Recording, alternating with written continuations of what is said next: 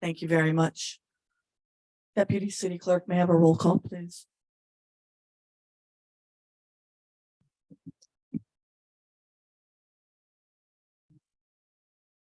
Councilmember Frios, Here. Councilmember Mayor Pro Tem Freeman, Present. Councilmember Morris Lopez, Councilmember Sabathia. Here. And Mayor Jordan. Here.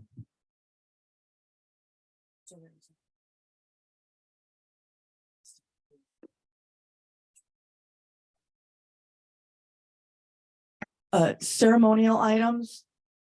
Swearing in of Elizabeth Soto as Deputy City Clerk and Administrative Services Manager.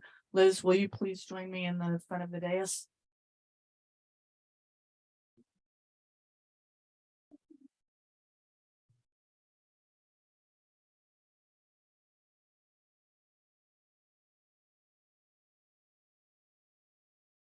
Norma, please let me know if you can hear us. Yeah, I can hear you.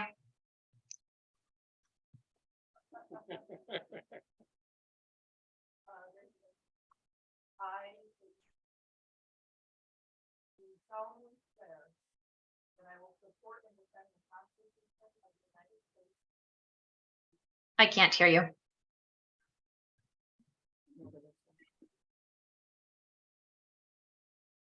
You solemnly swear that I will support and defend the Constitution of the United States.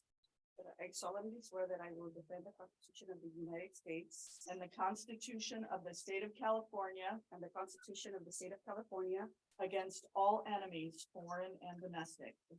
against all enemies, foreign and domestic, That I will bear true faith that I will bear true faith and allegiance to the Constitution of the United States. and allegiance to the Constitution of the United States And the Constitution of the State of California. and the Constitution of the State of California, That I take this obligation freely that I take this obligation freely without any mental reservation without any mental reservation or purpose of evasion. or purpose of evasion, And that I will well and faithfully discharge the duties upon which I am about to enter. and that I will well and faithfully discharge the duties upon which I am about to enter. Thank you very much. Congratulations.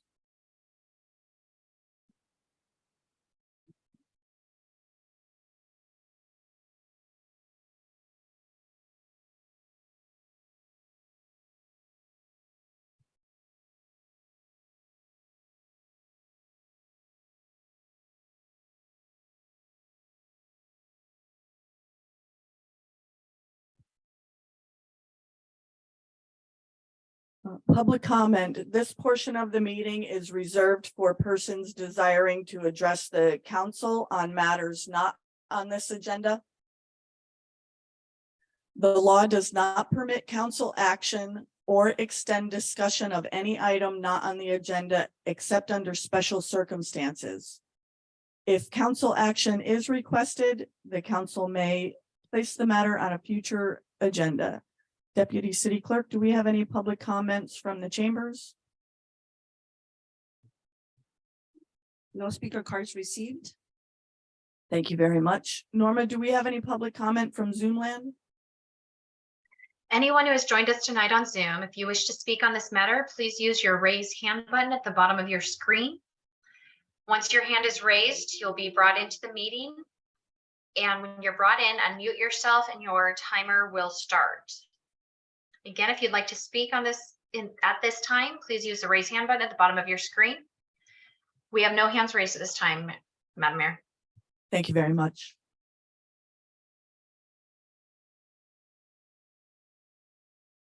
Consent items. All matters listed under the consent agenda may be enacted by one motion authorizing action indicated for those items so designated. There will be no separate discussion of these items unless requested by a member of the city council, a staff member, or a citizen. Does anybody from the council wish to pull an item? Councilmember Friel, No, thank you. Mayor Pro Tem Freeman, No, thank you, though. Councilwoman Morris Lopez, Councilmember Sabathia, I do not.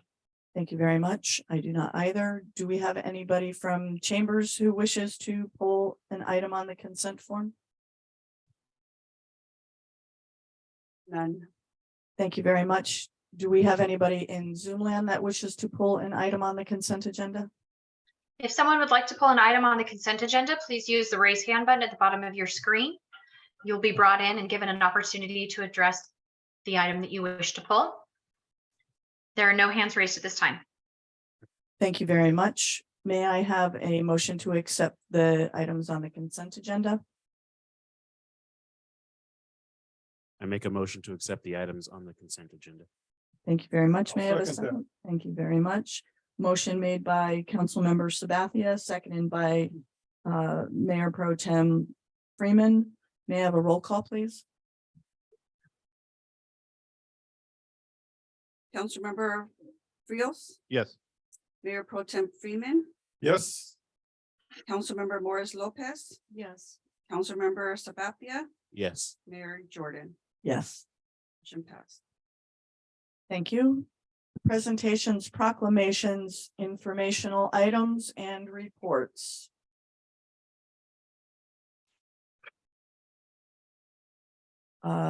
A proclamation for San Benito County LULAC for their 35th anniversary.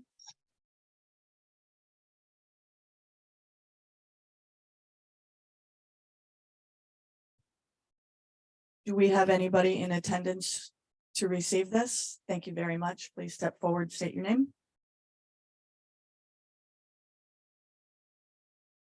Thank you very much. Welcome.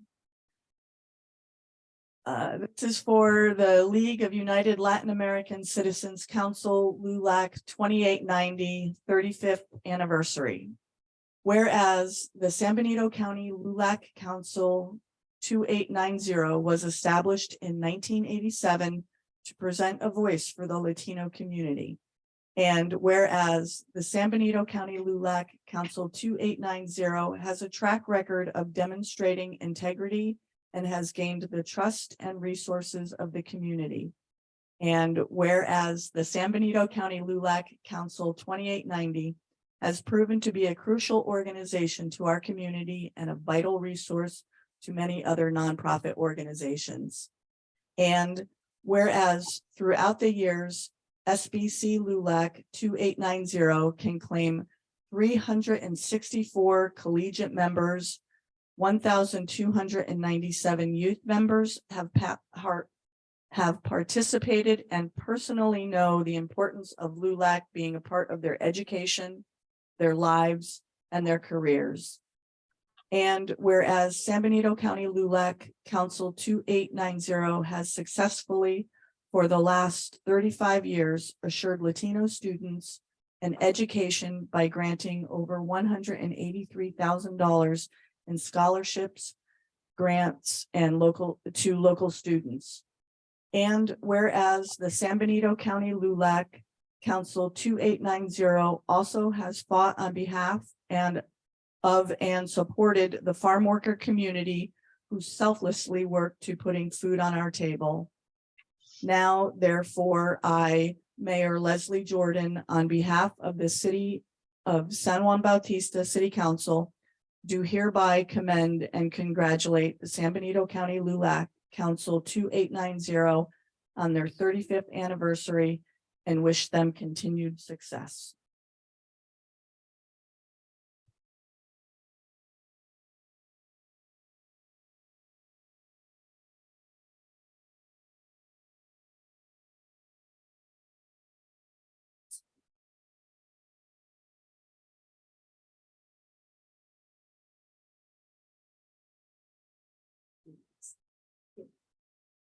On behalf of LULAC 28, Chapter 2890, I'd just like to say that I have been a member since the very beginning. I've been a member for 35 years. And in that time, I have seen so many kids receive scholarships to go to college, and some have gone on to big areas, and some have moved back and become members. But some have been doctors, lawyers. I mean, we've done a lot. for this community. And I've also seen us advocate for adults who have needed help in a certain way. And they always come back and they become members, and they give of their time and in appreciation for the things that they have gotten. So anyway, I just want to thank all of you. Thank you, Mayor Jordan and council members, our city manager, Dawn. Thank you so much for this. Thank you very much. Congratulations.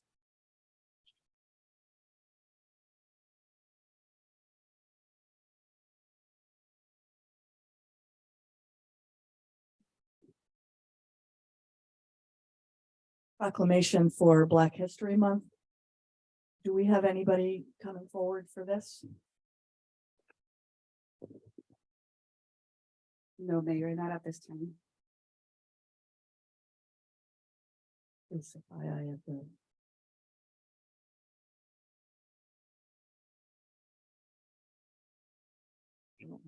I don't have the proclamation in front of me.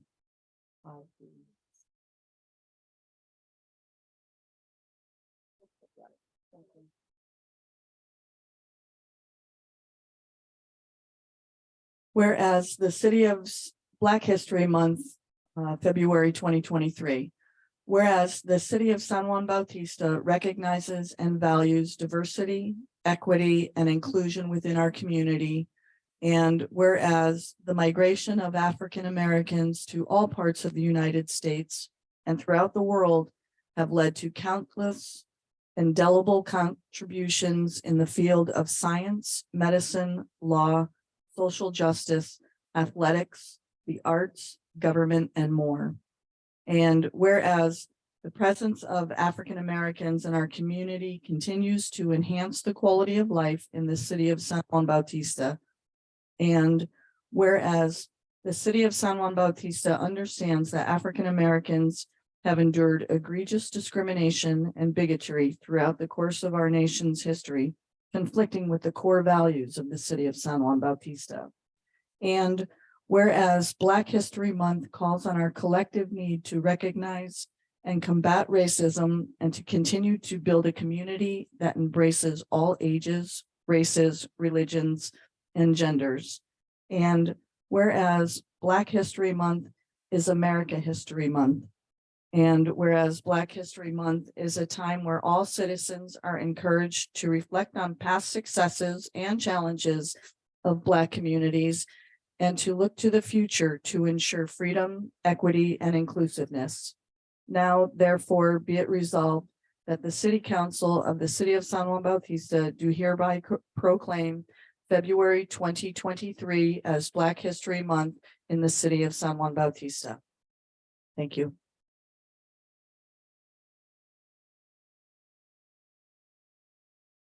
City Council and staff announcements. This is an opportunity for council and staff to share the community calendar and announce upcoming dates of interest to the general public. Councilmember Friels. Thank you.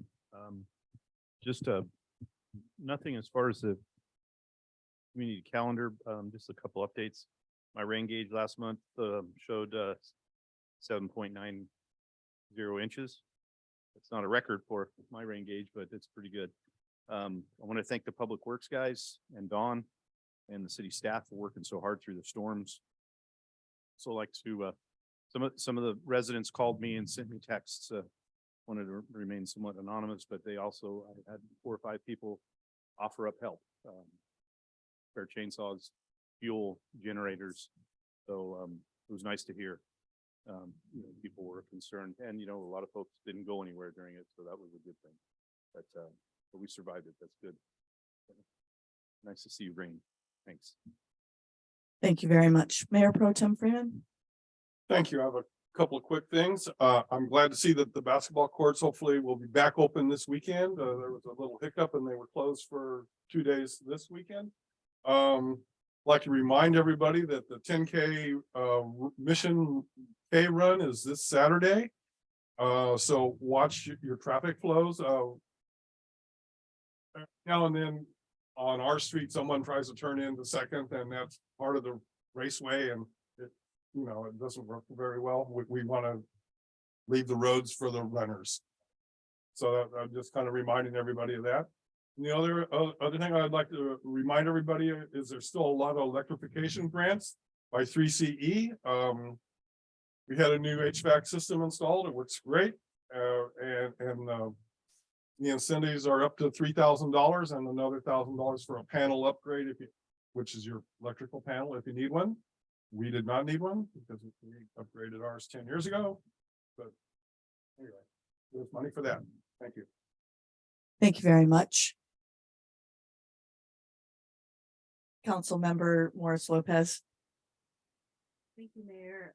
Two announcements, tonight and this coming Thursday, the Enzar High School boys basketball team is playing. And in support of our city working collaboratively with the school district, I think it would be really awesome if we can go out and support these boys. And the second announcement is tomorrow night at Hardina's, at Gardens at 5:30 p.m. There'll be a mixer for the Green Businesses Organization out of San Diego County. And I don't know if it's too late to attend. I think it's a very small fee of $20. And anyone interested could perhaps contact them tomorrow, try to get in. But we as council members are, I guess, covered with that fee to go in and participate as a group. Yeah, the city is a member, members of the. Thank you. Thank you very much. Councilmember Sabathia. I don't have any announcements at this time, but I would like to echo Councilmember Friel's appreciation of the city staff and Public Works handling all of our people that were in need during the flooding. I think that all went really well, and it was great to see people out taking care of each other. Thank you. A little more on Anzar High School support. If you're not paying attention to this meeting tonight, the girls play at home basketball against Oakwood, and the boys are playing against Pajaro Valley. And there was a soccer game today. I don't know how it went. Girls soccer. Thank you very much.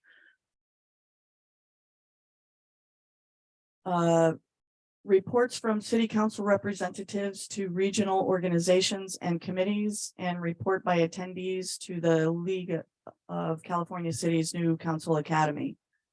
Councilmember Friels.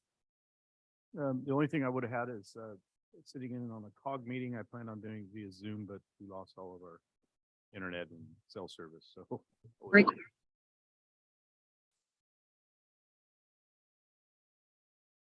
Thank you. Sorry, I got. By that, if the meeting is recorded or not. Mayor Pro Tem. Thank you. All the outside organizations that I'm assigned to have not met yet this month or will not meet this month. Either way, it doesn't matter. So there's not much to report. I did go to the League of Cities meeting. I had a great time interacting with Marion Levers of Balanced Access. She's also a city council person for Morgan Hill. And I met the city manager for Emeryville, and I was shocked, I tell you, like in Casablanca, to find out that they're a smaller city than we are. I mean, they have an IKEA, they have Pixar, and they only have 1,300 people. So I was shocked.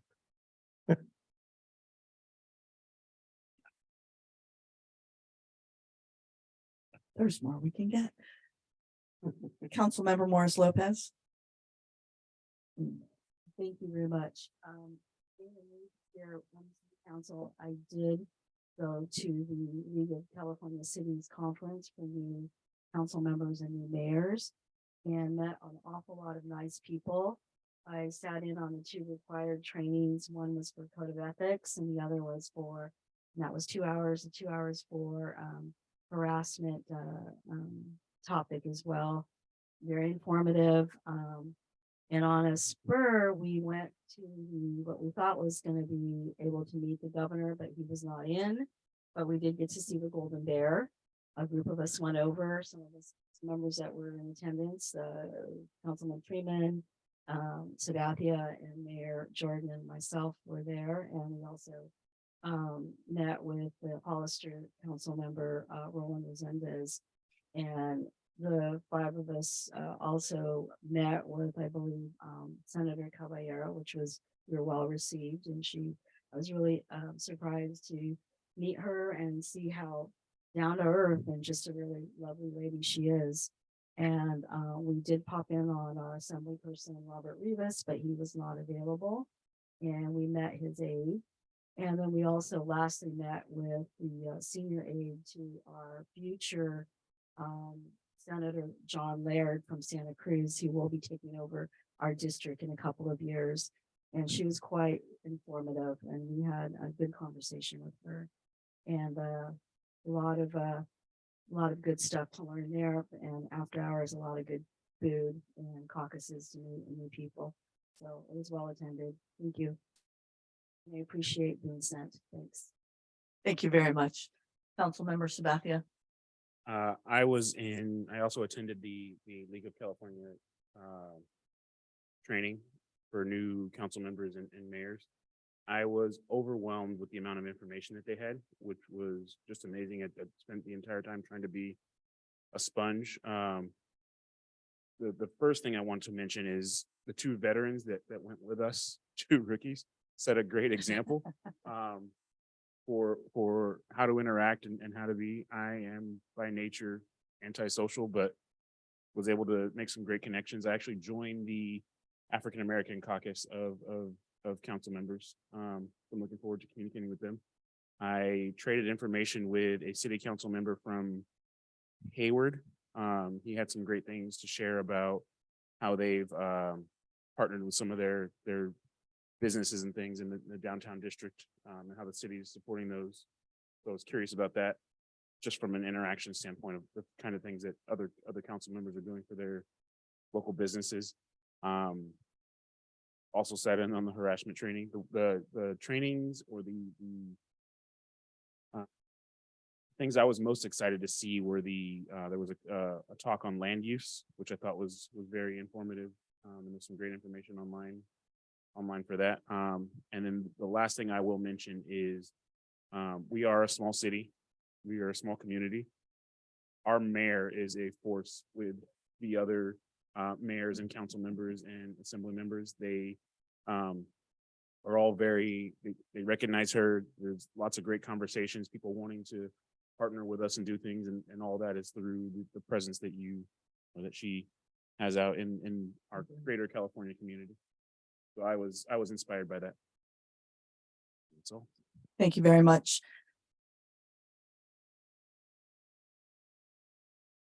I too went to the League of Cities, Mayors and New Council meeting. They do a dysfunction junction council meeting, and I really wish this was videoed and put on YouTube. It's really amazing to see the interaction that can be had at a council member, and I do truly appreciate our council because it could get ugly. It was very nice interacting with members of the Capitol. Senator Caballero welcomed us with open arms and sat there for as long as we wanted. I think we were there for almost an hour with conversation with her. She will be remaining our senator for the next 2 years, and we'll find out what happens at the next election, who our next senator is.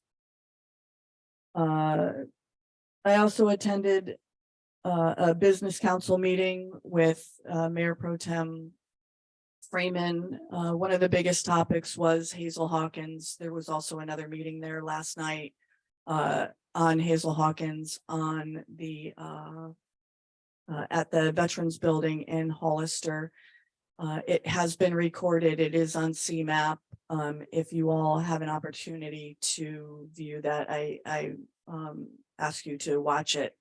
The acoustics were kind of rough. I thought the community hall had it bad, but the Vets building was It was kind of difficult listening to the questions, but not a whole lot more said than they truly do wish to partner with another entity to stay around. And those are the only meetings that I was at. City treasurer's report and financial statements. Wendy, Good evening. In your pack today, you have the financial report for the 5-month period ending November 30th, representing 42% of the city's fiscal year. General revenues are running at 33% for the year to date. Correspondingly, general fund expenditures are at 32% for the year to date. The net effect is a positive change in the general fund balance of $150,000. Water enterprise funds revenues are running at 44% for the year to date, and expenses are at 50%. The net effect is a positive change in the water enterprise fund balance of $130,000. Sewer enterprise fund revenues are at 54% for the year to date, and expenses are at 37%. The net effect is a positive change in the sewer enterprise fund balance of $300,000.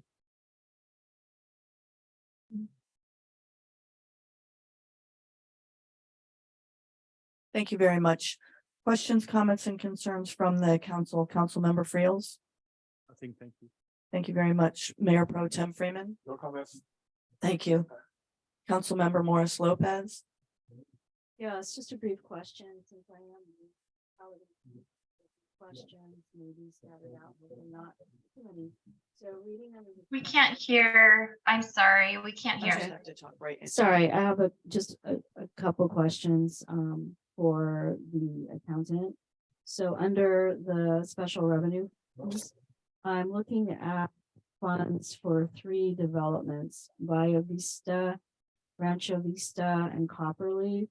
And some of the acronyms behind them are alike, CFD and LLD. Can you explain to me what that is and the different amounts? It looks like Via Vista and Copperleaf are in the ballpark of about the same amount of money, 8,700, where Rancho Vista CFD is at 26, almost 27,000.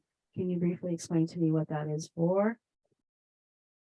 These are community development districts. Engineer sets a budget for them every year in which they are assessed through the county, through their taxes.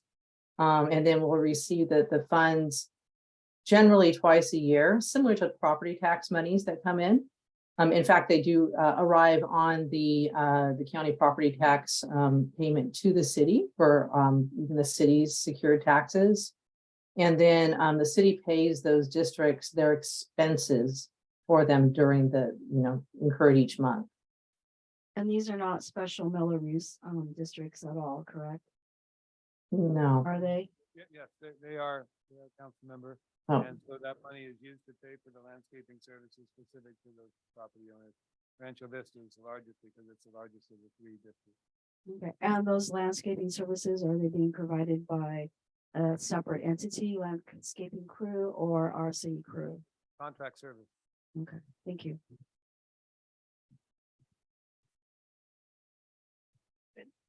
Councilmember Sabathia. I am good. Thank you for the report. Thank you very much. I have no questions. Do we have any questions from Zoom land? Oh, Norma, sorry. Do we have any questions from Zoom land?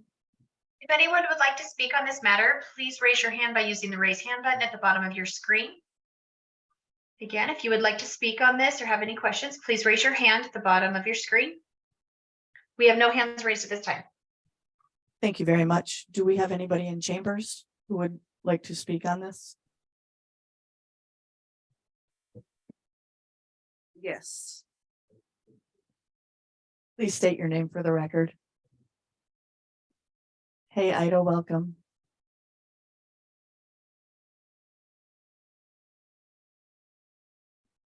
We cannot hear Oh, and her speaking. if microphone someone might not is. be on. Okay, Is it green? now can you hear me? Thank you. Yes, thank you. Okay, all right, so Ida Pisano, I reside at Via Vista. And just a question with regards to the budget with the landscaping and so on. does that include the white fence on First Street and also Donner? Maintenance of, It's been a while since I've had that question, but I believe it does. it does cover it. So right now, the condition of the white fence in that block, it's a dry rot, termite, will that be replaced? We'll take a look at it and follow up. Thank you for bringing it to our attention. Okay, the other is also on those streets, they planted the sycamore trees and they're now grown in. So the roots are lifting up the sidewalk, which is a hazard for many of the pedestrians, the walkers, bikers and so on. Will that also be covered under? Yes, it is covered, yes. Okay, so how do we proceed with regards to getting that attention? Do we file with the city? So just give us a call, that'd be great. Okay, thank you very much. That's it. Thank you very much. Do we have anyone else in chambers that wishes to speak on this? Seeing none, city managers report. Thank you, members of the city council, Mayor Gordon. While Liz shares the screen with me, I just wanted to welcome Liz. We had the pleasure of working for a number of years together in Salinas. And great to have. Don, can you speak into your mic a little bit more? Boy, yeah, let me try and swallow it here. Right, had dinner, thank you, thanks. sir. All right, no, I do want everyone to hear, of course. Thank you, Liz, for turning this on. Liz and I worked together for at least 9 years in the city of Salinas together, and had a great experience. So I really welcome her, and glad to have the position filled. Moving forward, now we are fully staffed with Liz Soto coming on board for the first time since January 2022. City clerk appointment would move forward if approved tonight. There's an ordinance on the agenda implementing the most recent ballot initiative, changing city clerk and city treasurer to appointed positions. The staffing and organizational capacity assessment can start tonight if that consultant is so approved later in the agenda as well, because we'll have a full staffing that we can assess. So very excited to be up and running at last. Our finance department in parentheses, we've been very busy in the finance department. We've implemented a new chart of accounts, which is how we track our expenditures, cleaning up a lot of old stuff that had been lingering, baggage, if you will. We're also implementing a new finance software, which is designated for local government, and getting rid of the QuickBooks system that we've been using.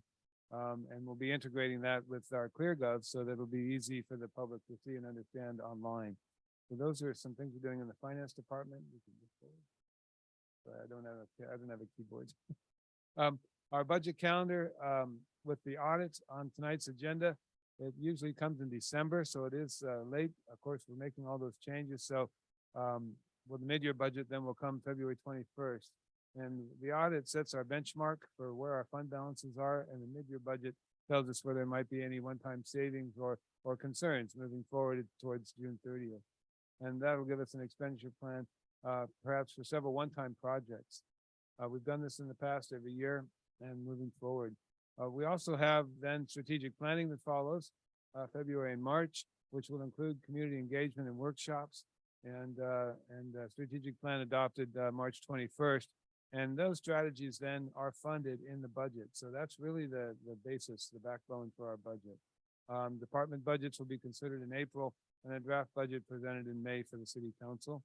We anticipate budget workshops in May and June, and by state law, the budget needs to be adopted by June 30th, and our regular meeting in June is June 20th. That's it with our budget calendar. Quick update. Emergency preparedness response. We've been busy since about December 27th.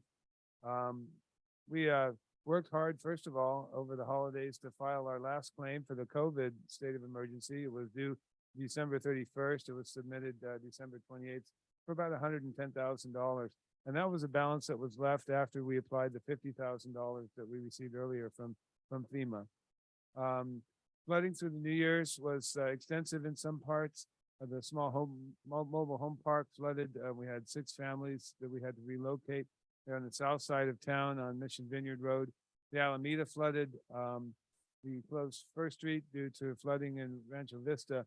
And the wastewater treatment plant was inundated with stormwater, but we held on and we found out the source of the stormwater intrusion. And that was helpful to maintain the integrity of that system during the flooding. We proclaimed a state of emergency and ratified that January 14th. The current damage estimate is not too good, not too bad, I'm sorry, only at $81,000. That includes a new pump for our wastewater treatment plant. And we attended several Cal Office of Emergency Service meetings on individual damage claims and reports. So we're in the whole process already of completing our damage claims and getting them to FEMA for the flooding emergency. So hopefully that's over for now. These are some of the photos. This is the intersection of Third Street and Lava Nino, completely underwater. And believe it or not, that's the way this system is supposed to work. When we're inundated with a 100-year flood, it's supposed to flow right over the top of Third Street, and that's what it did. None of the homes in Rancho Vista were flooded, to my knowledge. So the system worked. You can see what it did to the roundabout, using the accessible pathways as channels. They all became rivers, flowing the floodwaters right through the roundabout. Okay, and then the next picture is of the little mobile home park. Sorry, the next picture. There on your left, the water did not go inside any of these units, which is a surprise to me. It did flood several vehicles and tool sheds. And then on the right is a picture of the Alameda, which we have a stormwater going on private property there, and it breached its banks, and it just floods right into the river, making the river out of the Alameda. So that's just an example of some of the stuff we've been up to, Public Works in particular. So we're grateful for our Public Works crew and their dedication and responding on New Year's Eve and on 9 o'clock at night, trying to help our community. So we're glad it all turned out, and to our knowledge, no one was hurt. So with that, a quick review of water and wastewater update.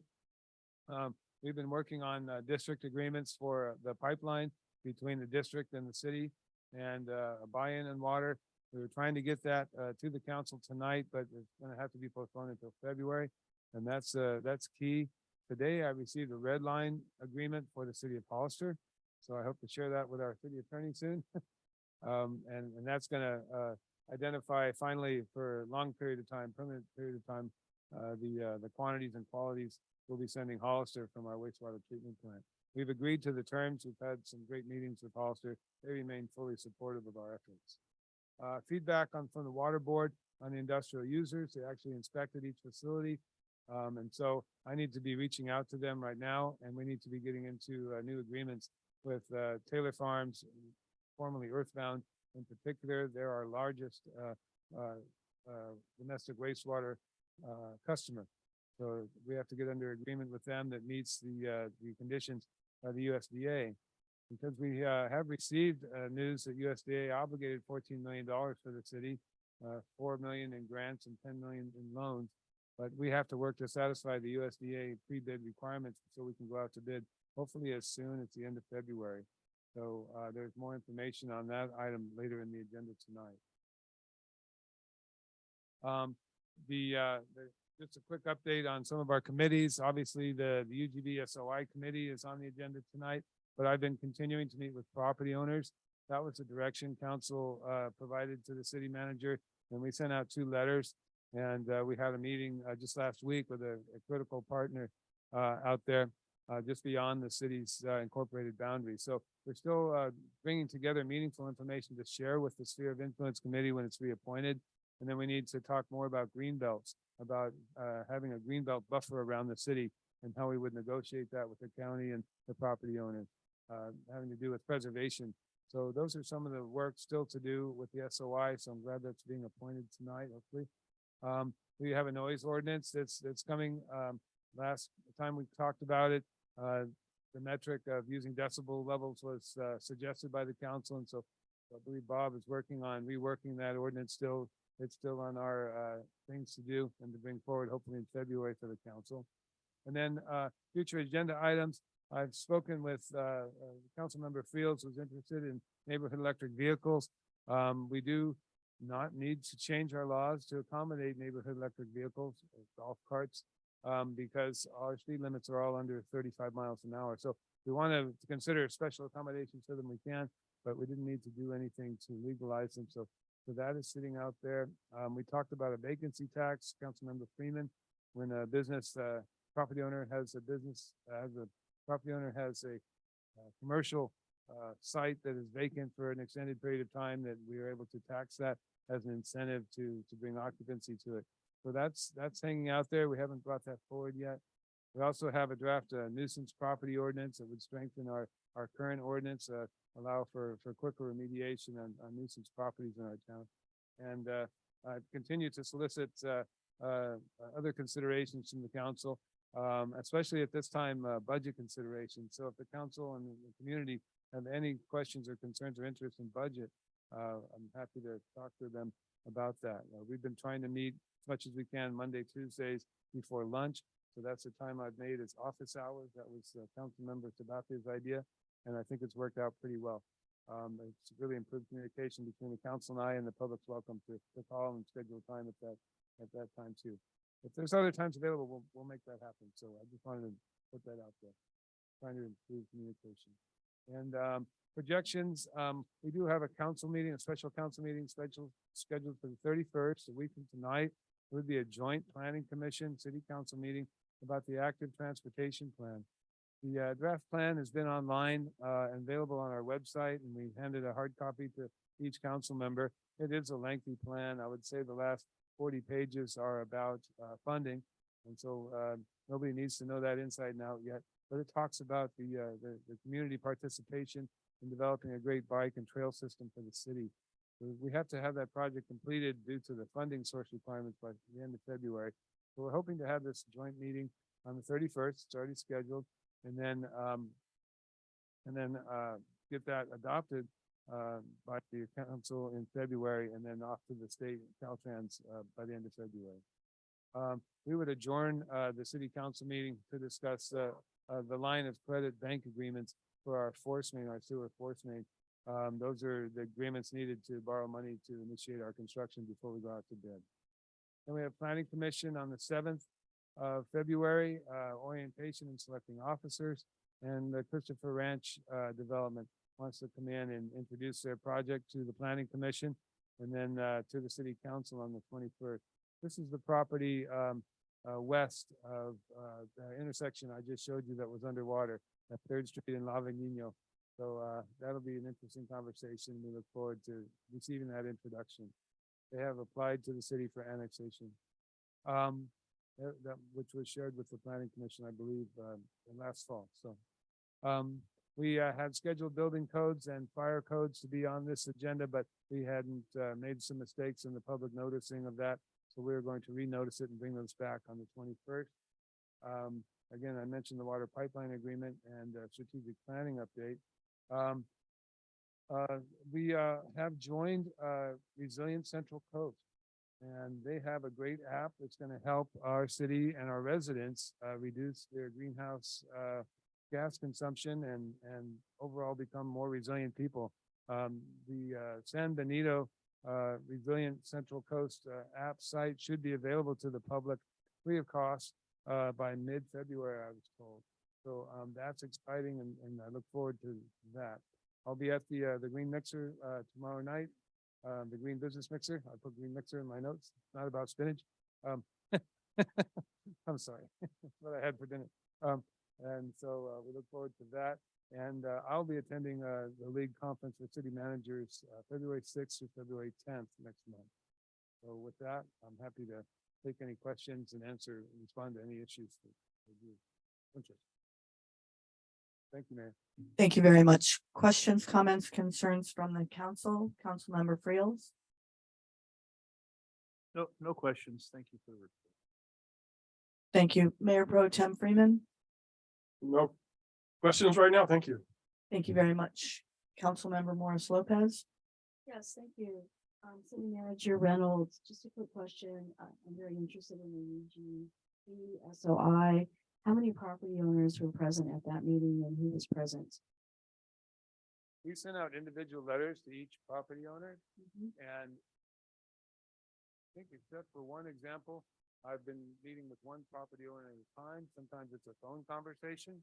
I'm just really glad that the second letter generated some interest. I believe I met with, two property owners in one meeting, and one property representing he and his son in a different meeting. And as recently as last week, it started to run into the holidays, so I got 3 requests from different property owners to meet after the holidays. And so this is a residual. But my plan is to report fully to the council in one report, once I get all these put together. So we're just collecting information and we're communicating about our interests. I've had property owners nervous thinking we were going to bulldoze their house. I said, no, it's just fear of influence. So it's just, I think it's been a really good tool. And is this on the parameters of south border and east? I mean, what property owners and what location? Just Right. general. Right, before you were on the council, we talked about this, October, I believe. And we sent letters to every property owner adjacent to the borders. I have talked with, some ranchers in north side, over by Rancho Vista, Mhm. Christopher Ranch, obviously. And several property owners, most of them are on the south side. Okay, thank you.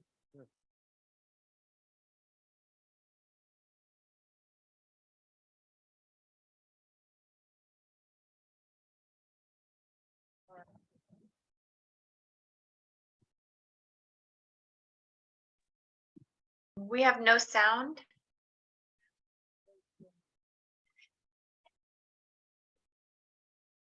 But the mics are working. Oh, okay. We weren't picking up anything. Sorry. We were all trying not to make sound, but it wasn't working. Right. Okay, 3 specific topics. Number 1, with respect to the UGB and sphere of influence. I'd like to maybe more formally, but along the same lines as Councilmember Morris Lopez, formally request more frequent reports and on the conversations and meetings that are happening. I think waiting for an overall summary might be too long. Things to include, topics of discussion, and then specifically, how do we reconcile the desires of these property owners against what's best for the city and the desire and or will of other citizens in San Juan. So that's on that topic. With respect to the vacancy tax, I had been doing some personal research and found things in reference to vacancy and use tax. So like staff help to understand a little bit more around, like, can we double dip on that? And then maybe some sort of quick update or report on research into this topic and just further discussions. I'd like to make sure we're still moving this along and not putting that on the back burner. I think it's very important for our historical district downtown. That's important to a lot of people, including myself. And then the third, but not least, with respect to the noise ordinance, I fully appreciate that you guys are working on that. Maybe just another knock to bring some audience speak at the next council meeting. That's a pain point for. I'd also like to report this noise ordinance violation happening near me at this moment. Thank you very much. Thank you.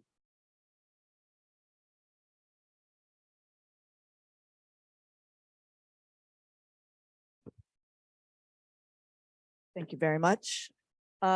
Just a question on the nuisance property ordinance. Do we? It says on future agenda items, there are some homes that are in dire need of TLC that are falling down around our ears. So if we can get that in sooner than later, also, thank you. And thank you very much for the whole update.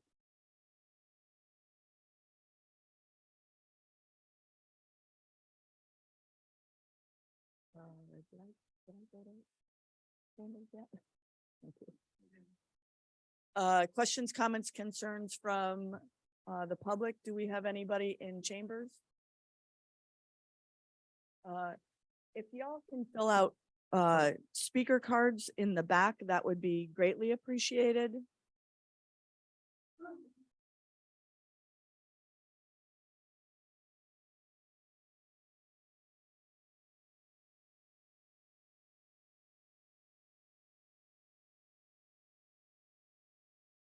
We are not picking up any sound on Zoom. I'm sorry, please sit by. We're waiting for speaker cards to be written out. Okay, perfect. Thank you for the update. Thank you.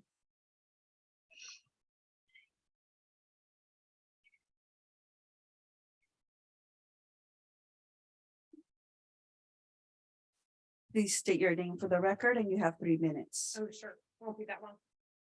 My name is Dina Snyder, Rancho Vista. So Thank you city very much. manager- Welcome, Dina. Oh, Sorry, Sorry. gotta do my job. Thank you. So city manager, had reached out to you before, actually, thank you much. It's part of your update. Specifically for Rancho Vista, several of the people in the community have asked me to keep them updated on the Christopher Ranch property. You were very kind to give me an update based on what you knew before. And then I reached out to our county contact as well. There was not a lot known. So I would just ask that as these details become available, it'd be great to interact with us, the city people, to understand what it is. I see it's going to the planning commission. But I am asking that we could also find out as well and maybe provide some input, what they're gonna be doing out there with the horses. Oh, it's a lot more than that. Well, and that was the second part, which goes back to the sphere of influence. Which is how we're hearing lots of rumors, and I don't want to pass that along, what we're hearing, but there is a lot of folks very much interested into, especially with the water situation. Everyone likes horses. No one's complaining about the idea of horses, but manure and stuff that might come down that hill into our property. So anyway, just understanding how you plan on engaging the community with these details would be greatly appreciated. That's it. Thank you very much. Any other questions, comments, and concerns from chambers?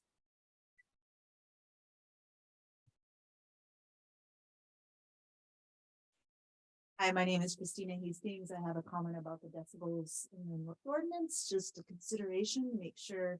Welcome, Christina. Thank you. Hopefully we will account for events hopefully happening in the city.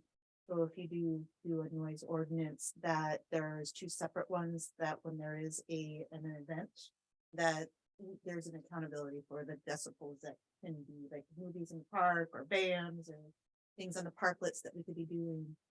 Account for that, just keep that in mind. Thank you. Thank you very much. Do we have any other comment from chambers? Thank you. Any comments from Zoom land? If anyone would like to speak on this matter, please use the raise hand button at the bottom of your screen. You'll be brought in and receive once you unmute yourself, your 3-minute timer will begin.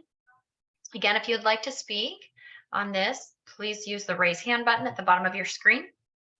We have no hands raised at this time. Thank you very much. Thank you all for your comments. Fire department update. Chief Bob Martin Del Campo. Good evening, Mayor. Good evening, council members and staff. Bob Martin Del Campo, Hollister Fire. Well, first off, I want to go ahead and introduce our newest member to the Fire Inspection Bureau, Sabrina Bracken. She comes to us from, with a lot of experience from the city of Salinas as a fire inspector there. Her first day was sometime, I want to say maybe 3 weeks ago. This last few weeks and this last month has been a blur from the storm and the weather and all that. I believe she's on somewhere in Zoom land, but you'll probably hear from her later on today or tonight. I would like to probably give some advice to or a recommendation to council for, remember we have a fire committee. If there's board members that are rotating in and out, we're going to have a February 16th meeting at City Hall on Thursday at 9 o'clock. And we're going to go over objectives for the new members, a review of the fire district process and progress, And also just reiterate the rules of the Fire Advisory Committee and any needs and necessities that we have. To give you an update on the Hollister Fire Department's activity over this last 2 months, as you're aware, we had a storm surge, atmospheric rivers and whatnot. January 9th and January 14th, multiple public safety agencies merged on Lovers Lane, San Felipe Road, and Fairview to assist with the evacuations of those mentioned zones. It was a great collaboration between multiple agencies to include state, county, multiple counties, two counties, and multiple jurisdictions, especially with Oakland's Task Force Swiftwater Rescue. They were stationed in Morgan Hill, pre-positioned for such needs. We used them for a swift water rescue, which was actually a swift water rescue at San Benito River, right behind Cienega and Hospital Road. They were utilized again on the 14th for a possible evacuation of a stranded vehicle. It took a matter of one phone call and 45 minutes to get them up and running, and they were on standby for as long as we needed. That task force is comprised of multiple agencies from the East Bay, from Oakland, Alameda, Fremont. I talked to quite a few of their task force members, and they did an excellent job. That day, we let them off the hook, didn't have to utilize them for anything, but man, it was good to have them in the pocket. You know, the more you have in your tool cache, the better these incidents are. In service on these both significant events, we had the Vets building was utilized as a evacuation point. Hollister Community Center was utilized as an evacuation point. We had animal control out there. We had Hollister PD with the drone asset, CAL FIRE with their drone assets, a high water vehicle and transportation vehicles, and the sheriff's office with their MRAP, the mine resistant ambush protection vehicle, which just forwarded the water like nothing. It was good to have this type of collaboration. Now the hard part is trying to get reimbursements from the state after this declaration. So we're still working it. That concludes my report, and I'll be happy to answer any questions that you have. Thank you very much. Questions, comments from the council, Councilmember Friels? No questions. Thanks. Thank you very much. Mayor Pro Tem Freeman? No questions, just a big thank you for all the rescues you did out there at Lovers Lane and other places. You know, it stopped some real tragedies. Thank you. Thank you very much. Councilmember Morris Lopez? No questions. Thank you. Councilmember Sabathia? No questions. Thank you. I have no questions. I really appreciate all the work that you all did. Thank you. You're welcome. Thank you. Stay dry. Dave? Sheriff's Department update, Lieutenant Urena? Good evening. Can you guys hear me good? Yes, we can. Okay, thank you. Good evening, Mayor and council members. I'm Commander Urena with the San Benito County Sheriff's Office. Just like Chief Del Campo stated, the beginning of this month, it's been busy for us regarding the floods in North County. It was great to have the fire department there, the CAL FIRE, a lot of other agencies, and just like the chief stated, we thank God we had the AMRAP, which we used it for water rescues, and we rescued, I think that day it was about 26 people and 16 animals, dogs and cats. And we were called out again Saturday the 14th for another possible flooding. That day, I think we helped one family that got stuck in the water. They were trying to cross through a water area where it was closed, and they got stuck in the water. It was a family. I think it was 3 of them. And then also with the river water swift rescue. The subjects that were rescued were also arrested for trespassing because they drove through several trespassing signs, and it seemed like they were trying to off-road with their vehicle, not knowing that the water was moving swiftly and it was deeper than what they thought. So they were arrested, forwarded to the district attorney's office, see if they'll press charges. From the sheriff's office, we finally have 3 possible hires. We have one on FTO right now with he's on day shift, and then we have one graduating tomorrow. She's her name's Deputy Pastrana. She'll be the first female in about 10 years, so we're really excited. She starts the following week, and then we have another guy in the Hanford Academy. So possibly we'll have 4. And then we're trying to hire 4 more to put through the police academy, possibly at the end of this year. We also just got awarded 2 canine dogs. One was for Deputy Miller, so he'll be a dog handler, canine handler, and then the other one was Deputy Sinella. He'll still stay in San Juan Bautista, but now he'll have a dog. So hopefully that's a plus for the community.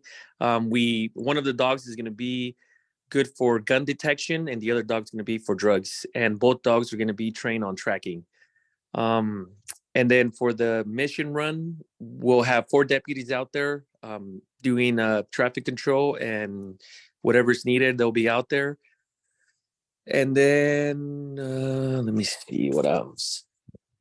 Oh, and then after the floods, last week we had FEMA, state and federal agencies. They came out, they went out to Lovers Lane, San Felipe Road, Lake Road, and they basically went to the homes of the affected residents, and they basically took photographs for the damages, and they're going to be back again, I think, this week.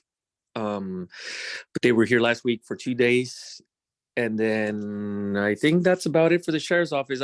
Commander Corral is in charge of San Juan Bautista, but he's out until April. He's at the FBI Academy in Quantico, Virginia. So he's enjoying the cold weather over there right now. So if you guys have any questions, I'm here. But thank you for everything, and congratulations to the new members. Thank you very much. Questions, comments, concerns from the council, Councilmember Friels? No questions. Thank you. Thank you.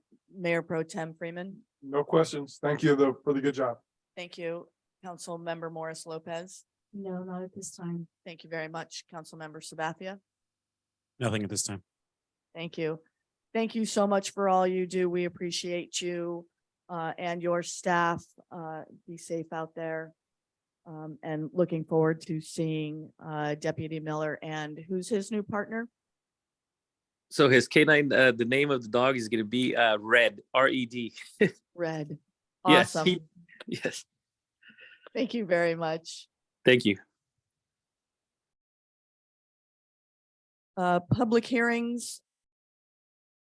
This section will be continued to February 21, 2023 council meeting because it was incorrectly noticed.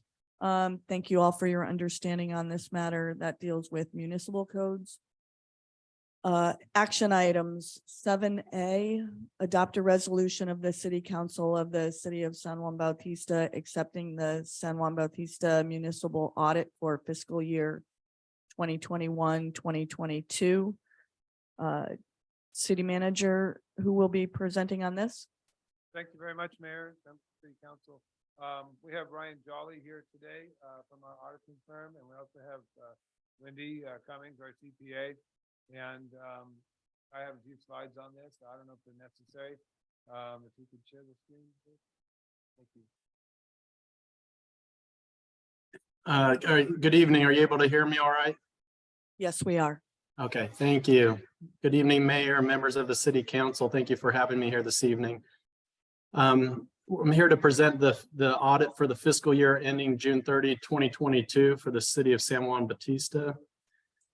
Just beyond the table of contents is the independent auditor's report.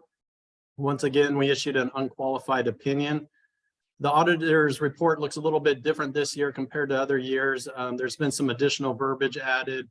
Especially on page 2, there's more detail on the auditor's responsibility for the audit of the financial statements. Some additional bullet points there highlighting those areas.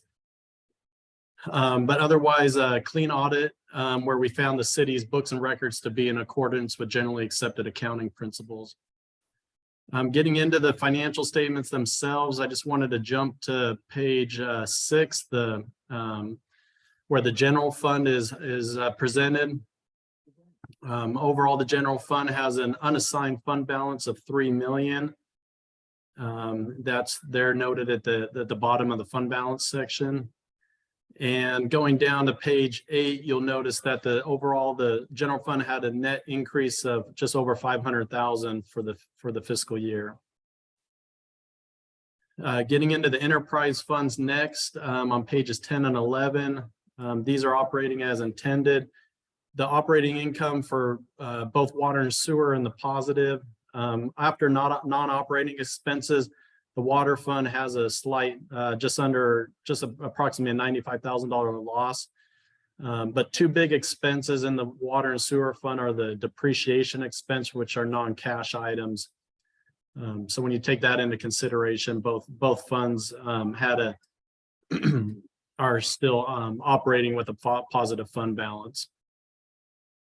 And then getting into the notes of the financial statements, these are gives you more detailed explanation of the various asset and liability accounts of the city. Not too much different in presentation. The one thing I'd like to highlight is just a new footnote starting on page 23. This is a new lease receivable that was booked. There's a new GASB 87 that was issued last fiscal year where we recognize an asset considered like a right of use asset for leases. And so we have a lease receivable booked for this amount and then an offsetting liability as well. So it has no financial impact on the city, but it's an extra, some additional presentation of the city's leases, both the leases that the city holds and also ones where the city is leasing property or equipment from other providers. And then going down onto the page 25, you'll notice the long-term debt footnote. The city is in compliance with its payment schedule, and the city is in compliance with the debt service ratios that are required by the 2015 enterprise revenue bond. And then lastly, the non-major funds at the end of the financial statements are all operating as intended. Nothing in particular to highlight there.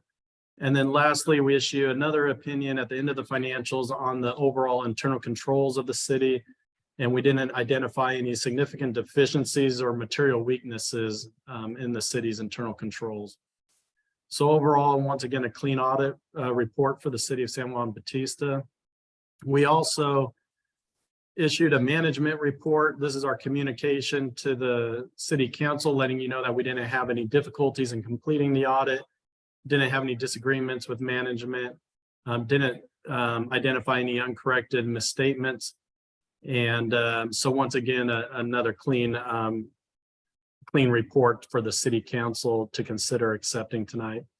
That's all I have. So I'm now available for any questions you might have. Thank you very much. Questions, comments, concerns from the council, Councilmember Friels? Nope, nothing for me. Thanks. Thank you very much. Mayor Pro Tem Freeman? No questions for the auditor. Thank you very much. Thank you. Councilmember Morris Lopez? No questions. Thank you. Councilmember Sabathia? I also have no questions. Thank you. I just had one quick question on page 2. It says required supplementary information. Yes. There was a statement that says some information was missing, but it wasn't an essential part of the financial report. That's correct. That's the management's discussion and analysis. That's supplemental information that can be provided with the financial statements. It's something that management prepares. It basically summarizes the same information that's in the body of the financial statements. It can definitely be included in the future, but I sent an email this afternoon explaining a lot of smaller cities and smaller special districts. Sometimes elect not to include it just because it can be repetitive. But it does provide more of a consolidated kind of presentation of what's in the body of the financial statements. So the audit itself it doesn't affect the audit opinion or my report or my audit opinion, but it's something that the city can consider including in the future if we'd like to include that information. Okay, thank you very much. Yeah. Public comment from Zoom. If anyone would like to speak on this matter, please use the raise hand button at the bottom of your screen. You will get 3 minutes to speak under public testimony. Again, if you have anything you like to say on public comment, please use the raise hand button at the bottom of your screen. We do not have any hands raised at this time. Thank you very much. Public comment from chambers. No cards. Thank you very much. Thank you very much for this audit. We appreciate all your work. Final comment from council? Nothing. May I have a motion to adopt the resolution of the City Council of the City of San Juan Bautista accepting the San Juan Bautista municipal audit for fiscal year 2021, 2022. So moved. Thank you very much. May I have a second? I'll second. Sorry. Thank you very much. Motion made by Mayor Pro Tem Freeman, seconded by Councilmember Friels. May I have a roll call, please? Councilmember Frios, Yes. Mayor Pro Tem Freeman, Yes. Councilmember Morris Lopez, Yes. Councilmember Sabathia, Yes. Mayor Jordan. Yes. Motion passed. Thank you. And I'd also like to just thank Wendy and the city staff for helping get this audit done. It takes a lot of work and I appreciate their help getting the audit done in a timely manner. Thank you. Yeah.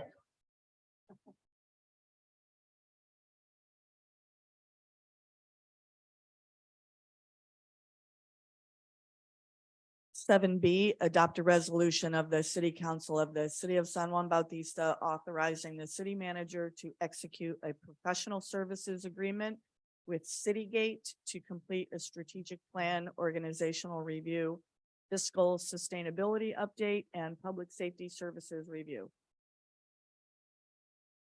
Thank you, Mayor, members of the city council. You know that I'm a member of the ICMA and I rely on them for best practices. And I've shared with a few of you this past week how best practice for council retreats is an essential tool for helping the councils achieve their desired outcome. And now having 2 new council members join, and I believe Councilmember Fields was not here in 2020, it's appropriate to reconsider strategic planning for our city and for our city council and for our city manager. That was part of my evaluation, trying to identify what my priorities are and what strategies we should be working towards. The first step to take in establishing a council retreat is selecting a good facilitator. And in 2020, we selected the firm Citygate, and they facilitated a strategic plan for us in 2020. They conducted an organizational study, and they evaluated the status of the city's general fund and enterprise funds. Citygate was founded in 1990, a specialized public executive consulting team that works specifically with local government. The assigned 2020 retreat to a retired city manager and former public works director. She spent time interviewing each council member, and we had a very productive 4-hour session at the library. I believe it was Valentine's Day. Survey was conducted of all of the city. We got a really good response, about 175 response, and that also informed the retreat, which occurred on February 15th. So community feedback from both the survey and the retreat then became our original city strategic plan, which we've updated over the last 2 years. So Citygate was retained just as the pandemic broke out. And we were very fortunate to have a retired finance director join us at that time. And I remember his first comment was, "I'm so glad I'm not a finance director now." He was instrumental in guiding our response and support for local businesses to make sure that if our businesses were able to stay afloat during the pandemic, that our city would also, and it worked well for us. With this detailed knowledge of recent history, I reached out to the strategic, to Citygate again to consider helping us with our strategic planning in 2023, and happy to share the Citygate proposal with you. They proposed assigning a local government specialist and project manager, someone who's got extensive background in facilitating council retreats and working with the executive team. Working with the city of Hayward on the citywide complete community strategic initiative and a first destination park. Before I get started, I'll introduce Dave DeRusse, who's here tonight, and he's their president and CEO. And Dave can go into more detail on some of these biographies. Dave, let me just finish my quick review and then you can expand on that. Thank you. Andrew Green is a retired finance director who helped us out in 2020. He's got extensive background in general fund operations and surplus. He provided us with 5-year projection worksheets to use and to help us understand and look into the future, work on our capital improvement budget as well. So he's slated to come back and dust those off for us. And then we have several changes happening in public safety. As you know, the Hollister Fire Department, we are participating in a committee to consider the development of a fire district rather than city fire. So that's a big change that's on our future. The sheriff is proposing a new contract. We've met once. I've met once with the sheriff's department to discuss their new contract. We hope to meet again this month. And then we have an ongoing review of our supplementary safety enforcement efforts in relation to traffic enforcement, parking enforcement, animal control, and coordinating our private security efforts. So in addition to the fire district and sheriff contract, I've asked for a proposal to look at our public safety. And to help with that, Citygate is offering Chief Stewart Gary, who's a former firefighter with the Livermore Pleasanton Fire Department in Alameda County. And he heads up their public safety review. And he'd be working together with Under Sheriff Gary Elliott, 35 years of public service experience as an under sheriff. And so I think that's just a really great team. And with that, I'll leave it to Dave DeRusse to go into more detail. Well, thank you, Mayor, members of the City Council, and City Manager Reynolds. It's a pleasure to be back with you, offering you services beyond what we performed in 2020. One of our great pleasures was to see how effectively your city implemented the recommendations from our 2020 study. And not only that, but leveraged them to really achieve a terrific return on investment on the investment you made in that study. And we hope to repeat that kind of scenario with this proposal.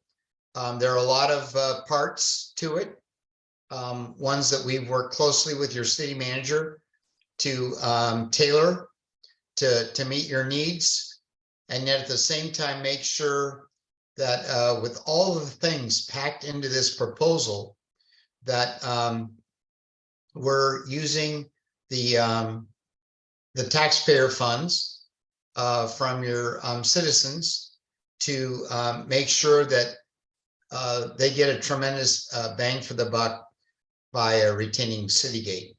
And with that, I'd be happy to stand by and answer any questions if there are any.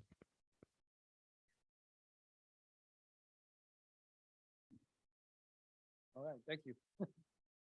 Thank you very much. Questions, comments, concerns from the council, Councilmember Freels? No questions, thanks. Thank you, Mayor Pro Tem Freeman. Are we being asked to pick all the optional project costs tonight? That's, Oh, no, I'd asked for a $50,000 allocation from our savings. I believe you heard the treasury report, we have 144,000 in savings that's supposed to do. So I was asking for $60,000. that would cover all of them. So, okay, thank you. No more questions. Thank you very much. Councilmember Morris Lopez. I have no questions. Thank you. Councilmember Sabathia. I have a few questions. With respect to the optional things here, and it looks like the employee survey could also be optional.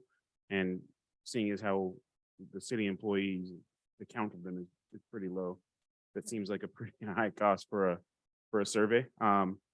As far as covering the full amount, it seems like I'd definitely like to hear a pitch for adding the additional 24K of optional things here. Those would be my only comments.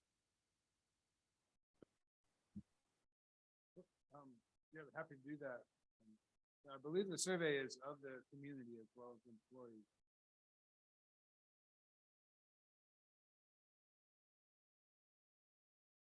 Community and employee surveys, right. Well, maybe Dave can help us understand that too. $3,000 for an employee survey seems like a lot. I agree. There's 10 employees. I certainly understand your dilemma with that. You don't have a lot of employees. Doing a survey like this, though, is less expensive than interviewing each of them. And the challenge with an employee survey, as well as any survey, is that it requires certain methodologies and certain tasks to complete the survey using the electronic survey instruments that we use, just to get the survey designed and launched and tabulated and then written up. So, well, it seems like a lot of money for the number of employees you have. We believe the value will be there when we get those anonymous surveys back from your employees, and then use those as one of the key inputs into the council's strategic planning session, where we'll highlight the major and significant comments from the employees that you can then use along with the major comments from the community survey to add additional information into your decision-making and policy making and priority setting going into your next year. That's where we think the value of that employee survey will come into play, and that you'll appreciate having that information. And then looking down the list, implementation planning at $3,000. That's a critical piece, right? Because we're going to get a list of recommendations, and this is going to help us work through those as quickly as we can and help inform our budget in April. That's my understanding. That's right, Don. We would come back and facilitate some implementation planning with the city, so that not only do you have your strategic plan, but then some more tactical planning on how to get those implemented, which is really the key to achieving and wringing out all the return on investment on the study findings and the time, council, that you invest in the strategic planning and the thinking about that and the priority setting and the goal setting that ripples down through the whole organization, each department, as well as establishes a baseline for your evaluation of the city manager each year. And the fiscal review is not as expensive as it was last time. It's a matter of dusting off the work we did. We have a number of changes there. We have the impact of the rate increases in both of our enterprise funds, as well as the general fund rebound from the COVID crisis, and then looking into the future and projecting amidst a little bit of financial turmoil out there and projections for recession and so forth, right? But that's a review that will assure us of the health of our general fund and two enterprise funds moving forward. Okay, thanks. That's enough for me. And then I think I already touched base on the need for the law enforcement review and how helpful that would be, the timing. Then the audio module I thought was really interesting, City Council. It's like a YouTube video that talks about our strategic plan, and it goes on our website, and if people want to know what our city's about, what our city council is about, it's just an audio YouTube video that summarizes it all for anyone who's interested. It's a lot more attention grabbing and easier to retain than another written document. Does that sound right, Dave? Did you want to elaborate? That's on that? exactly it, Don. And the fun thing about that instrument is that San Juan is going to, Baptista is going to have its own podcast, essentially summarizing the results of the Citygate efforts and helping the community better understand where the council and the city are going from that point forward, based on the results of and the outputs from our analysis. We'll touch, of course, on the community survey and the employee survey, as well as all the other tasks that are represented in the core, and then also in the optional items. Does the council have any additional questions that we can ask?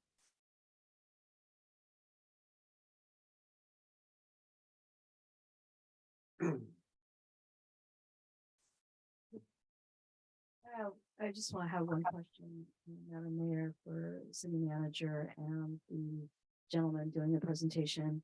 Go ahead. So in the document that I'm looking at that I received, under the heading fiscal impact, this is a cost for the 3 studies, the podcast, deliverable, and implementation strategy are not to exceed $58,293. But I did hear you say somewhere in the ballpark of $65,000, city manager.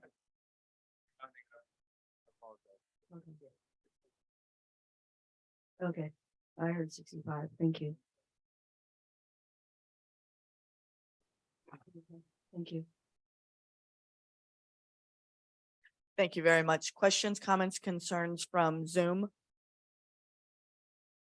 If anyone would like to speak on this matter, please use the raise hand button at the bottom of your screen. Again, if you would like to speak, now's the time to raise your hand by pressing the raise hand button at the bottom of your screen. We have no hands raised at this time. Thank you very much. Questions, comments, concerns from chambers? No public comment. Thank you very much. Final comments from the council? Thank you. May I have a motion?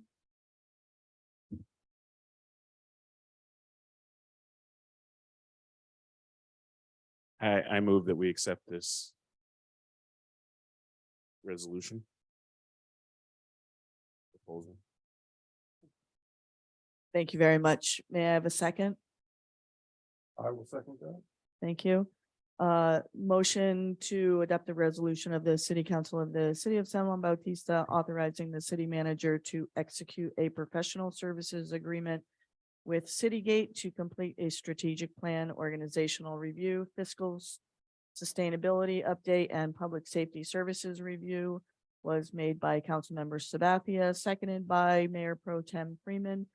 May I have a roll call vote, please? Councilmember Frios, Yes.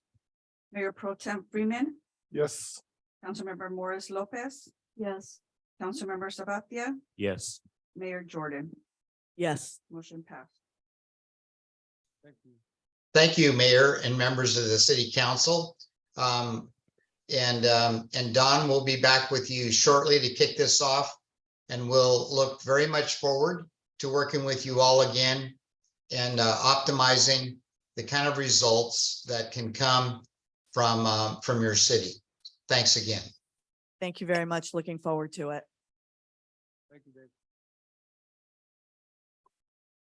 7C, select First Foundation Bank as the interim financing lender for the wastewater treatment system compliance project and adopt a resolution authorizing the city manager to commence financing negotiations and drafting of legal documents for the $14.6 million wastewater revenue bond anticipated notes and line of credit.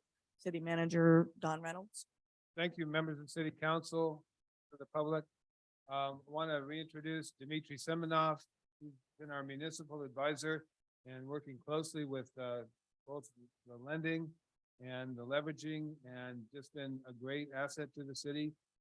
He's the one that helped us partner with the USDA and was successful in receiving the obligation for $14 million.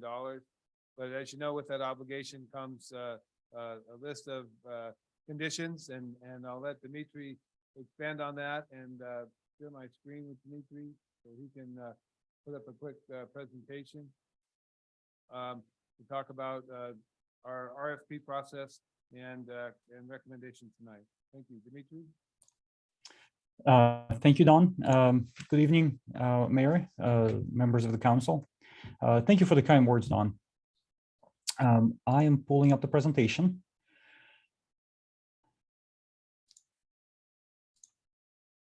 Can you hear me and can you see my screen? Yes, and yes. All right, perfect. All right, so just a quick introduction. So the wastewater system compliance project is the pipeline to convey the city's wastewater to the Hollister's Regional Wastewater Treatment Plant. I'm sure you've heard plenty about the project. Right now, as we stand, the total project budget, and this is before the project's gone out to bid. So this is still based on the preliminary engineer's estimates. The total project budget is about $18.6 million. And the funding sources that will pay for the project are summarized in this table. So basically, we have 3 grants. One is a grant from the EPA for $1 million. Then we also have a State of California Direct Appropriation Grant of $3 million.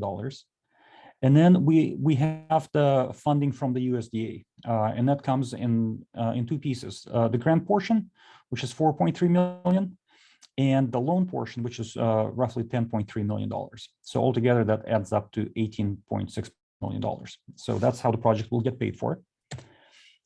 In terms of the USDA loan, the loan that the USDA has offered us is a 14-year term, which is great because it allows us to stretch out the repayment period for this project that has a lifetime that exceeds the 40 years over as long as possible, and limit the rate increases that we have to impose on our customers. The loan also comes with a very low in the current market environment interest rate of 2.75%. If we were to go out into the bond market and try to solicit something like this, probably we would not be able to get longer than 30 years. And the current rates for the 30-year term would be in the 4.5% to 5% range. So the loan was approved on December 1st, 2022. And the way it stands, it's the most cost-effective way to finance the project.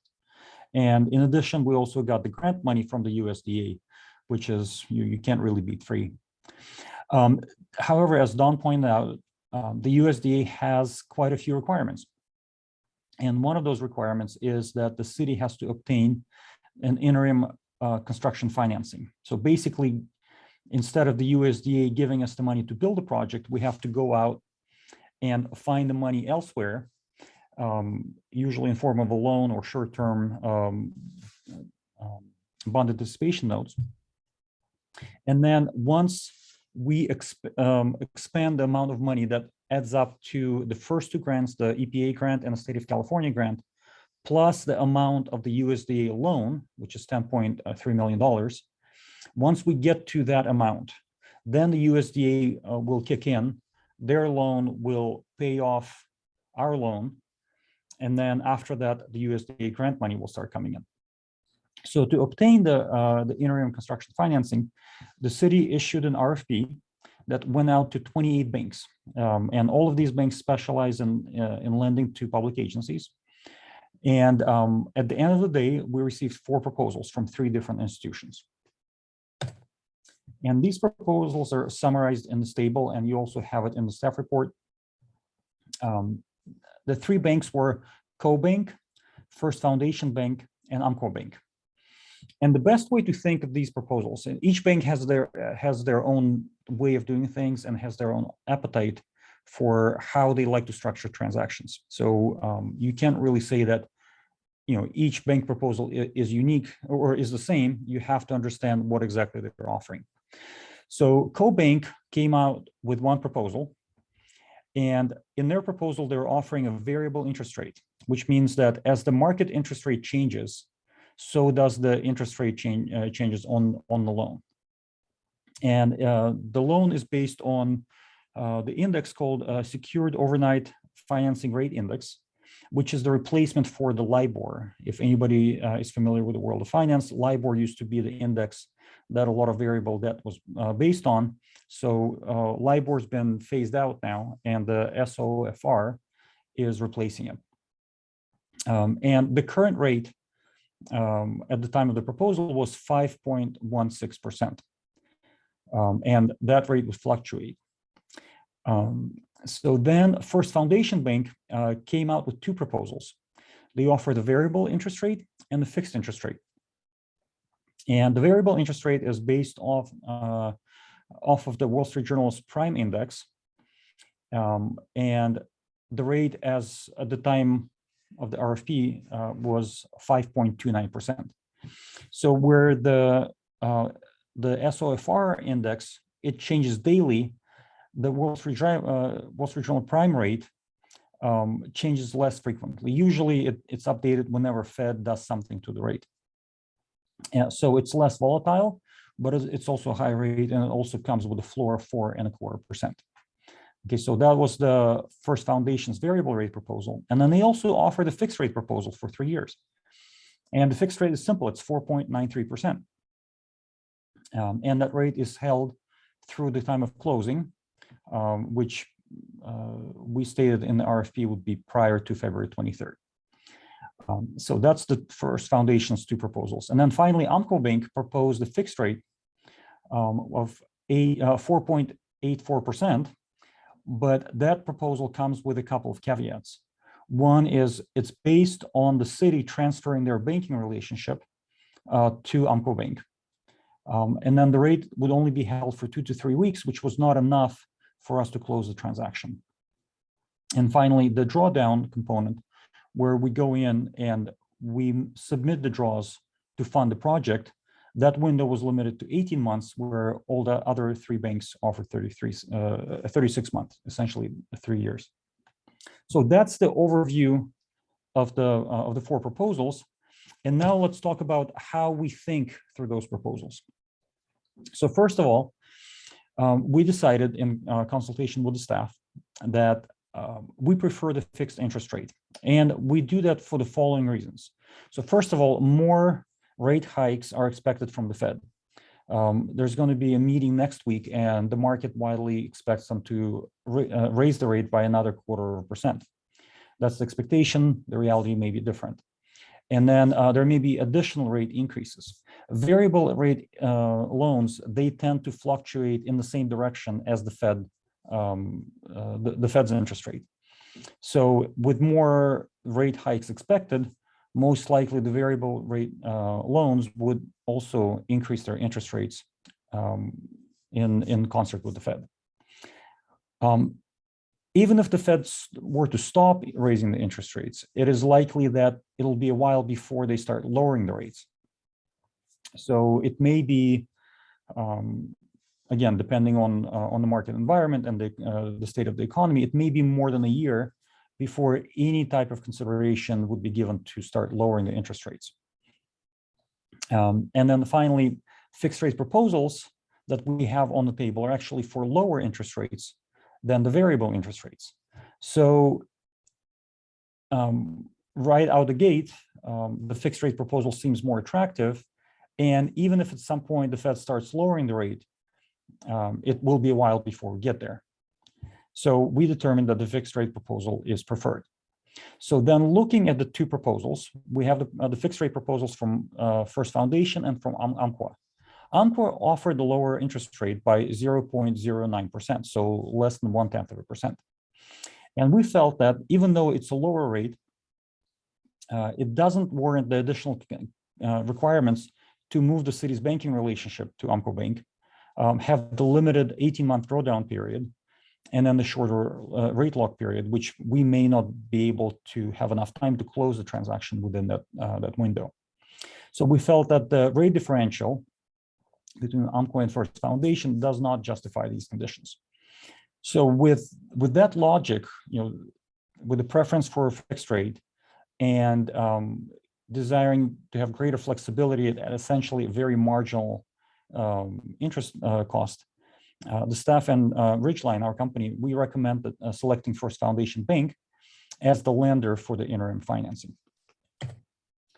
And in terms of the steps, so tonight, we're selecting the lender, and also as a part of the consent agenda, we adopted the debt management policy, which is necessary whenever the city issues a new debt. That's a requirement that came into place since 2015 bonds were sold. And also adopt a resolution to authorize the city staff to negotiate financing documents with the lender. So that's tonight, assuming the city council decides to move forward with the proposal. Then next week on January 31st, we will be back and we'll ask you to approve the financing resolution and approve the form documents. So tonight we're just selecting the lender and moving forward with negotiating the documents. Next week, that's when the financing will be approved and the form documents will be approved. And then right now we're estimating that we'll be able to close on February 16th or maybe right thereafter. And the reason for this time frame is we need to make sure to stay within the interest rate lock, because in the interest rate volatility environment, we don't want to miss that window. And then also the USDA requires us to have the interim financing in place before we can go out to bid. So this is one of their conditions. So that's the overview. I'm going back to the summary of the proposals. The proposal number 3 is highlighted. First Foundation Bank fixed interest rate of 4.93%. It comes with semi-annual interest payments. It's a 3-year term, 3-year drawdown period. There is no prepayment penalty. So whenever we have funding coming in, either from the 2 grants, the EPA or the state of California, as well as the USDA loan, we will be able to pay down the loan to minimize the interest cost. The loan comes with a bank counsel fee of $12,500. The pledge is the pledge of the wastewater revenues, plus the pledge of the USDA proceeds. And the loan comes with a 1.25 debt service coverage requirement, which is standard in this situation.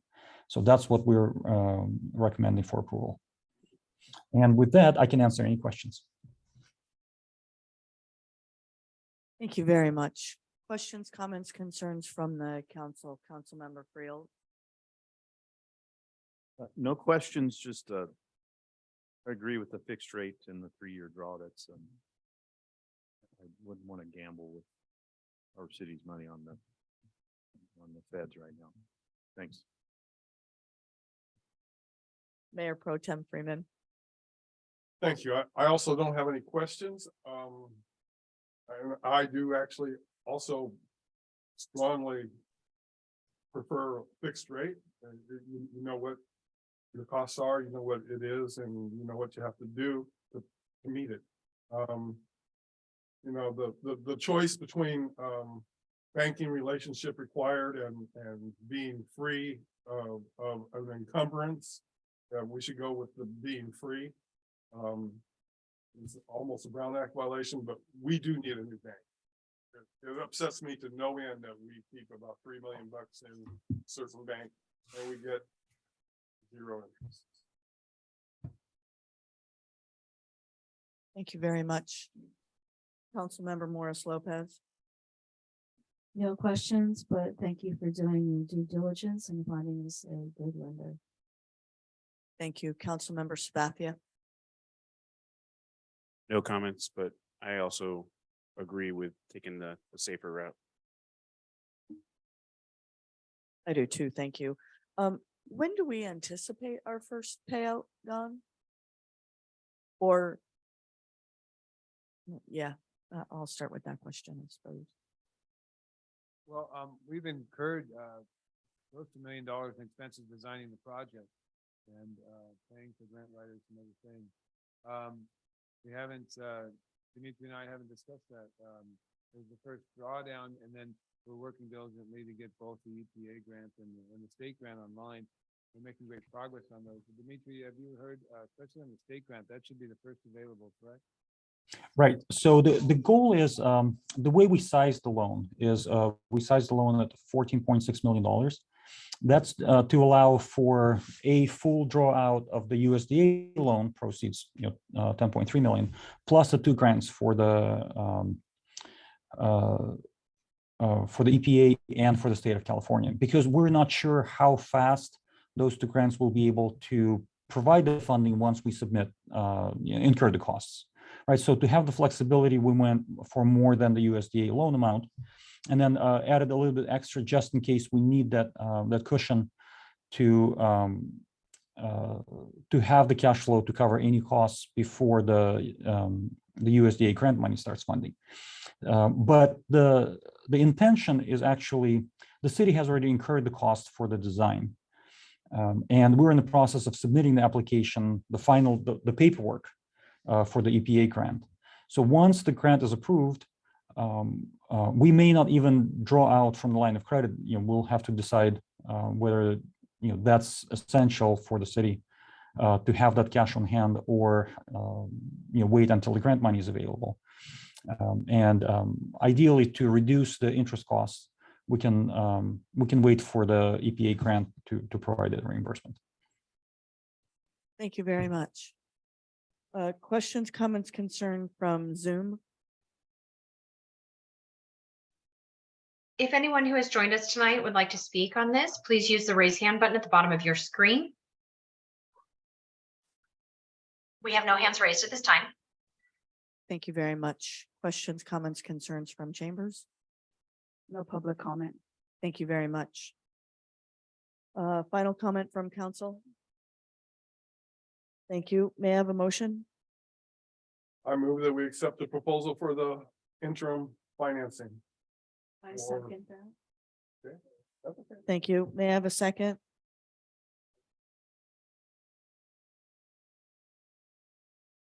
Second. Thank you very much.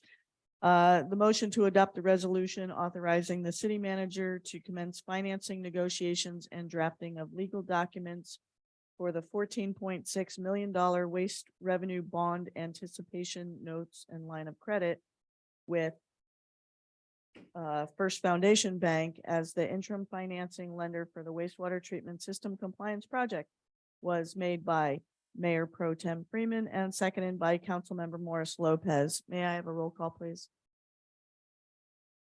Councilmember Frios, Yes. Mayor Pro Tem Freeman, Yes. Councilmember Morris Lopez, Yes. Councilmember Sabathia, Yes. Mayor Jordan, Yes, motion passed. thank you very much.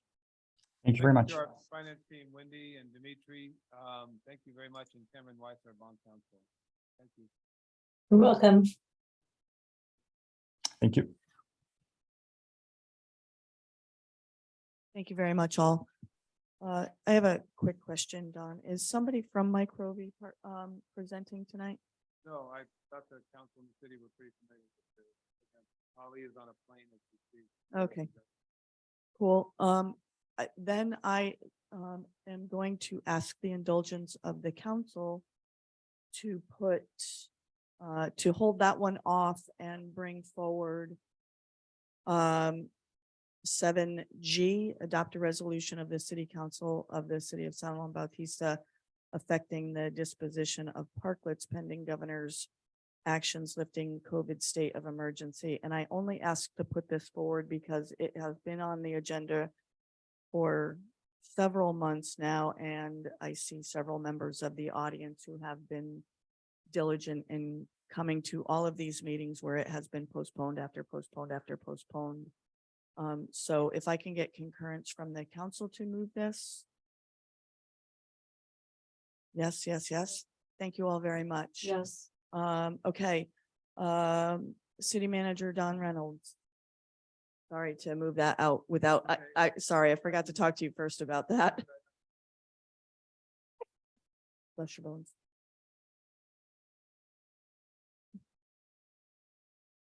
7G. There you go.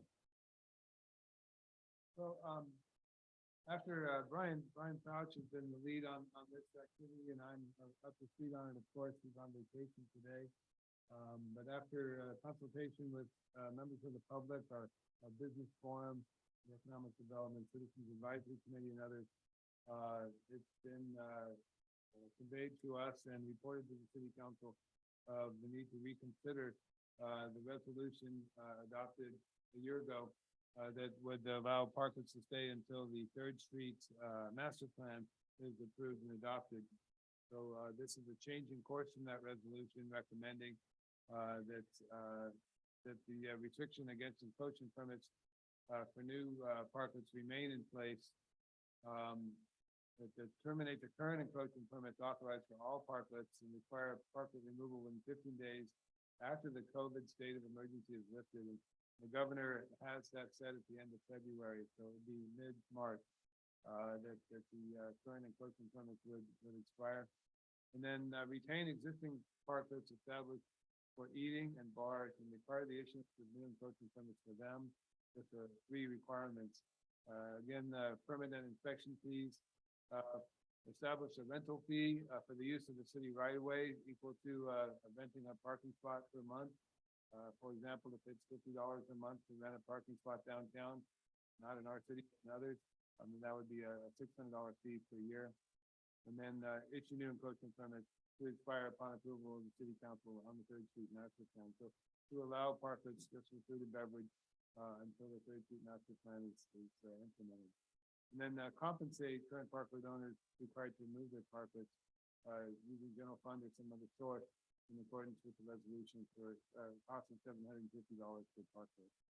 So that was the result of numerous months of talking about parklets. I would say since last fall, and perhaps the members in the public know better than I do, so I'll allow them a chance to elaborate and the council to deliver. Thank you very much. Questions, comments, concerns from the council? Councilmember Freels? Couple questions. The parklets that will remain will be the food and beverage, and will they have to pay the $50 or, well, we don't have a fee, so. Okay, so would they have to pay that if the food and beverage folks? That's the proposal. And you're right, we need to come back with a fee schedule in the detail. Yeah, that's the only concern I have is we don't really have the details in the fee schedule. So I have a hard time moving forward with this without seeing. We used to have a council member here years ago named John Almas, and I would say the hidden costs. So I'm a little bit nervous about that. But that is all I have. Thanks. Thank you very much. Mayor Pro Tem Freeman? I'm trying to think this over. I don't have any real questions about the policy that was just outlined on the computer screen up there. Like Scott, I do think we should have a firm fee schedule. When you think about this from just an classical economic, if you're getting some, i.e. square footage, there should be, you know, you're basically paying rent or lease payment. And so, if they're getting free space from the city, we should charge for that. You know, just as any private landowner would. That's how I feel about it. And I think, unless someone convinces me otherwise, and I'm open-minded, I think the resolution for food and beverage is a. Thank you very much. Councilmember Morris Lopez. Yes, I do not have any questions, but I have a couple of comments. The way the recommended actions is written, it's really obtuse or unclear. In the first sentence, it stated, adopt a resolution ordering the removal of certain parklets. So for me, and maybe the public, we want to know what you mean by certain. That I think needs to be clarified. My other comment is that I listen to my constituents. And I can tell you right now that there are many constituents in the city that do not like any parklets, whether they're serving food or they're selling retail. That's the feedback I'm getting from what's on the street. Okay. The other thing that I have to say as a comment is that for the restaurants that do have an outdoor eating space already intact with their business and has been for the life of their business, I can name few restaurants that have patio space. I can also name a few drinking establishments, whether they be wine bars or breweries that have outside drinking space. And so that really leaves like maybe 3 eating businesses that under this, the majority of this ordinance for eating and drinking would be basically 3 businesses. And I will name them. One being Lola Sandwich Shop, the other being just down the block from her, that shop being the ice cream. They do not have a patio. And also Anaka. Thankfully, all the drinking establishments like Brewery 18th Barrel, excuse me, with the exception of Brewery 25, they do not have an outdoor space. I stand corrected, but 18th Barrel does, and Bear's Hideaway does. So you really have to take a look at what we're proposing here, because some businesses do already have existing outdoor space and some do not. Thank you. Thank you very much. Councilmember Sabathia. I'm really interested to see what the public has to say about this. I've been waiting to hear from people speaking, or people present and on Zoom to speak about this. I also find the phrasing of certain, I'd like certain parklets to be more defined. It's defined more seemingly on the slide, but it's not in the recommended action. I'd like to see that shored up. And then how did we arrive at the $750 number? By my visual estimation, more than $750 worth of lumber on some of those, and hourly rates to assemble. And if we're taking away square footage that's been benefiting these businesses for so long, how are we fairly compensating for that? Is just a question that I've had ongoing, bubbling around the back of my head. Other than that, I don't really have any other comments. Thank you very much. The one comment I had was parking space rental fee. That was not brought up in the previous comments at the last council meeting. So I'm not sure where that came from either. Other than that, I'm fine with it.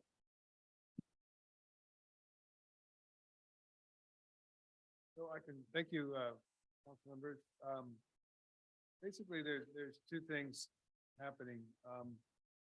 One is the recommendation that the retail parklets end when the COVID emergency ends.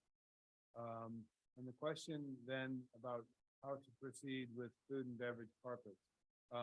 The dollar amounts, we can happy to come back in February, either with this recommendation or another.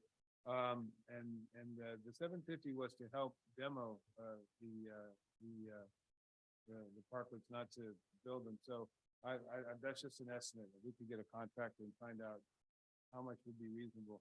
We had not considered compensating them for the loss of floor space, since it was provided by the city in the auspices of a pandemic.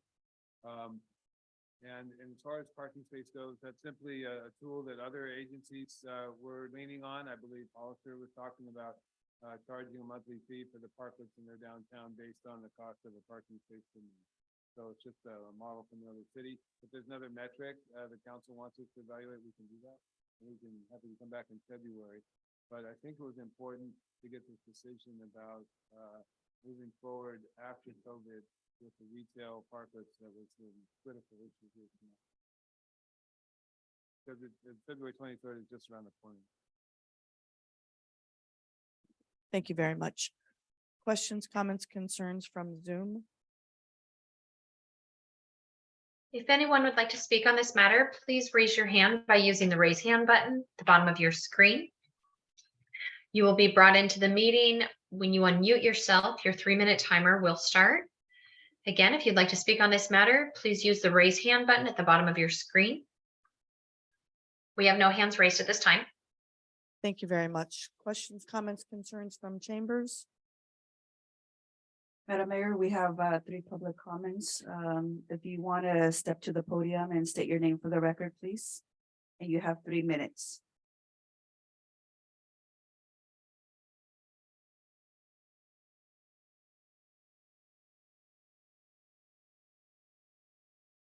My name is Patricia Baines. Welcome, Mrs. Baines. I am a resident, business owner, property owner, taxpayer in Parkland. I am also a member of the Economic Development Citizen Advisory Committee. A few months ago, the EDCAT was asked to do a study of the positive and negative effects of the Parkland and to prepare a recommendation for the City Council to review and vote on. We did as requested, and after receiving a majority vote from our recommendation from our ad hoc committees, which was to leave the parklets intact until after the construction of the new streetscape was started. We brought our recommendation to the City Council for review and to vote. Those of us who have invested in the expense of building and maintaining the parklets had been living in limbo for over a year. And we were looking for closure. At the City Council meeting, there was a lot of discussion, and at the end, the majority of the council members voted to adopt our recommendation to allow the parklets to remain until the commencement of the streetscape construction. The council's decision was not made contingent upon what the governor may do, nor was it contingent upon any COVID-related issues. It was a bottom line decision to keep the parklets until the streetscape timeline had begun. One council member stated in his decision that he felt that the parklets gave the city's butt during the pandemic. His words, not mine. We felt that we finally had a decision. Now it appears that a vote by this body means nothing as long as there remains opposition to an issue. It is very confusing and conflicting to those of us who are here every day, struggling to survive in this economy, when we can't have faith and trust in our local government's decision-making process. It is like an experiment in futility. I also was told that there was those in this body that feel that only restaurants should be privileged to have parking. If that is the case, how do you calculate the worth of those of us who are not restaurants when we choose to discriminate? It is very disheartening to be singled out in the local business environment when you are doing all you possibly can to make a positive impact in your community. And it's not enough. I feel like I'm in the movie Groundhog's Day.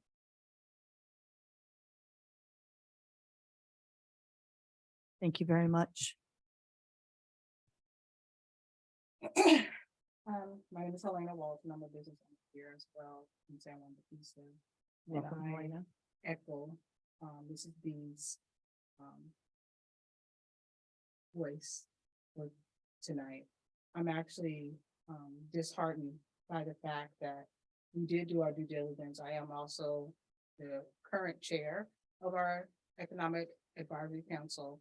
And I feel that trying to present a new resolution or a vote on something that you asked an advised committee that's been sanctioned by the city council to put together, and you dismiss the voices of the committee and their recommendation, and then acceptance of the city council to move forward with the recommendation.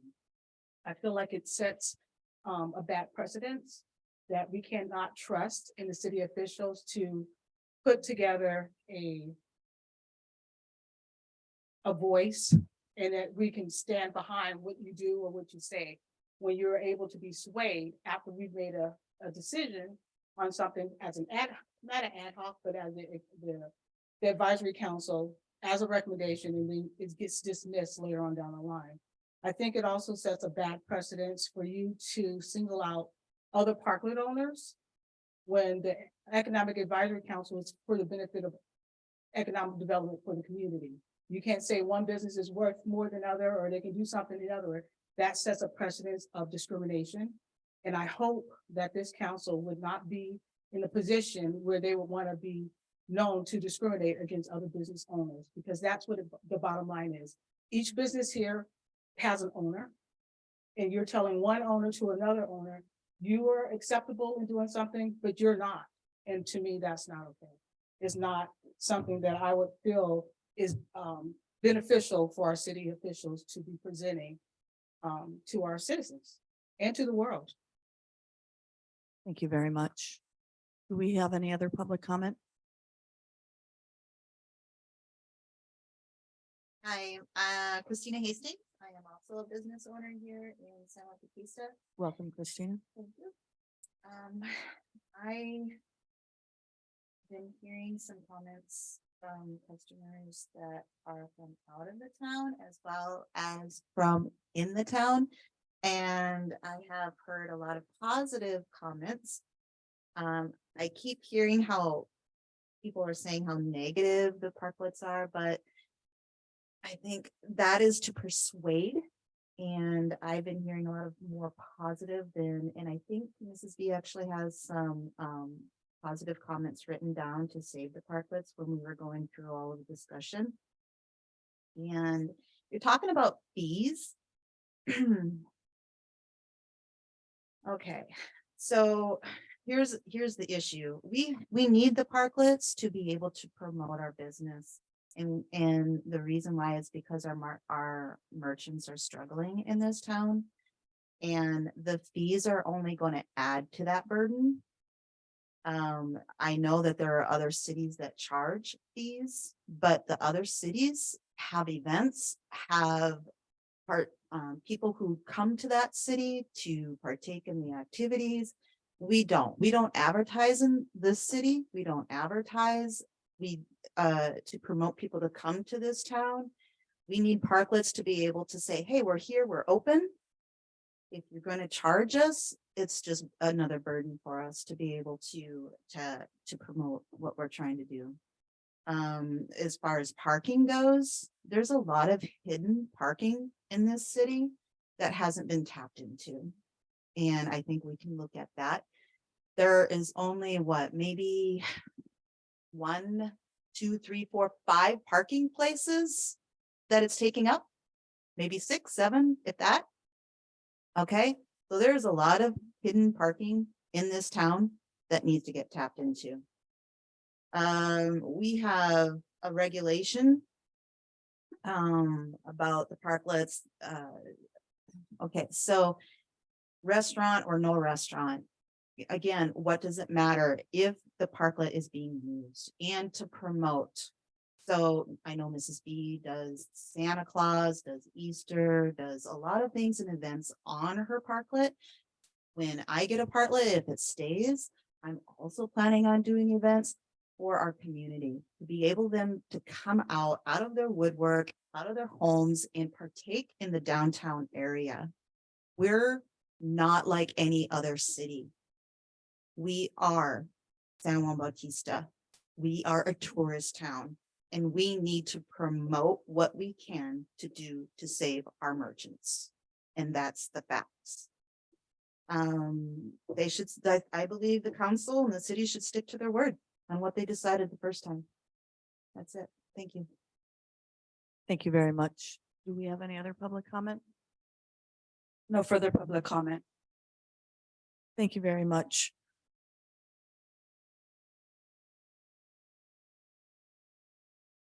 Any other final comment from the council? Yeah, I've got a couple things. Couple questions too.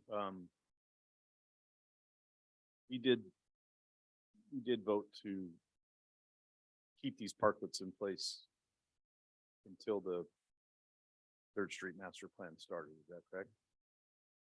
Correct, that's the current resolution. Okay. A problem I have is I don't even believe we have a fee schedule for parking spaces. So we have to create one of those. Because if we don't have it, then how are we going to charge for a parking space? We're a little ahead of ourselves on this one. I don't know what the rush is. So I'm not really in favor of moving forward with this until we get a few answers and voted to keep these parklets in place. And I have to agree, then we're wishy-washy. So I would like to see this brought back with some more pertinent information. We can't just make stuff up as we're going along. Thank you. Thank you very much. Any other comment? I said my mind was open and actually you ladies did a pretty good job. I would like kind of go along with Scott and put this off until the Third Street gets done. I agree that parking is an issue citywide and we have a lot of opportunities for parking. And we should look into that, and maybe we should even, and don't shoot me, Don, but maybe we should even think about a parking policy to promote parking so that the downtown can have easy access to by visitors or anybody coming to purchase their goods or have a dinner or whatever. You know, parking's always been an issue in this town, and it used to be a little bit easier because when Union Bank was there, the lot was always open, and now it's completely closed, and there's that's 12 parking spaces that just disappeared from the city like that. And I know that the lady probably thinks it's liability issues and cars get broken into and she'd be sued, but there's ways that the city can do indemnification agreements with the merchant on parking, and we could make it better for everybody if we had some sort of, well, I guess what I'm trying to say is maybe parking should be part of the Third Street Master Plan. Thank you very much. Councilmember Morris Lopez, any further comments? Yes, thank you, Mayor. I am going to say right off the bat that, you know, I heard ladies speak, the business owners. They are from the one particular block that has the parklets that are not part of meeting establishments. I realize that. They're from retail. I think initially when the pandemic was in full effect, the allowment of these parklets was strictly for restaurants because people can not feel safe when the pandemic was in full swing, being less than 6 feet apart and eating. That was the reason for the parklets. It was never intended for retail. So I just want to say that the discrimination that you're throwing out there, that is not the proper way to look at it. It was a recommendation from much higher up than us. It was for eating establishments so people could be safe and not have spray from COVID. The retail, I I'm speaking, please. The retail was allowed and recommended strictly that you had the recommendation to allow so many people, customers into your place of businesses and also had the 6 foot apart dots. That was a really stringent and rigid recommendation from the California Public Health Department and the CDC. I'm in healthcare, so I'm aware of this. I feel that with the way that this is written, it's very nebulous about certain removals. I feel strongly about the fact that all parklets are taking up from our downtown parking and also the view of our historic buildings. So maybe in order to not come across as discrimination, we should remove them all. And if we wait till the master plan, I'm a new elected official, so I'm not well versed on when that plan is going to materialize, how long, if there's even a plan or a project. So in fairness to all, maybe these have to go away for everybody. And once again, they take away from the view of our historic buildings, and they take away from important parking spaces. And getting off the beaten track and trying to talk about available parking is not the issue at hand right now. It's the parklets. Thank you. Thank you very much. Last comment. I was not here seated to vote on this issue. So I'm not reneging on a vote. Thank you. Councilmember Sabathia. In thinking about parklets in general, and in the downtown area, my biggest quote unquote issue is around liability, and where that liability falls with them being there. Should an incident occur, whether it's on the city or with the business owner. I don't think that.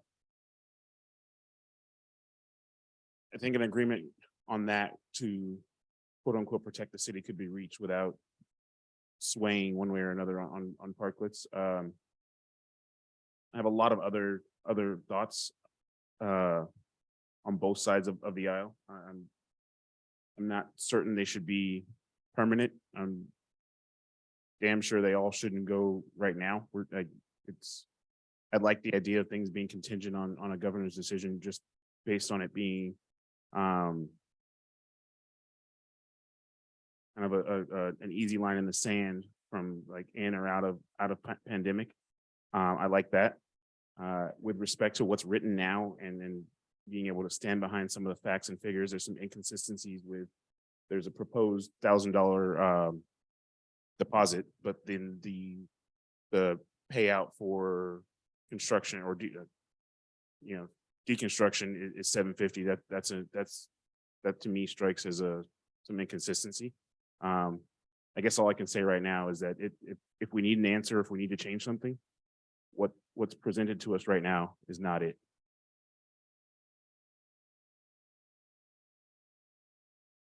Thank you. Idea of when the 3rd Street master plan will be done, city manager? We're working on the active transportation plan, which is identified 3rd Street, 4th Street, the Alameda, and the soccer field as a regional hub.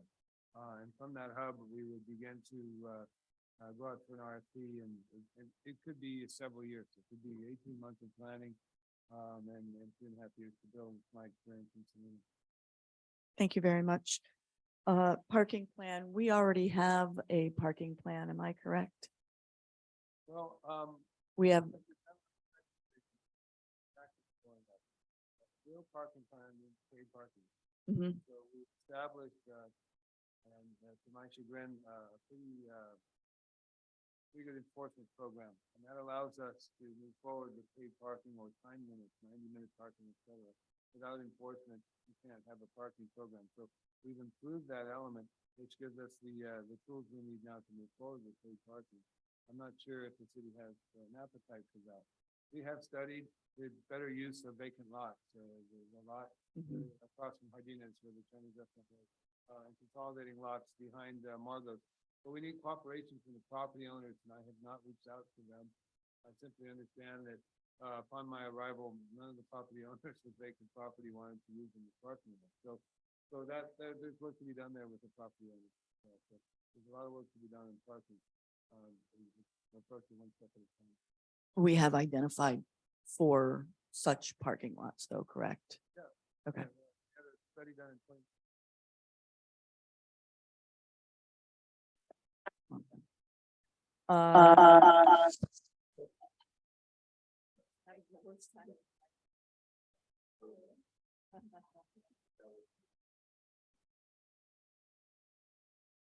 That was the previous city manager. To be in the parking set. And the pandemic, initially it was for hospitality and the city further expanded on that and went to retail as well, but the pandemic brought about parklets for hospitality. I don't recall it being specifically hospitality. Done that. We formed a business forum in April 2020 that met every Wednesday morning, and I think we were part of that meeting. And it was about saving Third Street. It wasn't just about saving. Right. Thank you. And we did, and it was rather amazing. Okay, some other side notes. Again, I don't remember the parking space rental fee being brought up at all. I know there were 3 items that were going to be brought back.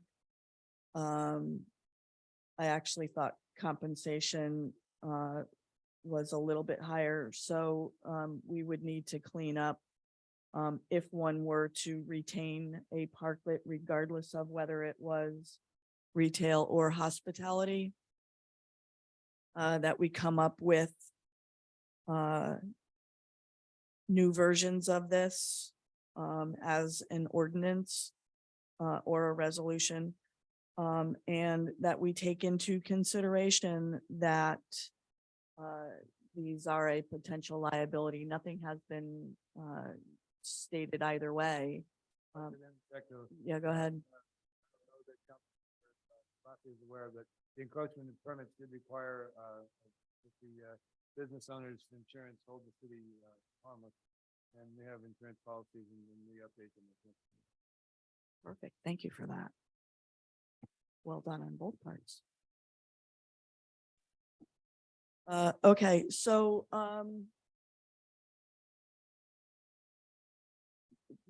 one more council member comment.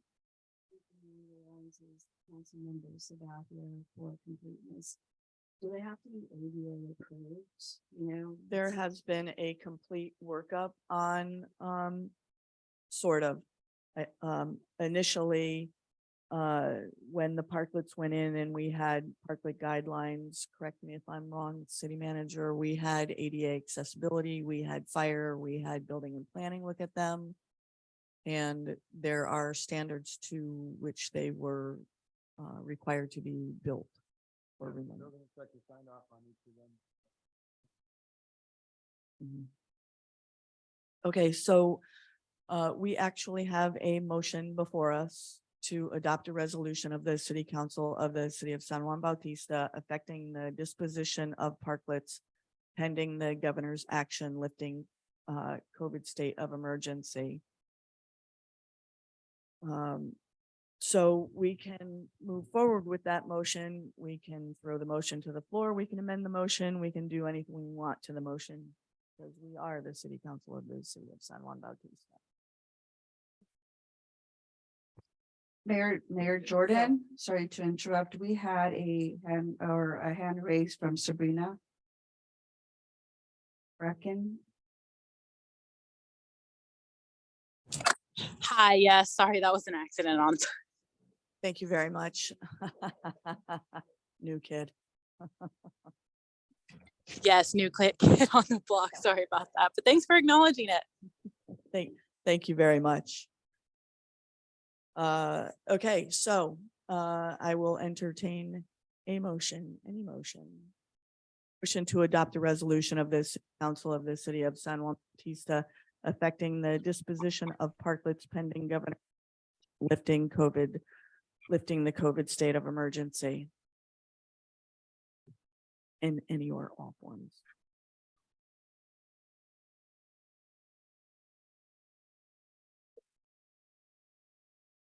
We need to, Sorry, I'm listening to a tune out yeah, there. I know it keeps going off. Somebody should, we need to table this or move it to a future meeting because we don't have we've all said our concerns about it's full of holes. So let's, we need a fee schedule to start with. How are we supposed to charge people if we haven't even done a fee schedule study to get to find out how much a parking costs in a town our size? And then we did indeed say that these parklets should stay until we start the master plan. So there's a lot of, I don't know. I guess the part I'm having a hard time with is why are we in such a big hurry again? It seems like every once in a while we get shoved. It's like, once you go in this direction, but I'm not in favor of moving forward with this as written. Thank you. The initial intent of parklets was because of COVID. I'm And fully yeah, aware of that. I'm just explaining where this came from and why the potential for removal would be at the end of said COVID. We don't know if it's gonna end. And that's why it states, sorry, not to be argumentative here, but it says pending the governor's action. So if COVID were to end on February 28th, parklets would end, according to this, parklets would end 15 days later. Norma, I'm sorry, you are visible now, so I'm guessing you have comments for us. No, I apologize that my network connection has been extremely unstable all night. So that's why I've been off video. But I got it connected. It only took me halfway through the meeting. And I just want to make sure that y'all know that I'm here if you need any parliamentary process and direction with motions. Thank you very much. The original motion would be to adopt a resolution of the City Council of the City of San Juan Bautista affecting the disposition of parklets pending governor's action lifting COVID state of emergency. One can make an amended motion or a second motion to this, but we have a action item on the floor.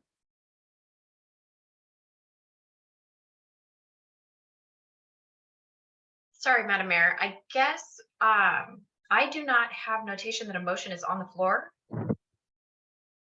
Can you remind me, is this a resolution that we have postponed from a prior meeting and a motion was on the floor from that? Or is this a brand new item?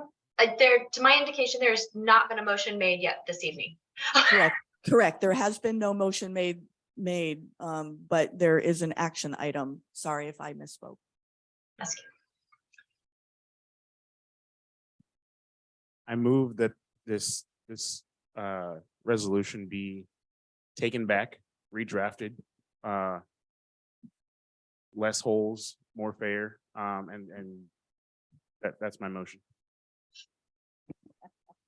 Thank you very much. There is now a motion on the floor to bring this back to direct staff to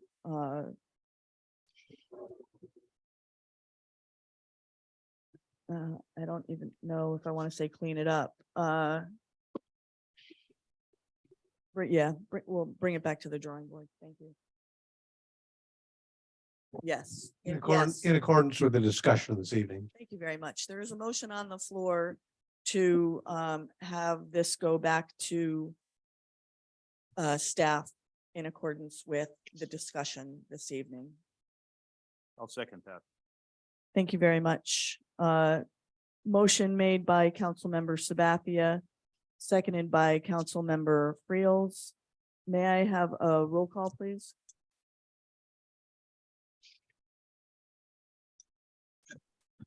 Yes. Mayor Pro Tem Freeman, Yes. Councilmember Morris Lopez, Yes. Councilmember Sabathia, Yes. Mayor Jordan. Yes. Substitute motion passed.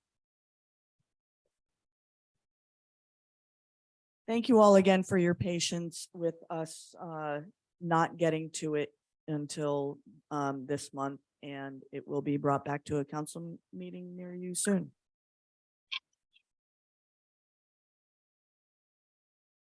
Okay, moving right behind. 7D, adopt a resolution of the City Council of the City of San Juan Bautista authorizing the city manager to execute an agreement with Microvi Biotech, Inc. for water treatment services. Thank you, members of the city council.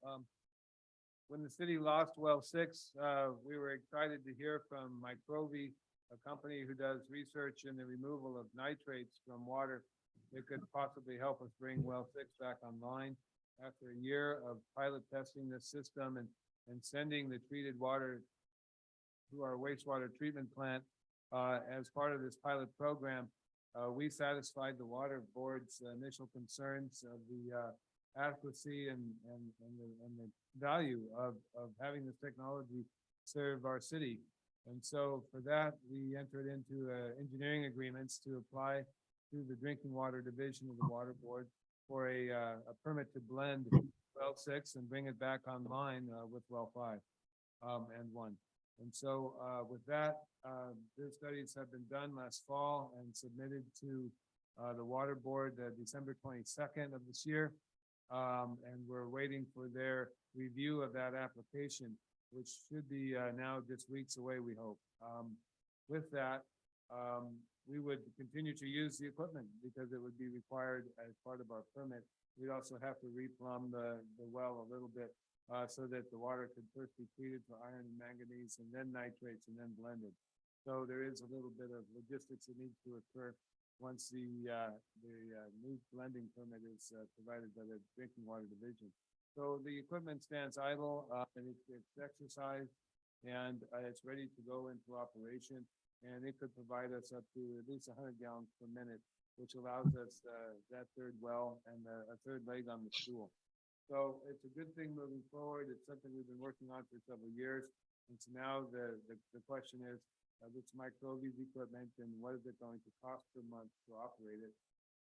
Originally, the first proposal from Microvi was quite high because they were charging for travel time for monthly and weekly testing of the system. So we worked out a compromise with our water operator and our certified staff to provide the testing samples as necessary, which allows Microvi to work mostly from off-site and monitoring the system. So we got it down to about $3,000 a month. We thought that was a much better deal than the original $9,000 proposal. And we bring this forward to the council's approval in hopes to get well 6 back online.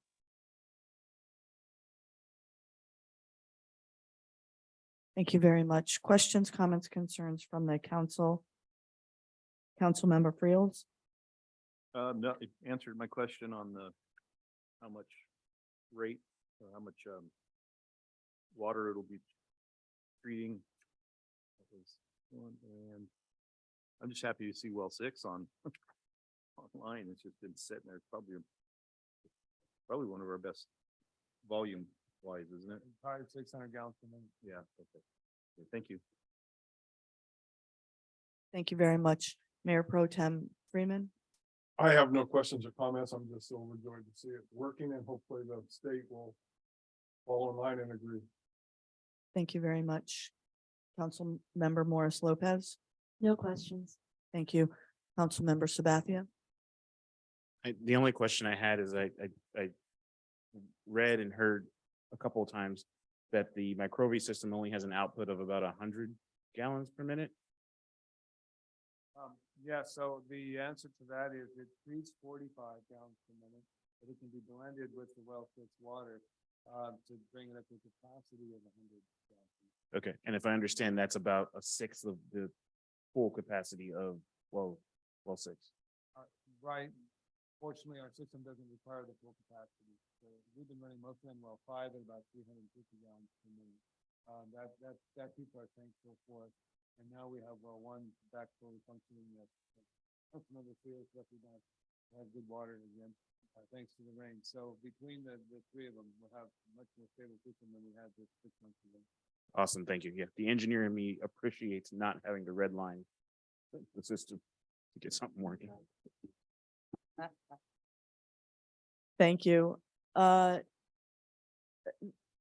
This might be a little technical. The certification from the state for a treatment plant operator is a 2.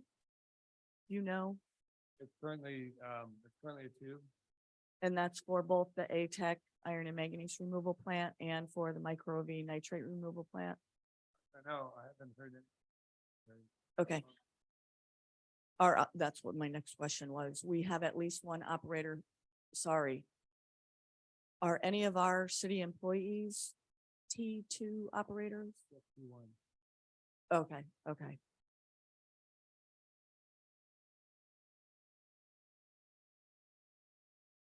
We've given them incentives.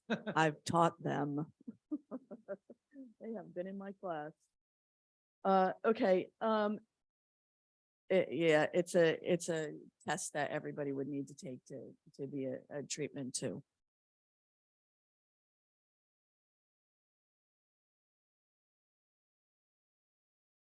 That's an offline conversation. The cost of the chemicals is estimated to be $3,000 per month. And the city can absorb this cost into the operations budget. The city will save another $1,500 per month by doing all the weekly and monthly sampling. That's to have, sorry, name of the treatment plant operator again. Company, All Clear. That will be having All Clear in the current contract continue to do the weekly and monthly sampling. Okay, and then it says the cost to operate and lease the micro V equipment and bring well 6 back online is estimated to be $6,000 a month and $72,000 annually. Did I miss here? Yeah, I misspoke. I only thought 3,000. Sorry, 6,000. I wrote this for the last council meeting, so I apologize. I wrote this for the last council. Yeah, that wasn't my question, but thank you all very much for schooling me on math. It says on page 1, they have suggested a lease of $3,000 per month. So operating expense of $6,000.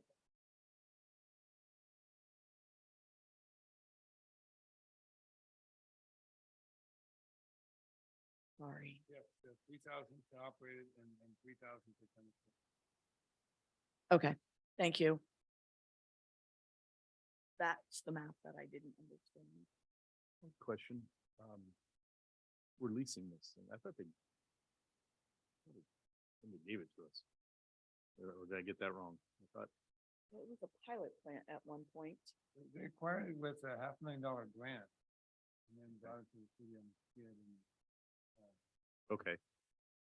But they didn't. they have not transferred ownership to the city. Correct. Oh, okay. So- I am so lost on this one. I thought. So I'm gonna take that one. So they got it for free and they're going to charge us $3,000 a month for it.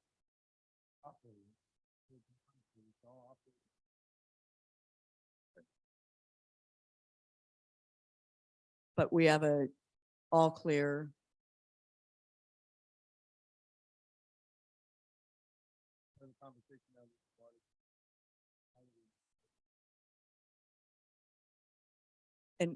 And we don't have an operations manual for that? Yeah, it was given to them for free with the grant. That's part of the permit. I thought Microbi, I thought it was I thought they manufactured it themselves. Put it together with component parts from various people. Okay, so any way you look at it, it's a lease.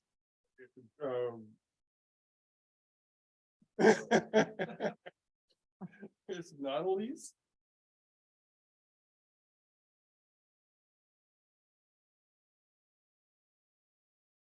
No, that was the original staff report, but no, this is not a lease. This is a use agreement in a sense. It allows the use of they deliver the equipment and then the city is allowed to use it under certain conditions. So then it's like a licensing agreement. Licensing of the technology, I agree, but yeah, it's a use agreement essentially for the equipment. It's not the city is not leasing this equipment from Microbi. I understand that had some tax consequences on that. That's the reason why a lease was not favored by Microbi or the city.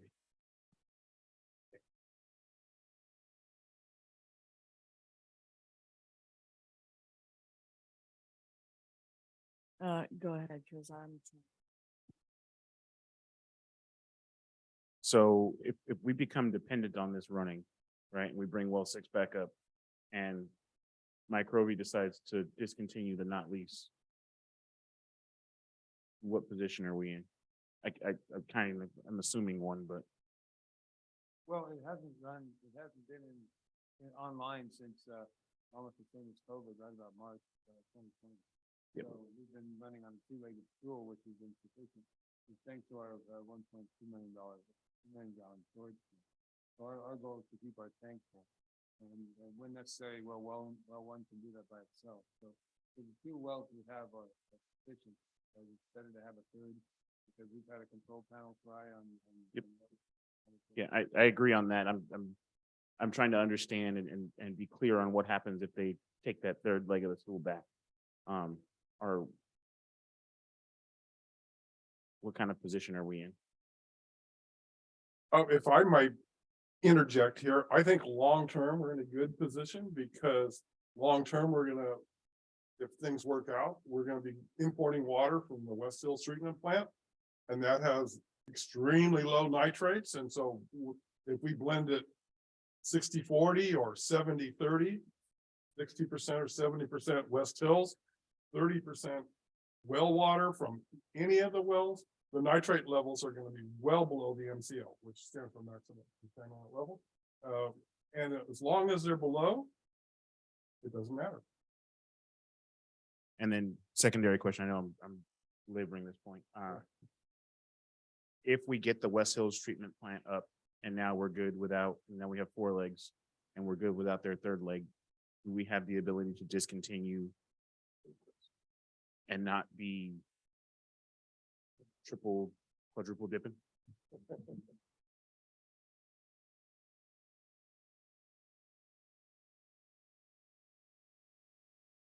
So that either party can terminate this agreement at any time, I guess is the question, right? Okay. So either party can terminate this at any time. So at such time where we have the pipeline from Hollister to San Juan Bautista, we could terminate the use of it because at a blend of well 6, the nitrates will be blended down with imported water. Correct? Right. Okay.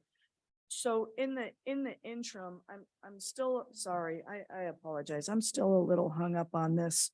They have suggested a lease of $3,000 per month. And that is, we're not calling it a lease, but that's so we can call them anytime on operations and maintenance, because the contract operator that we have, nor our operators aren't certified to that degree, but our contract operator cannot operate this plant, the nitrate plant. He can operate the ATEC plant, correct? Okay. We're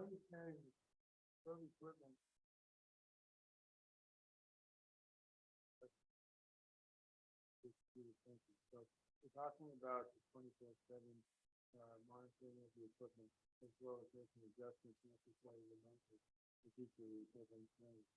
So it's a 24/7 operation and it's the knowledge of the computer software and the adjustments to make. Which was the $3,000. That's scary in and of itself. They just created, it's proprietary to them now, so. Well, it's their plan. Well, I understand that, but for them to operate it remotely from, like, literally remotely, yes. If, sorry, things that I shouldn't say out loud on speakerphone, as a water system, water quality operator. That makes me nervous that it's being done remotely by somebody. When you can flip a switch and have something enter the distribution system that we're unaware of. That it won't turn off if high nitrates go through. I'm devil's advocate here in Flint, Michigan. That was politicians saying, go ahead, turn that on. Sorry. You're talking to the water quality expert. I know these things. Careful calling yourself an expert. They can. But, no, I get this. I understand. I thought for some reason this was this wonderful gift to us. It turns out, boy, I was wrong. Yeah, I wonder, I was under the same guise. So I think we all were, we heard the word grant and then usually grant means you own it afterwards, after the grantee has granted the money or the gizmo in this case. Usually we own it. but it's not our grant, it's their grant though. So they technically own it and it is phenomenal, piece of equipment and what it does and to be able to actually use that is quite amazing. I was super thrilled to see a biological reactor for a drinking water system. Not common, very common to remove nitrate biologically in wastewater. But to have something approved like this in drinking water is awesome. My biggest concern now is that it's remotely operated by another operator remotely. That's all part of the trial. That's part of the one. Since the equipment was delivered and turned on. and pilot test in 2021, that's the way it's been operated. Yeah, I was just wondering when we were taking it over, but it doesn't sound like we as the city or our city operator are. And I could just, after wading through a little bit here through the agreement, which I hadn't looked at for a while, but the term is 1 year. Now, you don't have that. There's a signature page which summarizes the proposal and 2 pages that wasn't in the packet that will be the signature page on this, and that contains the term, which is 1 year from startup date. It's automatically extended for 1 year for 4 additional years. So the city would have it for 5 years. Then there is a provision in there that if any party, either party, I'll say, fails to perform its obligations under this agreement, then the agreement could be terminated earlier, but it takes 60 days notice. You have 60 days to cure or to proceed to try to cure. So the term is 1 year with 4-year extended terms after that. Okay, thank you. Yeah. That sounded kind of like fault for termination, Well, like fault. yes, it would be if either party fails to perform its obligations under the agreement. Exactly. A default. But we could terminate it because we have our new water stores. I wouldn't, I can't, I would not say yes to that at this point, no. You can elect not to renew on the one. It's automatically extended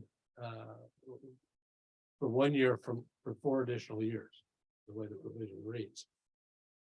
Is the rollover automatic? Is there anything we can do to change that? From an automatic rollover to let's approve it type of rollover? It says the customer shall have the right of early termination after the first 1 year term upon 90 days prior written notice. Okay, So you could terminate after the first year, but before the end of the 5th year. Okay, Right, but Perfect. you have to give them 90 days. though. Yep, perfect, Okay. perfect. Yeah, yeah, Sorry, it yeah. took me a That while was to my wait. fault, no fault thing. Yeah, yeah, yeah. Okay. That's great, yeah. I knew all this at one time.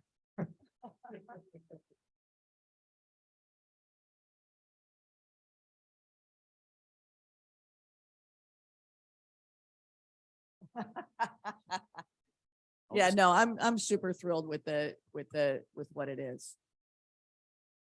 Yeah. So it's gonna be on your tickler file, right? Done.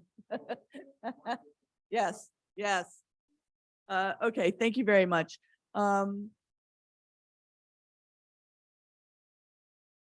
Wow, public comment. Do we have any public comment from Zoom land? Zoom, Norma. Thank you, Mayor. Anyone who would like to speak on this, please use the raise hand button at the bottom of your screen. Again, if you'd like to speak on this matter, please raise your hand by pressing the raise hand button at the bottom of your screen. We have no hands raised. Thank you very much. And anybody in chambers wish to speak on this? No comment from chambers. Final comments from council? Again, I'm super excited. This is phenomenal technology. May I have a motion to adopt a resolution of the City Council of the City of San Juan Bautista authorizing the city manager to execute an agreement with Microbi Biotech Inc. for water treatment services? So moved. Thank you. I'll second it. Thank you very much. Motion by Council Member Sabathia, seconded by Mayor Pro Tem Freeman. May I have a roll call, please? Councilmember Frios, Yes. Mayor Pro Tem Freeman, Yes. Councilmember Morris Lopez, Yes.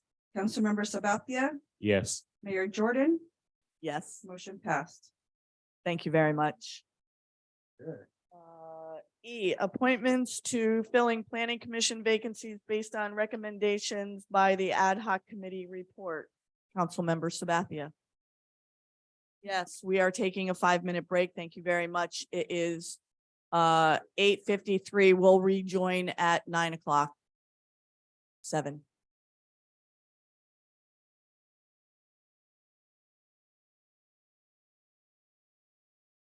Thank you very much. Welcome back all.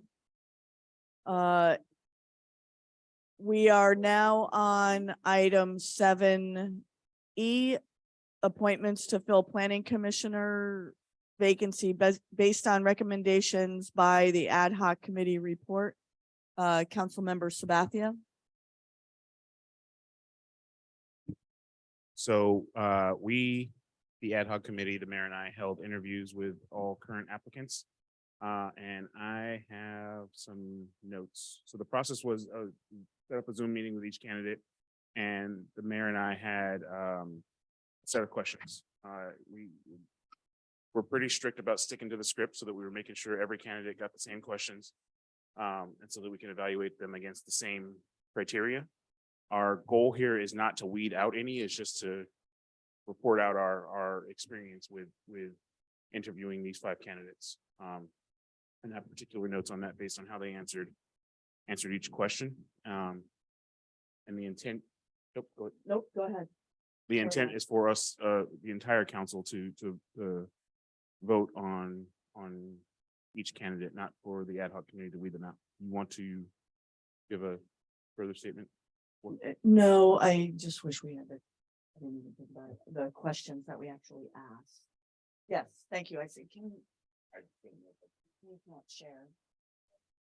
Yeah, okay, thank you. I can read them.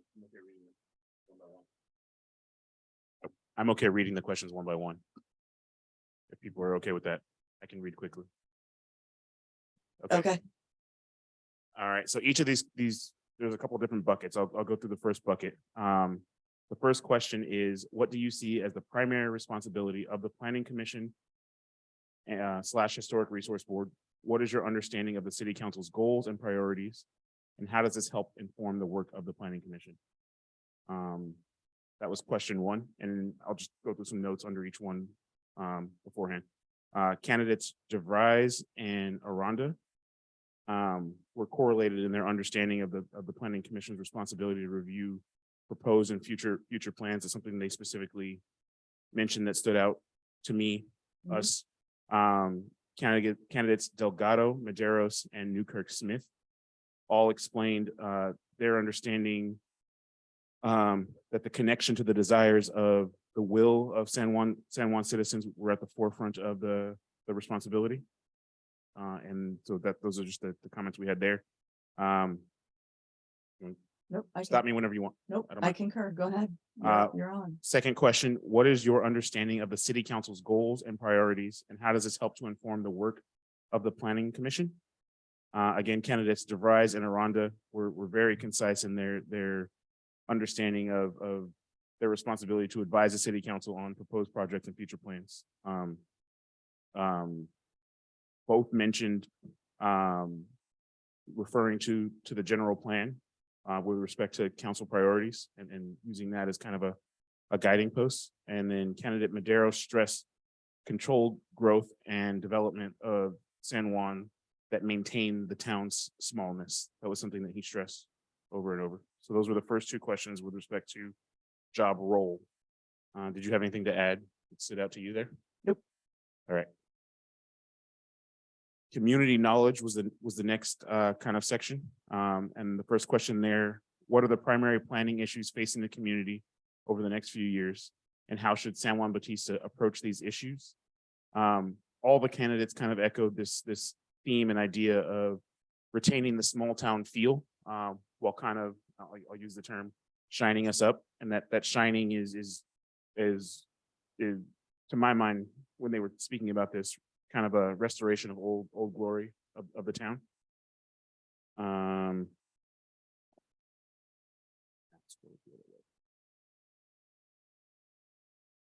What are some of the unique, next question was, what are some of the unique characteristics that help define San Juan Bautista? What is the commission or board's role in preserving or enhancing these defining features? A lot of these questions kind of echo the same sentiment. We're trying to come at it from different angles and see how each candidate responded. So rolling back, all of them were kind of had their own unique take on retaining that small town feel. Candidate Aranda was particularly focused on, bringing the downtown, kind of, and this is his word, back to its glory. So, fresh coat of paint, making sure that the property owners were being good stewards of that downtown historic district where they own property. But yeah, again, all about kind of, showing what was unique to the town. Third was, what are your thoughts about the continued development of downtown? And tell us what issues exist and what improvement, if any, may be desirable. Same kind of answers. I don't know if you have anything else to add. It was a more echoing of that. The next bucket were job specific knowledge. The first question was, how would you meet the community's goals in reviewing the site design and architecture of new development proposals?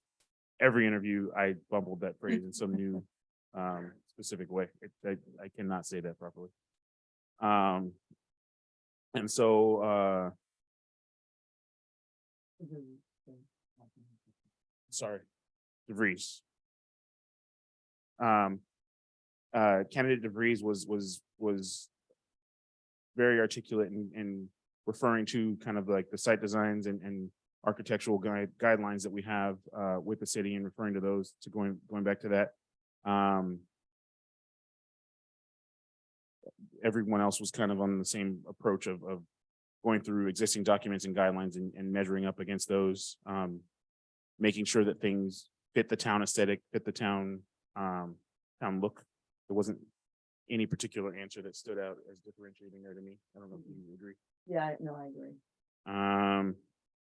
And then the next was, please identify a few of the plans, codes, and standards the city uses to regulate the development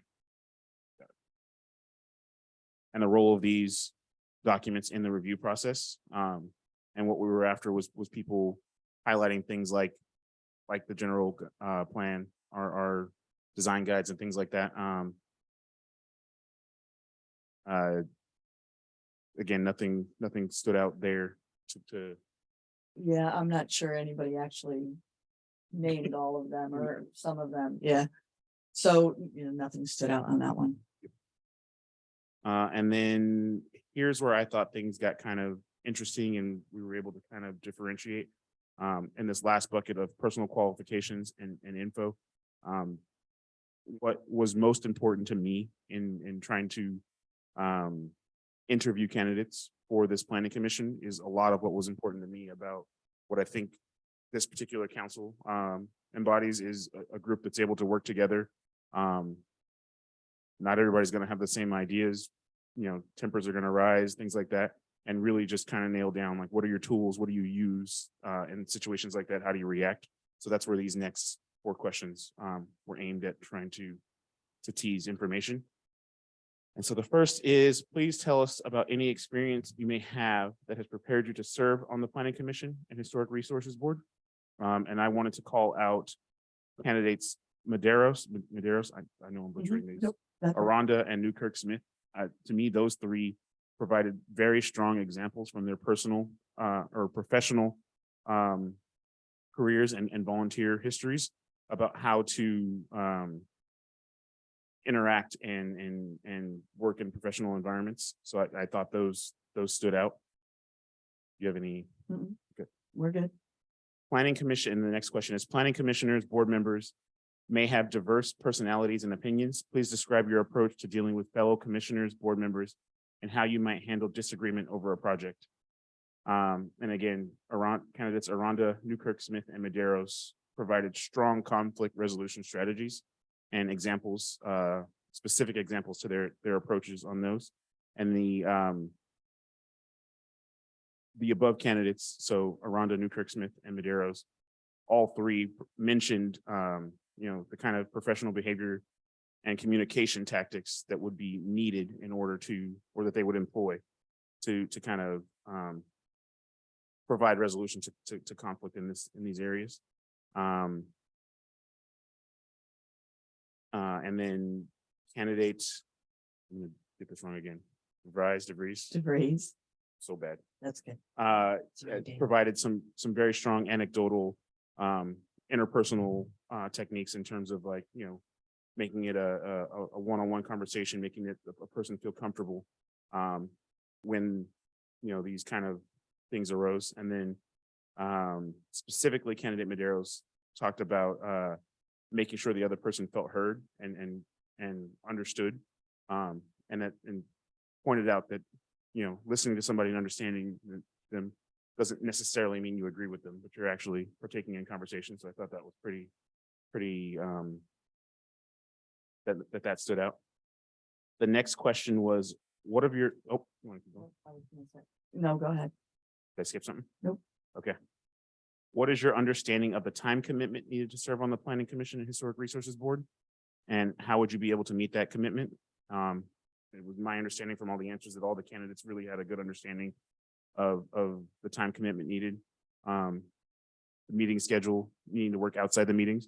It was a good mix of both candidates who are retired and candidates who are still working, and all answers to my understanding were satisfactory of how they would work around things in their personal life and have that balance, whether it was work or other commitments, to make sure they were putting forth the proper time that the position would require. All candidates mentioned reviewing materials before meetings, going out and talking into the community and things like that. So I was pretty pleased with that. Next, We did not ask number. I think I. Oh, good. Okay, perfect. Yep. Sorry, we're working off 2 different documents. We had lots of questions and skipped some of them in the interest of time. And we skipped them all across the board equally. Absolutely. Tell me about a time you had to work with conflicting, delayed, or ambiguous information. What did you do to make the most of this situation? I was particularly impressed with the answers from candidates Aranda, Medeiros, and DeVries. Oh, I got it.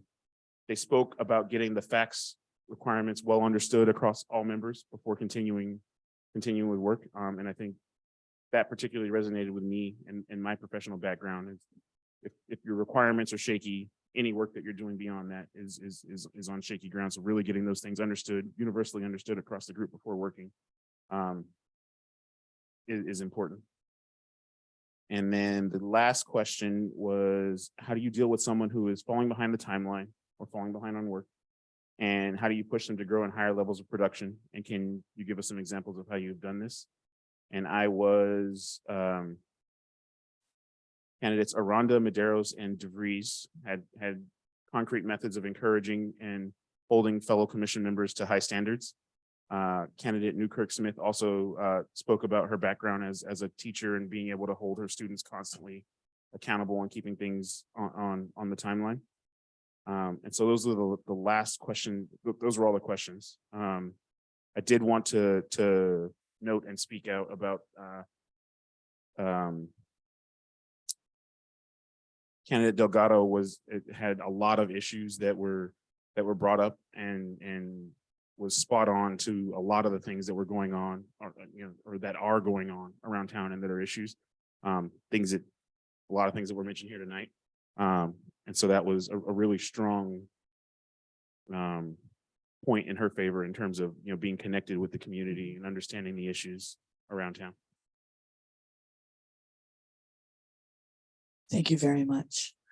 I just emailed you the questions so you can see them at your leisure and pass them out if you'd like, minus the last two, because we did change things up a little at the very end.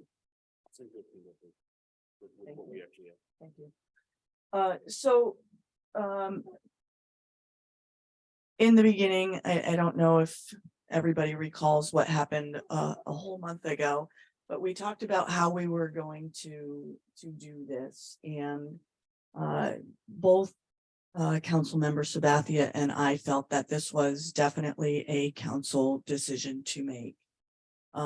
That we weren't going to choose anybody, we were going to interview all and bring the best parts forward of everybody.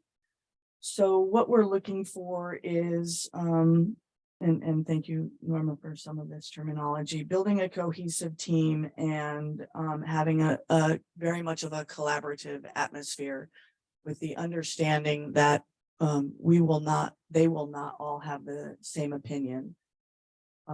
But they are fully aware that they serve on two committees and that it is a time commitment that entails both committees in the same night. So before us, we have the recommended action is to receive the information provided by the ad hoc committee and decide which applicants will fill the 4 open seats on the planning commission. We can do one of two things: support the recommendation and have a motion going forward to select 4 out of the 5 candidates, or we can fill at a minimum 2 to have a quorum so we can move forward. And this is also with the understanding that we have a joint meeting coming up in the first week of February, that all those who are applying will be in attendance. So questions from the council? Councilmember Friels.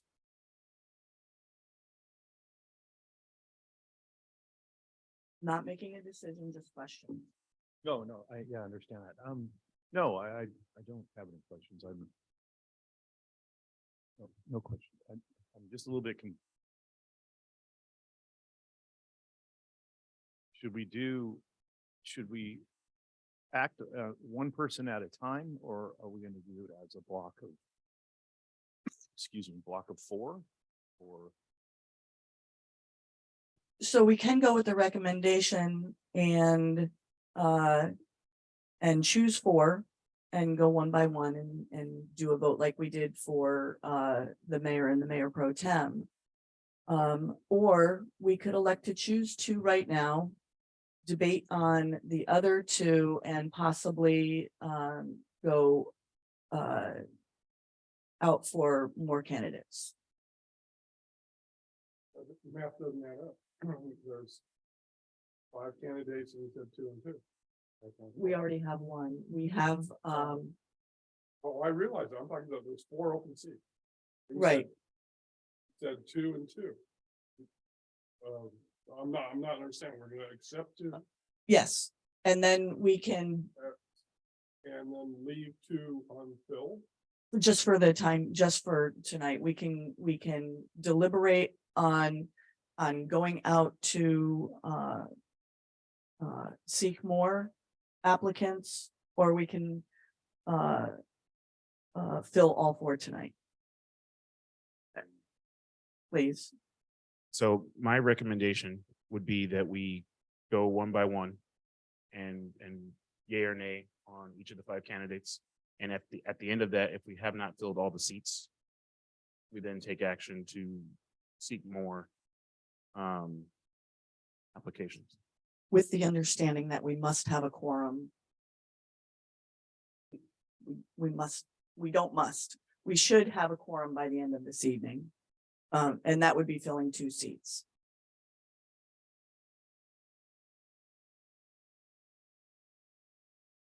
Madam Mayor, may I comment? Yep, hang on 1 second. Any further questions? Okay, Mayor Pro Tem. I'd like to hear the 2 strong recommendations and then we'll go from there. Councilmember Morris Lopez. I think I understand what your 2 options were, but then again, you would have to change the recommended action body of the statement, correct? You couldn't We- vote on that. We would change the motion. And I forget that terminology, sorry. Substitute motion, yes.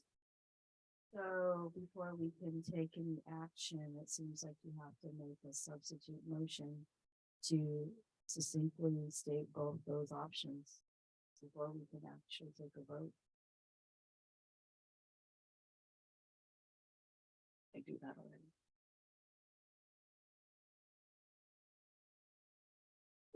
If we go by EJ's recommendation of going one by one, then we would literally run through. Are there 4 or We 5? would, 5 candidates. yeah. We'd We- cycle through. we all could 5 essentially support the recommendation given.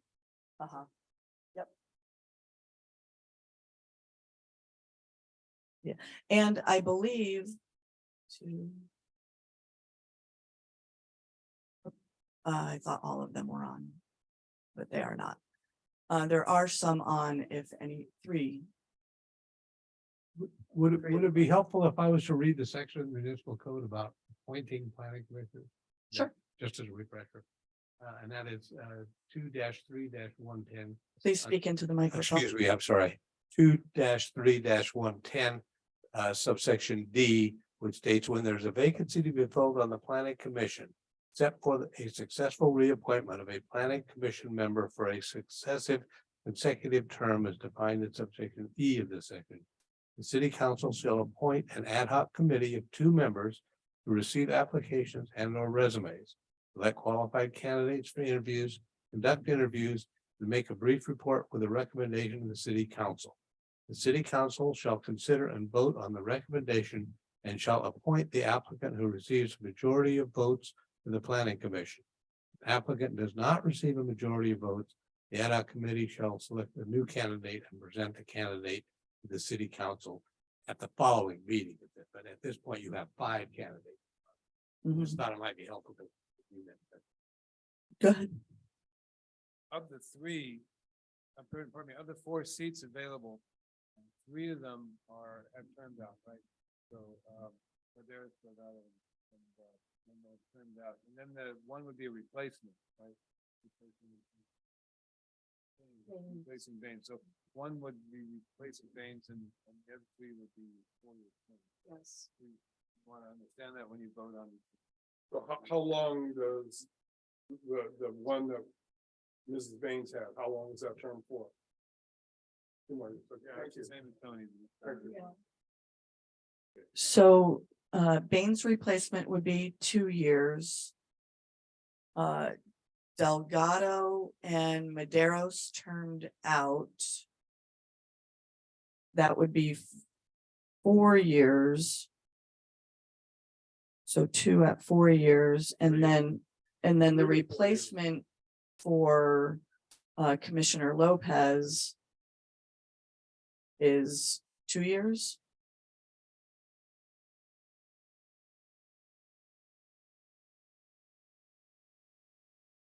So thank you very much. So 2 2-year terms and 2 4-year terms.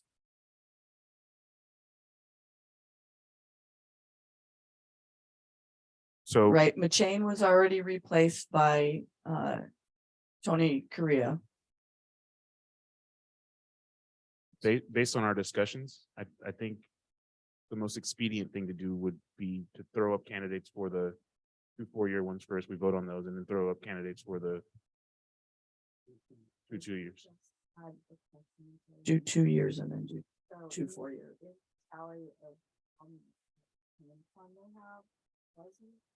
Commissioner McChain, wasn't he also termed out this month? So Mr. Correa or Commissioner Correa.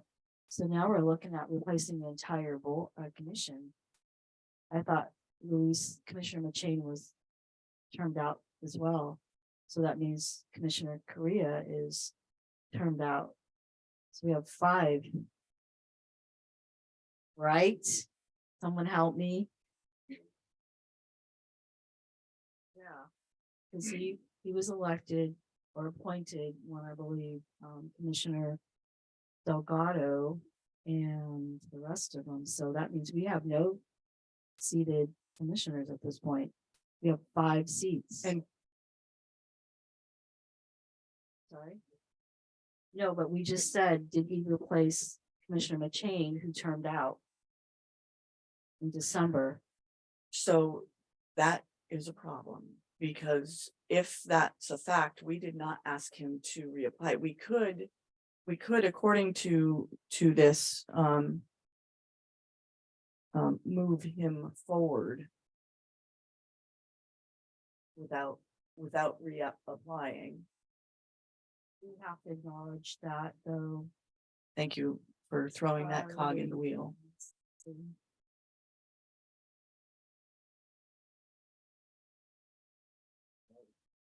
We're lobbing them at you, man.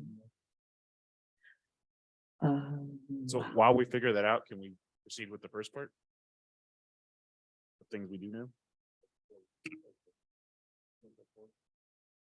So to vote on the recommendations as we point them out one by one. So do we throw Commissioner Correa in it? No, Just the absolutely not. Just the applicants. Just the 4 seats that are opened as we knew it yesterday. What's on the agenda? Because that's, we have to follow the agenda. Right, to decide which applicants will fill the 4 open seats on the planning commission.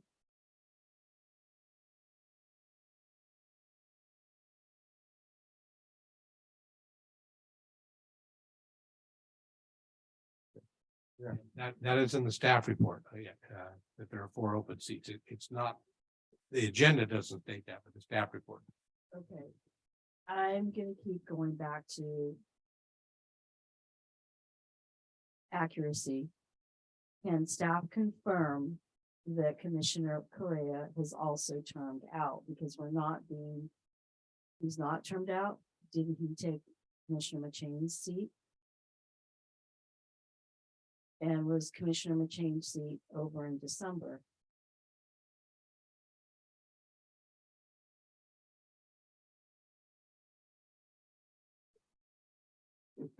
Ask the attorney. Yes, because Certainly, and not only is it legal, it's probably advisable. yeah. It is Yeah. advisable. We are. And everybody who has applied including sitting Commissioner Correa will all be invited to the February 7th meeting. So we're gonna table this. So he means the 31st, not the 7th. I apologize, the 31st, where it's a joint commission. So we're tabling everything, no decisions tonight?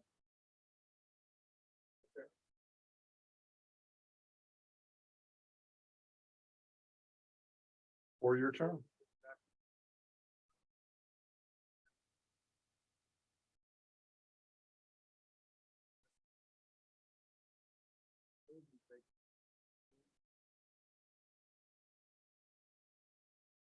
Okay, Okay.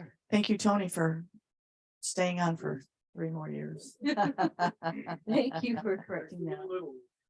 Thank you very much. Okay, moving forward. Thank you. Thank you, Dawn.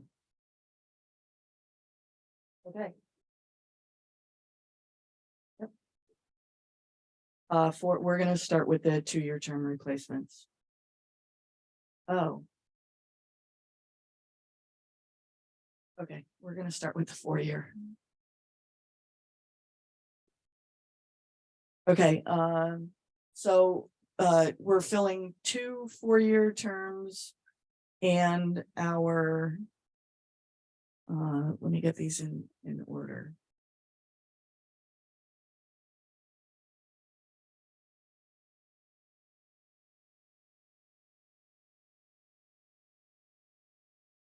Sorry, hang on one second.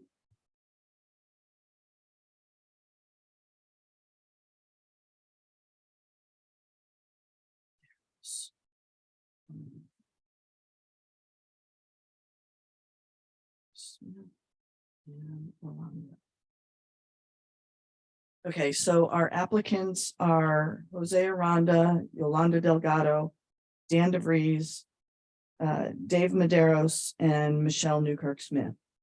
And we are looking at 2 4-year terms.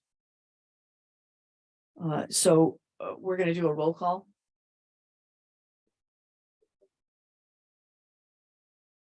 Yeah. Okay.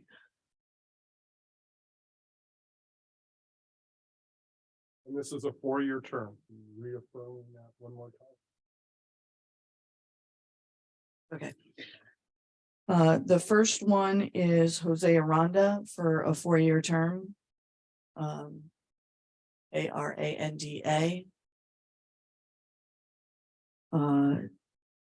Do you want to do the roll call? Okay. I need a motion and a second. Or do you want me to just go through it and, No, For the highest, vote? highest person wins. okay. Yep. Councilmember Frios? Mayor Pro Tem Freeman? Wait, hang on, he didn't answer yet. Sorry, Oh. sorry. I was trying to think about how, so.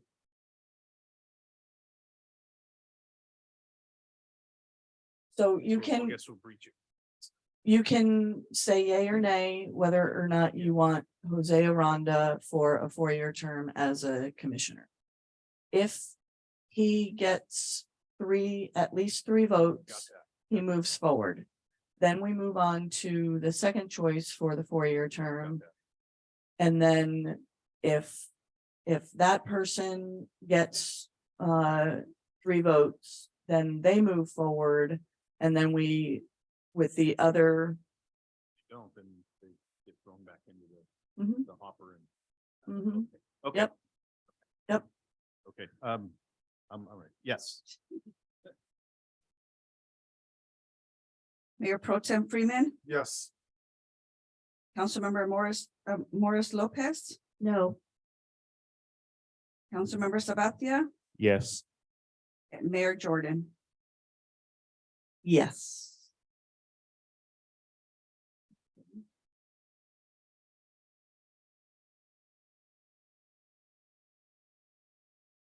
Moving forward to the next one. Hang on. Sorry, I'm trying to get this in head too. Okay, the second one will be Dave Maderos for a 4-year term.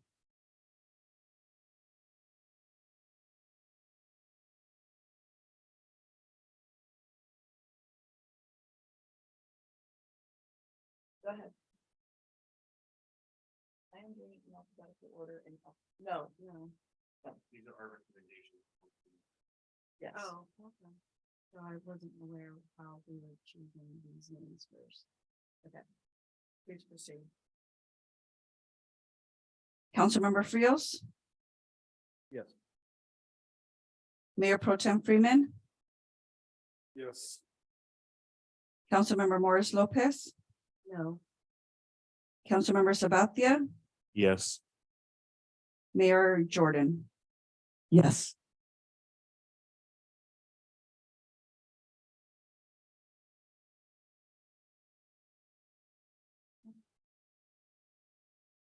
Okay, so Jose Aranda and Dave Maderos have been fully brought on for a 4-year term.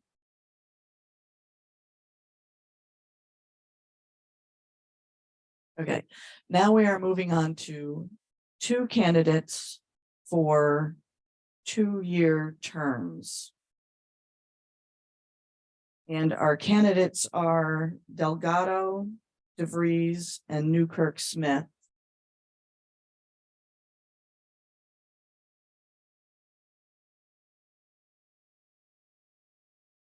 Yeah, I get that.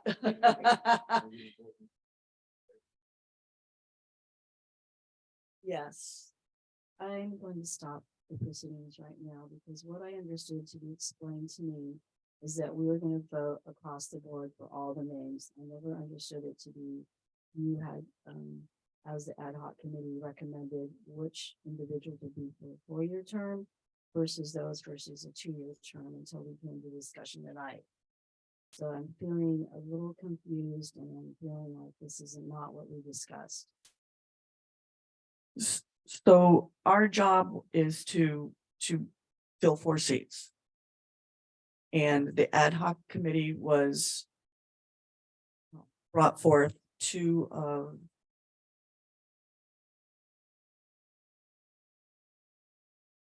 the top contenders, for lack of a better term, as we saw it.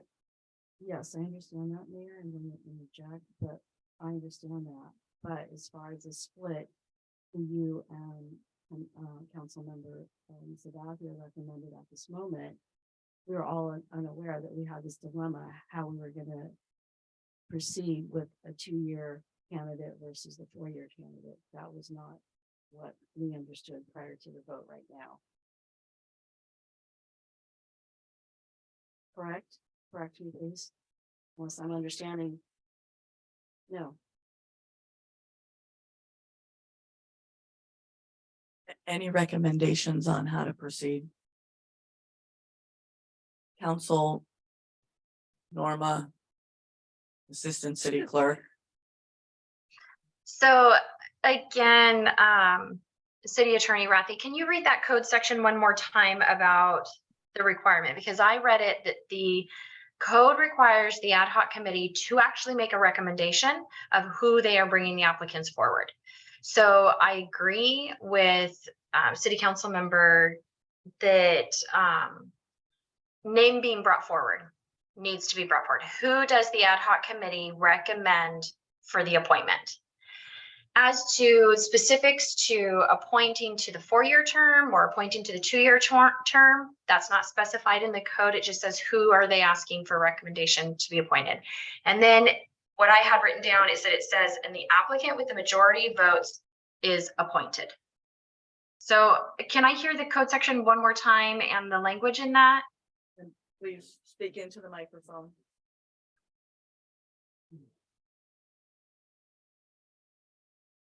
I'll read the code section that I just before in its entirety. When there is a vacancy to be filled on the planning commission, except for a successful reappointment of a planning commission member for a successive consecutive term as defined in subsection E of this section, the city council shall appoint an ad hoc committee of 2 members to receive applications and/or resumes, select qualified candidates for interview, conduct interviews, and make a brief report with a recommendation to the city council. The city council shall consider and vote on the recommendation and shall appoint the applicant who receives a majority of votes to the planning commission. An applicant does not receive a majority of votes, the ad hoc subcommittee shall select a new candidate, present that candidate to the city council at the following meeting. So our first recommendations were for these 2 individuals for 4-year terms. Those were our recommendations, and that's what we voted on. Okay, so it was the ad hoc committee's recommendation to bring forward and appoint Jose Aranda and Dave Maderos to the 4-year terms. Correct. Correct. Okay, and a vote was taken that, and 4 members of the council voted yes for those 2 members, And one in the. and 1 declined a vote. There were no vote, there was 1 no vote in each case. Okay, so as we stand, that is how the evening has progressed. So that means that by that, those 2 would be sitting and have been appointed to the 2 4-year terms. You have met the spirit of the code. Correct. And So now, now the question is, who are the 2 people you recommend for the 2-year terms?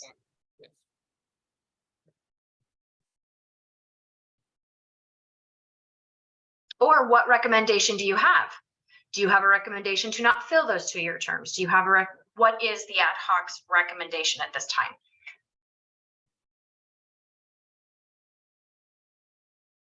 To put all 3 to a vote to the council. You can't bring 3 to a vote to the council when there's only 2 positions open.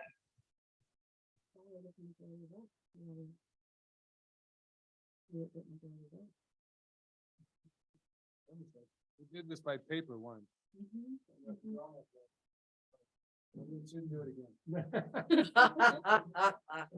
Good advice. And we just go in alphabetical order down the line. I have it written. Okay. Perfect. For the next person. Yeah, I guess the question would be, does the ad hoc committee have a? Yeah, you did. Thank you. Say that one more time. Does the ad hoc committee have a recommendation for 2 candidates for a 2-year term? And what if we did not? Have 1.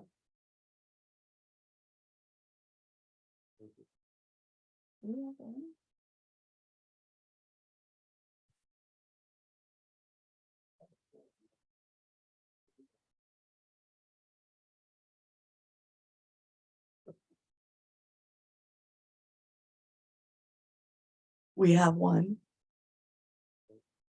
The ad hoc committee has a recommendation for 1 1 candidate to serve a 2-year term. Correct. Who is that applicant? I mean, you have to state the applicant. Absolutely. Yes, Yes. we understand that. We understand that. My next question is, where do we go from here after we name our 3rd? If we don't have consensus on the other 2, what do we do? Then the recommendation is you're gonna have to leave it open. You're gonna have to continue the process to fill that vacant position. So if you are not recommending the remaining 2 applicants to fill that last 4th seat, then that's saying that those applications will be basically tabled, and you are opening the positions back up again for more applications. Okay. Thank you. Okay, so our 3rd recommendation, 1 is for a 2-year term, would be Michelle Newkirk Smith. May I have a roll call, please? Councilmember Frios,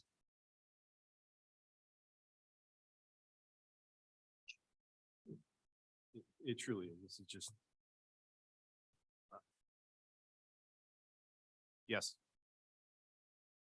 Mayor Pro Tem Freeman, Yes. Councilmember Morris Lopez, no. Councilmember Sabathia, Yes. Mayor Jordan. Yes.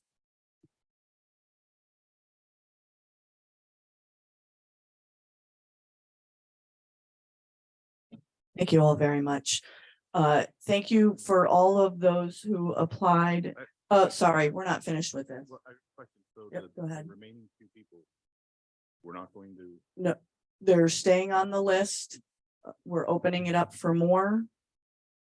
Unless you want to make a motion to bring one of them, one or the other forward, I guess. I don't know. Could we do that? Yes, do the that. council can, a sitting member of the council can make a motion to bring forward the two applicants to fill that last seat. That is the purview of the council, unless city attorney, I have misunderstood the code. But yeah, one of the council members can make the motion or can make the recommendation to bring forward and go above and beyond the ad hoc committee's recommendation. But there is no recommendation in this case. The ad hoc committee has not made a recommendation. So I don't know that they can bring forward a candidate who is not recommended by the ad hoc committee.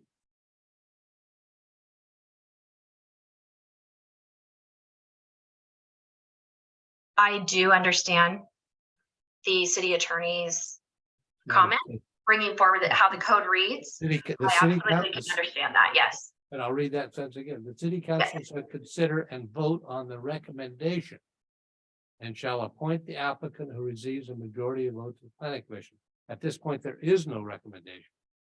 So if that applicant does not receive a majority vote, the ad hoc committee shall select a new candidate and present the candidate to the city council at the following meeting. So at this point, I think you could take the two candidates that have not been voted on tonight and bring them forward with, you could open up the process again for additional applicant, and then from that pool, make a recommendation at the next meeting. I believe that would be my interpretation. My understanding is that is our desire. Good.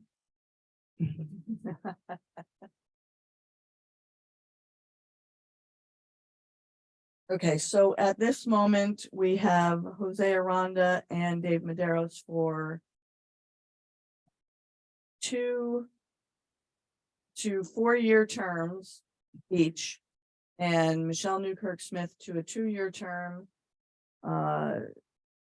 And we wish to open it up for how many weeks before the next, when's the next meeting for the, February 23rd.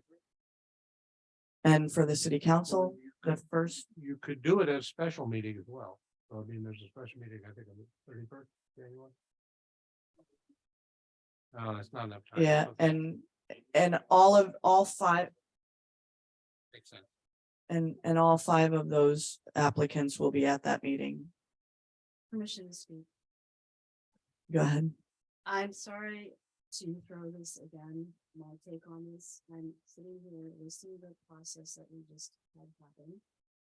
I too, I feel distress in the room, maybe the process didn't play out as we had previously discussed, or what it looks like in writing, or with the recommendation here, because we did have 2 seated commissioners that we could have very easily exercised item D on this planning commission ordinance and how to retain 2 outgoing without all of this ad hoc. Okay. Now that's one thing that I'm looking at. The other thing I'm looking at with the process, and I'm looking at the printed word here, recommended actions. Nowhere in that one sentence does it say that the ad hoc committee is going to present their recommendations. What it reads clearly and succinctly, the ad hoc committee and decide which applicants will fill the 4 open seats on the planning commission. Nowhere did it say that we were going to sit and listen to the ad hoc committee of 2 commissioners being, council members, one being a council member and one being the mayor, that we are going to take your individual or your collective recommendations for either the 4-year term or the 2-year term. I'm reading it as it is written. I do not feel comfortable with this process.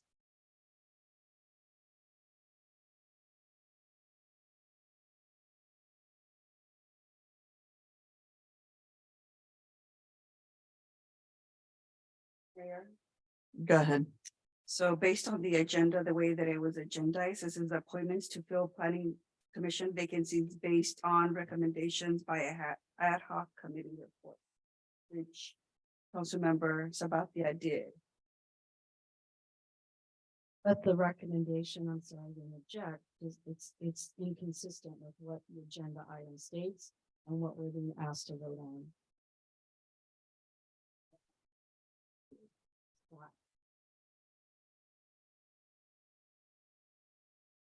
I don't see inconsistency. I see an omission with selecting for particular numbers of years.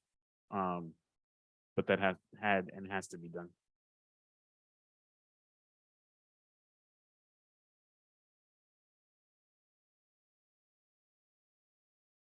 Admittedly, the staff report could have been more forthcoming on the terms. But the terms are what they are. They can't be changed.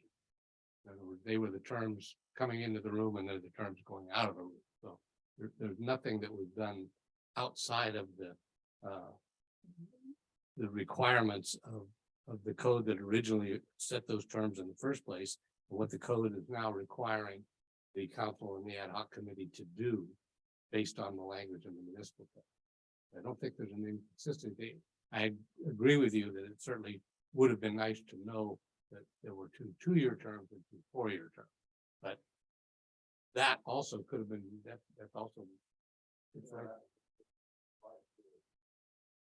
one or the other. Yeah, yeah.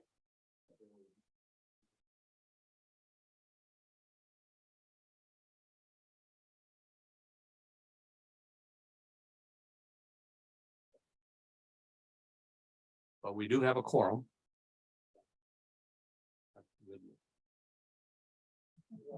Not if it wasn't done correctly.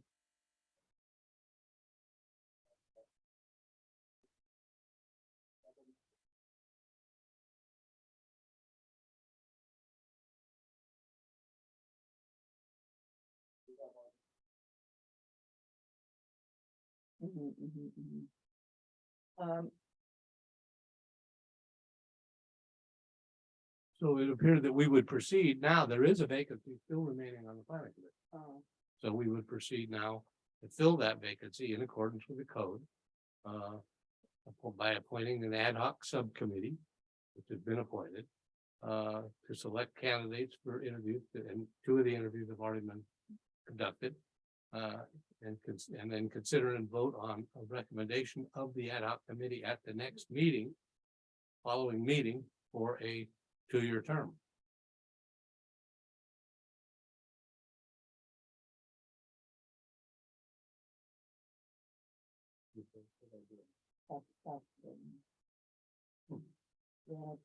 Term in December 2024 with an option to apply again.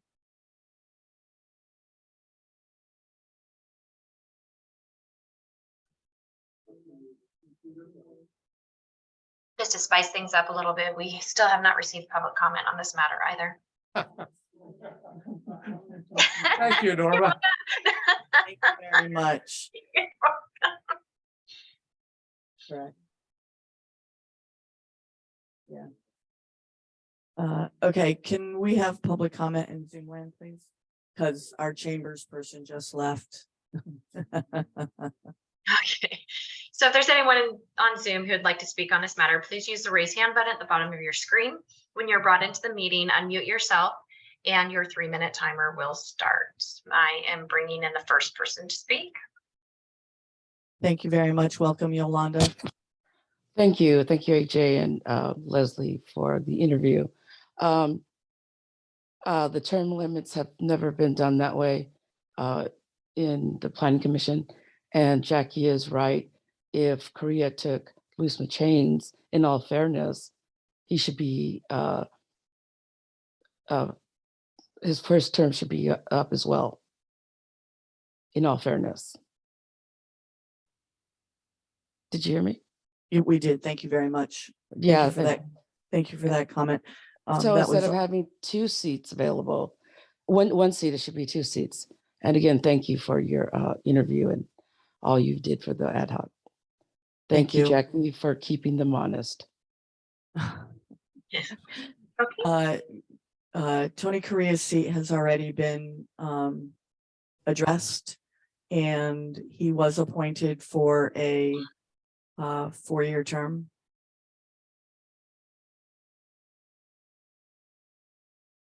Do we have any other public comment?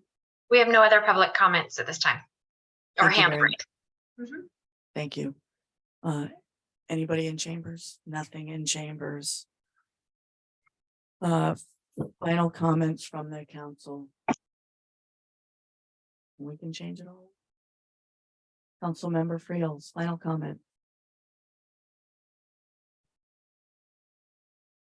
Yeah, this is, like I said, this is kind of uncomfortable. the way Please, this- please speak into the microphone. Like I said, it's kind of uncomfortable the way this went. And I have a question for either Norma or Elizabeth. Can I abstain from this vote? Norma, would I be able to abstain? Yes, any member can abstain for a matter. You need to state your abstention purpose, the purpose of the abstention, but you can abstain from vote. I'm not sure what we're voting on, what you're abstaining from. Because vote had already been taken, if I understand the process right. Well, the votes were taken to appoint the currently the 3, but don't we have to? We have an action. Is that the action item then, or is the action item? Yeah, there's another thing I'm confused about. Now, do we vote on who we voted on?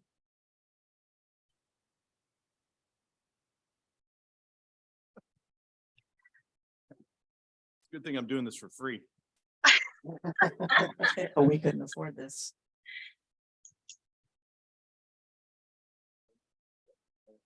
Right now, I don't even know. I have no idea what to say. Okay, thank you. We'll get back to you. Final comments, Mayor Pro Tem Freeman. Thank you. Final comments, Commissioner, sorry, woof. Councilmember Morris Lopez. Thank you, Mayor. I think I was very clear with my comments that I made. I was very clear that it was, that 2-year, 4-year distinction. I understood that we would vote across the board for all of them, but the agenda and the actual recommended action are a little different, worded differently. But I do agree with Councilmember Friels. This has been a little kind of tricky process, and I'm not feeling 100% on board with it. I'm sorry to say, but I respect the effort that you two did in this. It just didn't turn out the way I thought it would. And I thank all of the applicants that did throw in their hat, answer the questions and, interview and also fill out their applications. And that's all I have to say. Thank you. Councilmember Sabathian. So I can appreciate the frustration from my fellow council members. In looking back, still think things were pretty clear. That's just my opinion. I can understand, people being frustrated at how it didn't turn out. And holding these interviews and interviewing everybody and reviewing everybody's applications, I still stand by the recommendations that we made. And I would hope people would still stand by the votes they made based on those recommendations. That's all. After hearing everybody's comments, the 2 and the 4-year.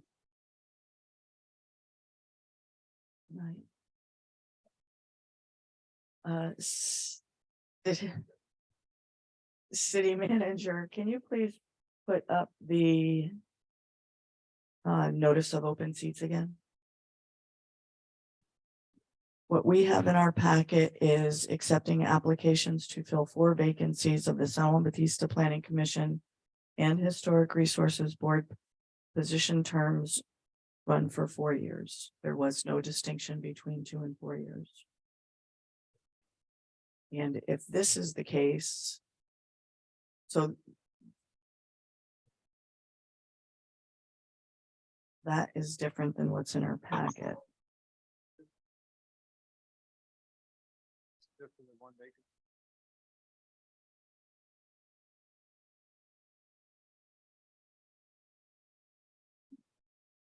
This should, I was looking back to December. this was posted on 12/6/2022. Notice of open seats. The one issue is that in 4 years, are all 5 positions up? We have no council, we have no commission.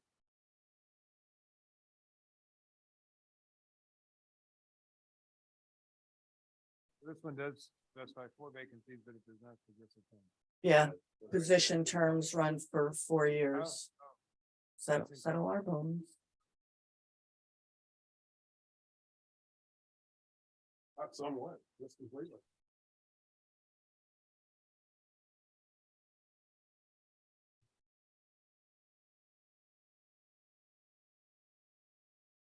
I'm at a loss of where we go from here.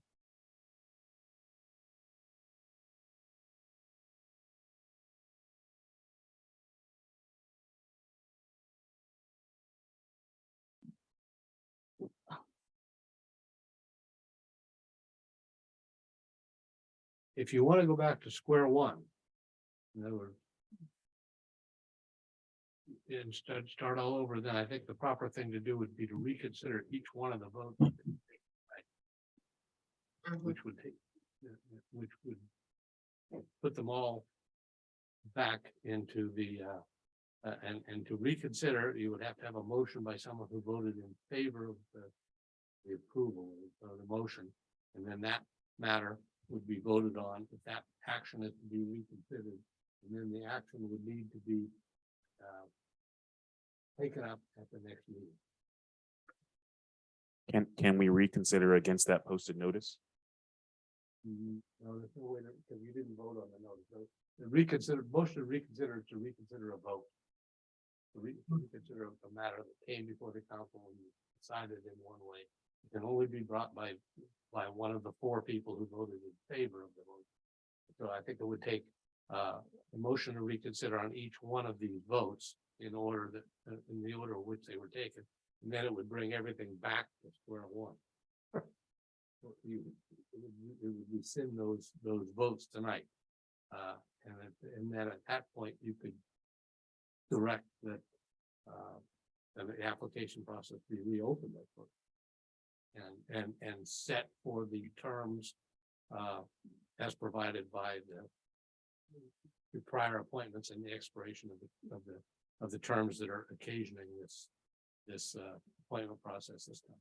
In other words, it would essentially undo what you've done so far.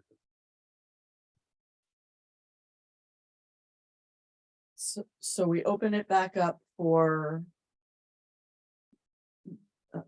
reapplication for 4 candidates or to fill 4 4-year terms. And those terms would be spelled out, yeah. Bob, this might be a tough one, but how long, via the California Constitution, how long can we go without a planning commission? Because I know it's one of the things we're supposed to have.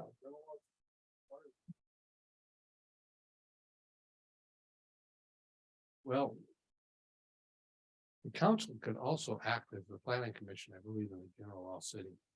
But then who would somebody? appeal to? There would not be an appeal. That would be the problem. That's the problem. Yeah, the appeal would be to the Superior Court in that case. So that's a very good reason to have a planning. But I don't. I think in this case, and I think you would have to take action at the next meet, and I don't have the council's procedures in front of me. Could we do it at a special meeting? Yes, you could do it at a special meeting. I believe you could do it at a special meeting. That requires it to be done at a regular meeting. So if you were to undo each one of these votes and then they would, if the council wishes to just bring back these 5 candidates, I suppose you could do that. But you've already had an application process and bring it. Well, that would be awkward though, because you're changing would be changing the ground rules here as far as the term limits go. And we need to make sure that, as someone pointed out, that that we're creating a staggered term. As the municipal code provides. So.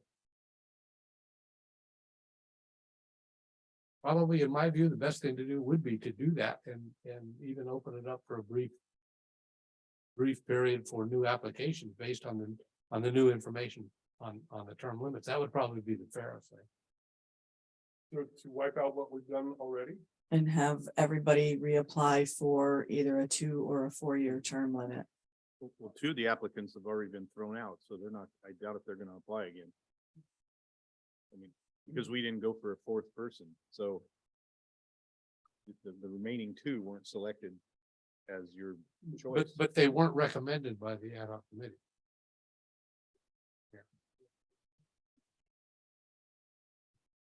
You have 2 appointed to 3. That would give the quorum moving forward. And then we bring back, we re-deliberate then the ad hoc committee for. That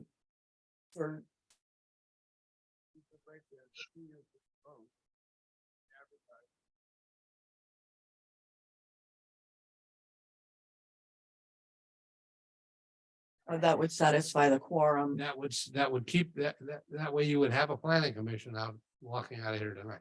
Mhm. Right. So that, yeah, you're right, Don. I think that, So excuse me, what is the recommended course of action now? Because it's changing every 30 seconds. right, I understand. I think the recommended course of action, based on what the city manager just pointed out, was that there has been a vote on a 4-year term, and the notice spoke to a 4-year term. So that is consistent with what the applicants expected to apply for. The 2-year term was not addressed.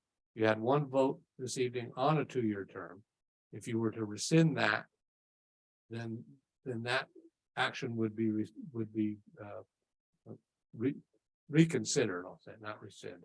Reconsider that action tonight, then that vote would be nullified. And then we would ask them if they choose to remain on the list for a 2-year term. and it would come back before you in terms, the reconsideration will have to come back before you, because once you take a vote on a reconsideration, then you're just essentially addressing that action only, and it then has to be brought back. So it would be brought back in the terms of, do you want to vote again on Newkirk Smith, Mr. DeVries, or Ms. Delgado? But of course, there would have to be involvement of the ad hoc committee in that, or you could appoint a new ad hoc committee. There has to be an involvement of the ad hoc committee, because the code provides for votes on the recommendations of the ad hoc.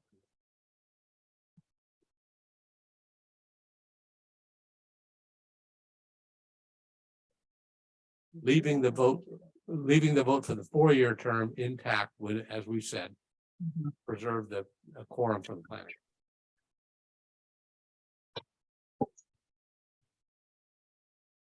Okay, so as it stands now, the recommendation is to bring Aranda and Maderos in for 4-year terms each. But we had a valid vote on Michelle, and I personally will never vote to rescind it. I'm not, Well, this is. Michelle's, It's like a referee going and changing his call, a half hour later. This is just, there needs to be finality. I think it's called stare decisis in the law. At some point, things get appealed in the law. I'm speaking to the lawyer here, and forgive me. Things get appealed and appealed and appealed. At some point, the appeals courts, there's a special phrase. It's not stare decisis. I forget what it is, where they say no more because we're tired of this appeal on whatever subject it is. It doesn't matter. And so I'm tired of going over and over and over. We've decided 4-1 that she was a valid candidate.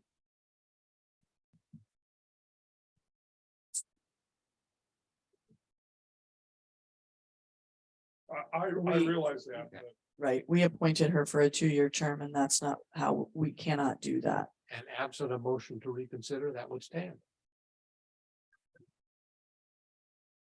the 2-year term. The vote, yes. Yes. Folks have consequences.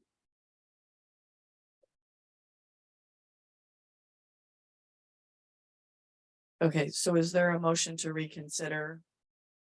The 2-year term for Michelle Newkirk Smith?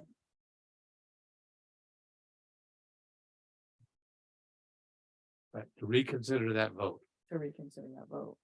I propose a motion to reconsider the vote for the 2-year term because the candidates that are remaining apply with the understanding that it would be a 4-year term. Unfortunately, you are not the prevailing vote, so you're unable to make that motion. It has to be Correct. one of the 4 remaining 4. That is correct. It must be Thank somebody you who for voted in that. the affirmative. You're welcome. We're gonna get through this. I promise you guys, we're gonna get through this. Thank you, Norma. Before we get Thank into you. You're it, welcome. So what is this goal here? We're gonna vote again to vote?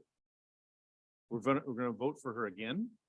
Essentially, we are voting to Yes. remove her, to reconsider her at a separate time to be determined. To a 4-year instead of a 2-year term. I don't think we can Right. do that if we're following, no, I don't think we can do We that. wouldn't be able to follow our rotation. Yeah.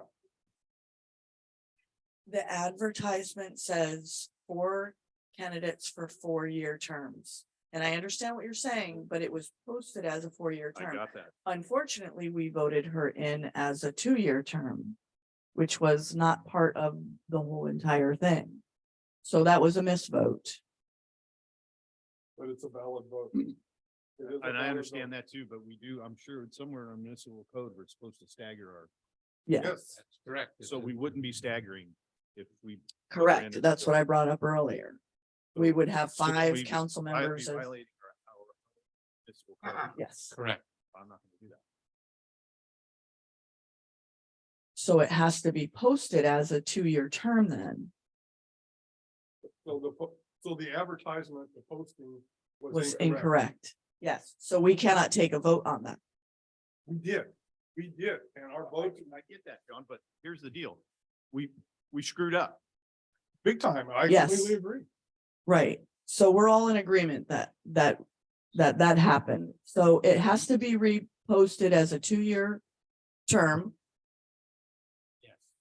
And so it would be a reconsideration, There would be two seats open for a 2-year term. right? So we would reconsider Michelle for the new posting. Correct. Thank you. That's at the next. At a meeting to be determined. It could be a special meeting, it could be on, It would normally need to be done at the following meeting. okay, so on Motion- February because 20. The idea of a motion to reconsider is that there's First. no intervening rights that are impacted by the. Okay, so February 21st. We will reconsider No, we can't. Ms. Delgado, Mr. DeVries, and Ms. Newkirk Smith. We can't do that, we voted, But we voted. it would have to be done at the next meeting, which would be the 31st if we're having a special meeting. So it would have to be at the next meeting, and there would have to be a motion to reconsider made by somebody who voted and that motion would have to pass tonight. And that motion needs to be a recon to adhere to, It's just a reconsideration of that action. Yes. Of the vote. which was an illegal action. Well, I make a motion to reconsider Yeah, the vote to appoint Michelle Newkirk the Smith vote to a to 2-year appoint term. Michelle on the Newkirk planning. Smith to a 2-year term because it was agendized as a 4-year term. Was not agendized. It wasn't. Was not agendized. It was, I apologize, it was advertised as a 4-year term. It should have been two 4-year terms and 2 2-year terms. Absolutely correct. Thank you very much. May I have a second?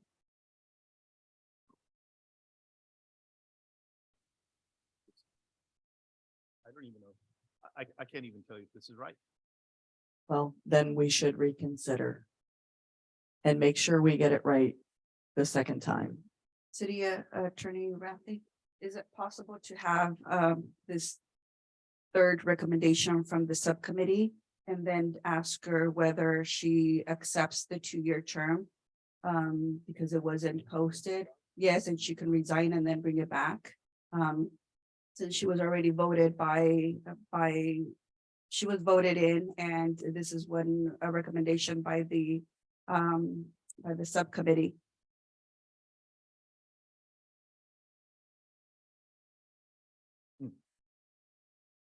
Go ahead, throw something in. So her appointment would be contingent on her accepting the 2-year term versus the 4-year term. My initial feeling is no. No, I think that the terms, 4-year terms were consistent with the advertisement. Those votes were taken. This vote was taken, not consistent with the advertisement. So it's, as the mayor's pointed out, it has questionable legality, I'll say. And probably the best way to cure that is to rescind the action, to reconsider the action. That's my opinion. And hope she reapplies. Hope she's not watching this and go, what the heck do I want to work for those guys for? Thank you. And unless she affirmative withdrew her We made a mistake application. on the last one too. We accepted an application. that's Thank you, expired. Scott. Councilmember, real sorry. We have a Attorney motion. Rathi, you were making a statement. What I was saying was, I think it would take an affirmative action for her to withdraw her application. I mean, we would re-advertise for a 2-year term and give everyone an opportunity to do that, I think. But I think we have to re-advertise for the proper term. And have that. So we would have to make a decision by the 31st. At the next meeting. I don't And have and that's a the special meeting. So would it be at a special meeting or would it be at an agenda, a regular meeting? Thank you.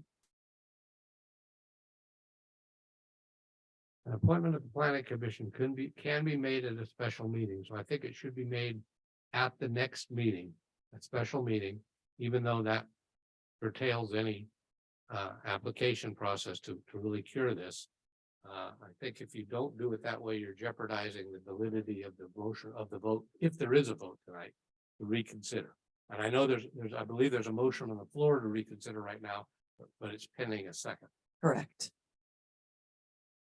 And I think at that point, it would have to be brought back.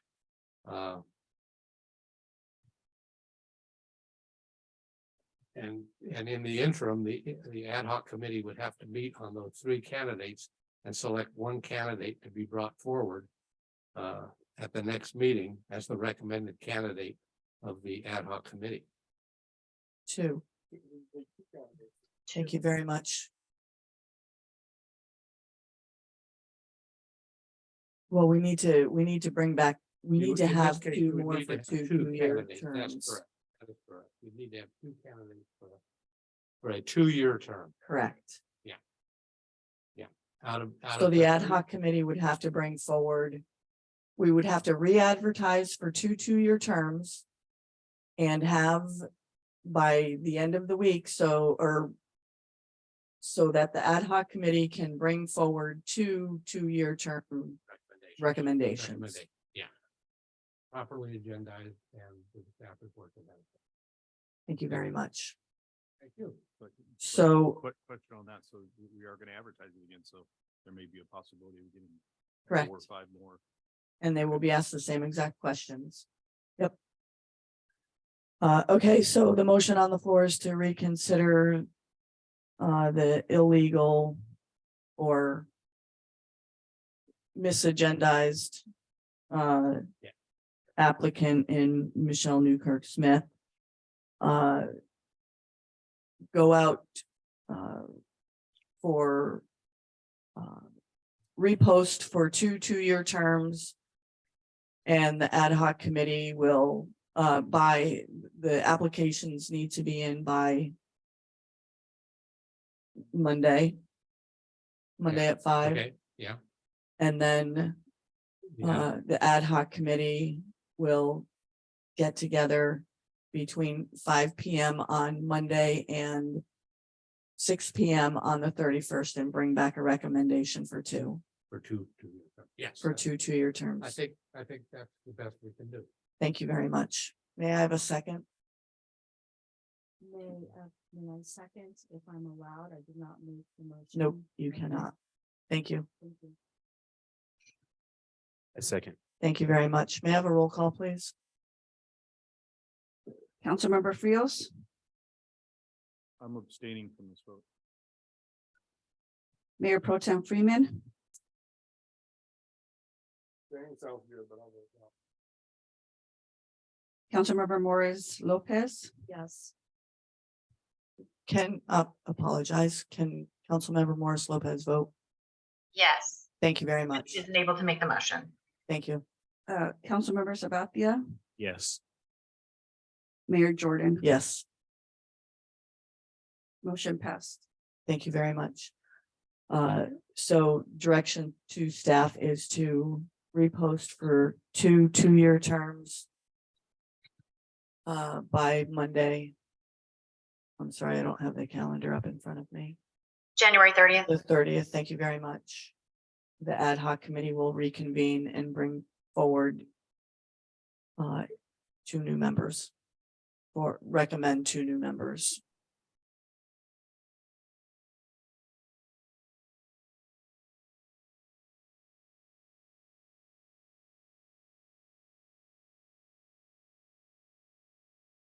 Thank you very much.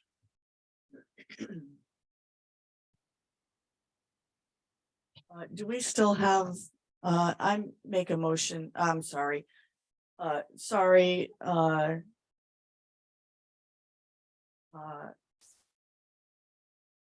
the fire marshal for sitting here and listening to all of this. Can we please bring him forward and do H before we do anything else?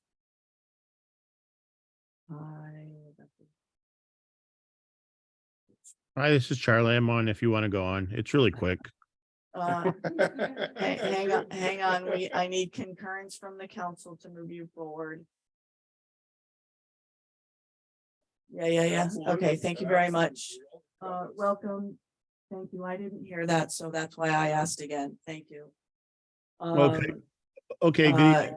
Sorry, go ahead, Charlie. Good evening, council. This was brought on because of the Ghost Ship fire. So every year they created SB 1205, which states that every jurisdiction has to they're mandated. They're mandated to do all inspections in all schools, hotels, motels, apartments, and jails. So all we need to do, so it was enabled so they could place some liability so they don't have a catastrophic fire like they did with the Ghost Ship fire. So with that, we have to do all the inspections in each jurisdiction and report that we did the inspections and completed them for 2022. So we'll be bringing it again. We'll be doing them again throughout the year, and we'll be bringing them to you every year that we completed them. So with that, we've completed the 3 schools, which is the high school, the elementary school, and the school district office. We did the 2 hotels, and we did the 19 out of the 19 apartments there. So the only problem is we have some that we still need to figure out and find out, because I believe there's some more apartments than there is. We're doing duplexes, but we're only mandated to do triplexes on up, but we're trying to do all rental housing facilities. That way we get compliance and make sure they're all safe. So we're here to successfully let you know that we completed them for the year, and that was it. All you need to do is acknowledge that you got the report, and that's all there is to it. Thank you very much. Questions, comments, concerns from the council, Councilmember Friels, No, thank you. Mayor Pro Tem Freeman. Thank you for the great report. Acknowledge the receipt. Thank you, Councilmember Morris Lopez. Thank you. I'm looking at your report. Awesome. It's 100% complete. Thank you. Councilmember Sabathia. Comments. I don't either. Thank you. Public comment from Zoom. If anyone who's joined on Zoom would like to speak on this matter, please use the raise hand button at the bottom of your screen.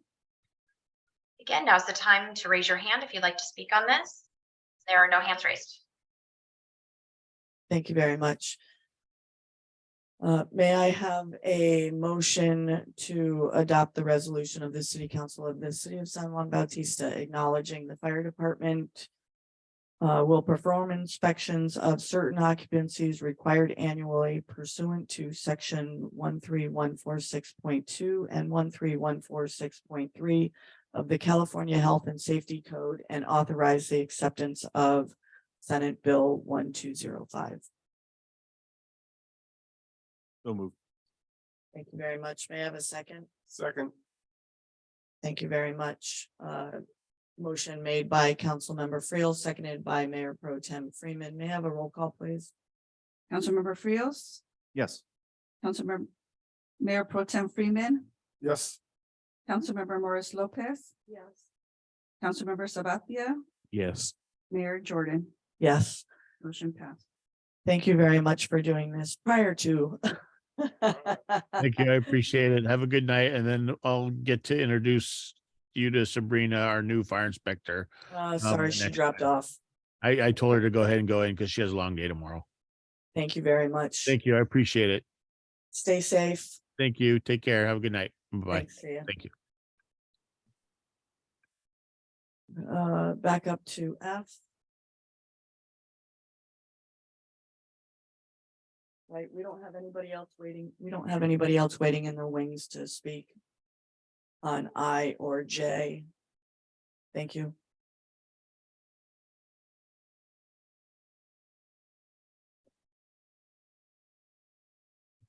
Okay, sorry.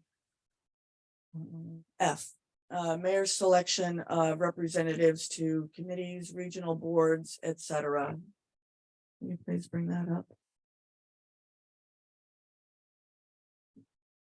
Does everybody have a copy of?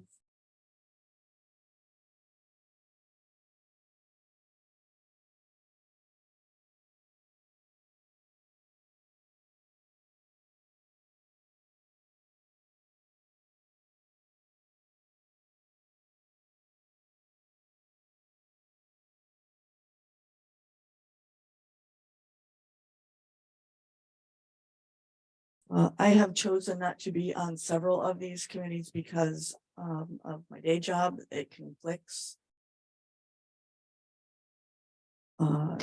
So I'd be out more than I wouldn't be. LAFCO being one of them. EJ Sabathia and Jackie Morris Lopez.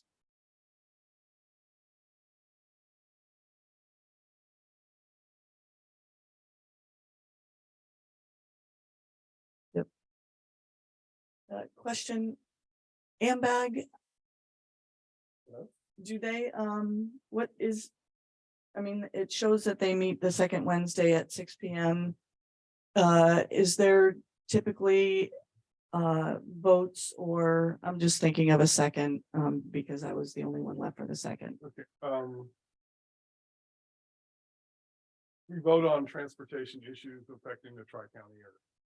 On a regular basis. It's on a big scale of basically federal money to the county governments, not so much us. Okay, thank you for that. Okay, AMBAG, Mayor Pro Tem Freeman. Thank you. And myself.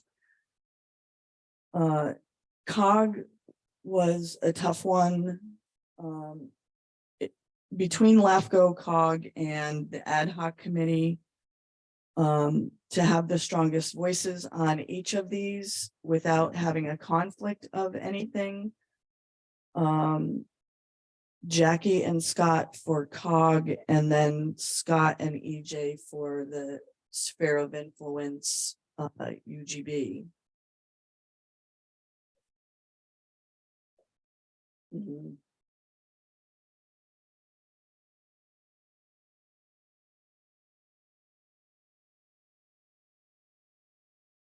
And then you'll be first on the ad hoc committee.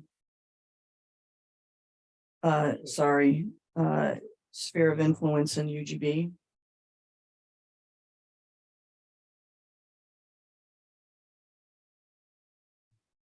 Water Resources Association, myself and council member, it is there twice, council member Freeman. West Nile, Which, on sphere of influence, and, excuse me, I'm sorry. it's down there twice, once at the very end and once at the bottom of, And have we made an assignment to that? no, We have not. Okay, thank you. the at-large member. And we also need 2 planning commission members, so that has not been done. Sabathia, And I understand that Councilmember Sabathia owns property close to the area that is involved in the sphere of influence. That's what I've been told. Within. Okay, that could create a conflict of interest on the Fair Political Practices Act. That's Okay. Ownership in real property. Uh, a Public official cannot participate in making, attempting to influence, or using official position to influence a decision. And an effect on that decision is presumed to be material if the property which the public official has a financial interest is located within 500 feet or less of the property which is a subject of the government decision. And there's another aspect of the Fair Political Practices Act that discusses the effective material if the property in which the official has a financial interest is located within 500 feet or less, and the decision would determine the property which is the subject of the government's decision included within a city boundary. So both of those could be implicated here with Councilmember Sabathia. His ability to serve on the committee is in a sense separate from his ability to vote on the matter. But if the deliverable of the committee is a recommendation to the council, then that's an attempt in essence to influence the council. So this is our recommendation, right? So my advice in this context, though, thankfully, is not determinative. And we always suggest that the public official contact the FPPC on this. And they have an informal advice line and they can provide advice. I did a little quick research here, and I do think that there's an opinion that's potentially relatively on point. I need to read it a little bit more, but I could provide that to you. Be glad to do that. And the number. I'm not trying to delay this, but I don't want no, to set up thank a you very much. scenario Is that could any be other, problematic. is any other council member within a 500-foot radius of the sphere of influence? That I do not know.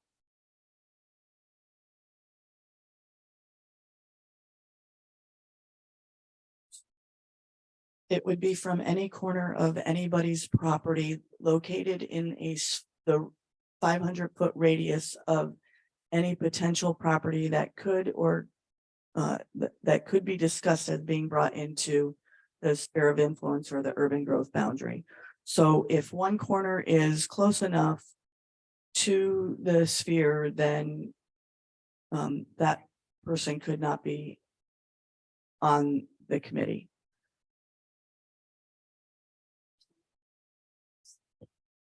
Discuss, since we are discussing, so the reason being is that we don't have a finite determined sphere of influence, correct? Councilman Reels. So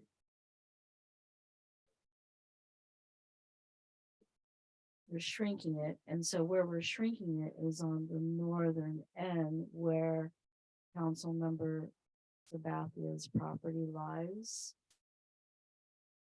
On the eastern end. We talked about shrinking it on the eastern end too, which could bring it close to several people's houses. What about also Councilmember Reels? You're like on the exterior too, so you got your little circle. Yeah, okay. All the So- way around. All the way around, okay. Yeah.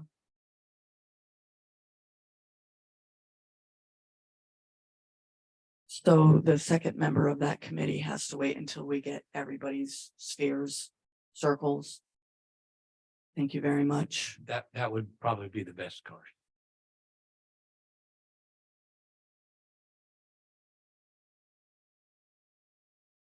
Water Resources Association, Jordan and Freeman, West Nile Virus, Morris Lopez,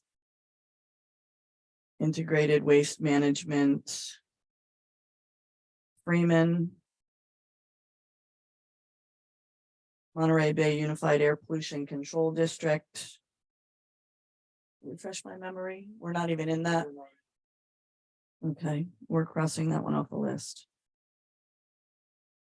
CMAP, Sabathia.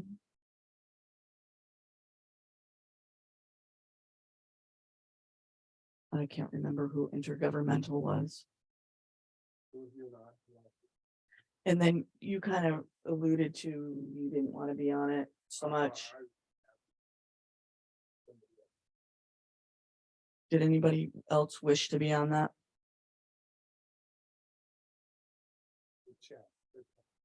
Oh, Scott, I had you on that.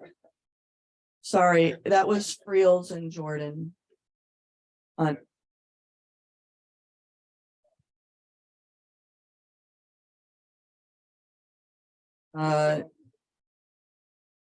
Ad hoc committee for parking within the city limits. I'm not sure about that one. Ad hoc committee for parking within city limits. That's an as needed. Ad hoc Fairview, we did. Sheriff and would fall under public safety, which would also include the fire district. Is Friels and Jordan. EDCAC, Jordan. Area Agency on Aging, was that Sabathia? Monterey Bay Community Power Authority, Freeman and Morris Lopez. I can't read my writing for Continuum of Care. Was that Morris Lopez? Monterey, San Benito County Continuum of Care Leadership Council. It's never met. Yeah, San Benito Homeless Planning Group. Anybody want that one?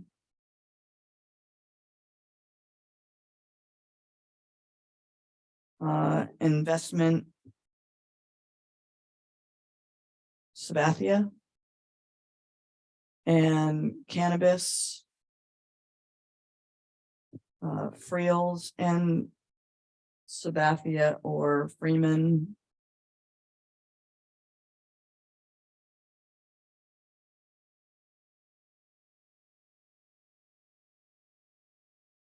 I need a second for Area on Aging.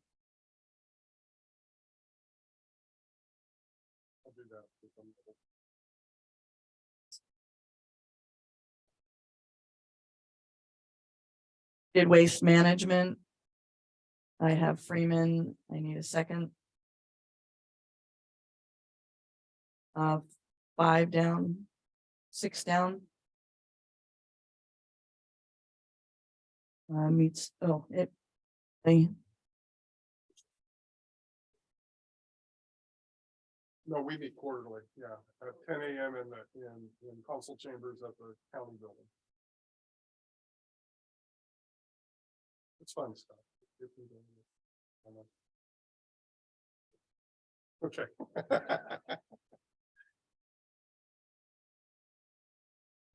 And West Nile, anybody want to second that one?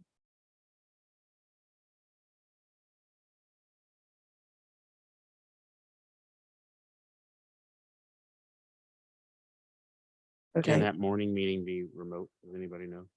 The integrated waste management? Otherwise it conflicts with mine. Day gig. let's talk tomorrow night. At FRD. The lady who runs it. will be there. That's at the mixer, Yeah. the green mixer.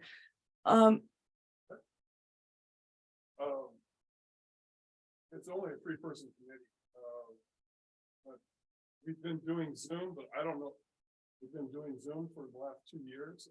I have no idea what happens after we haven't been doing it. If the governor declares the state of emergency over on February 28th, does everything not go back to?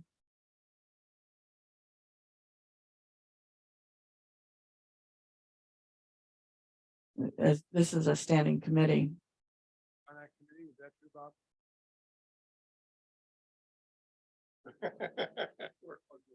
Committee members, council members have to appear in person after the state of emergency has been ended.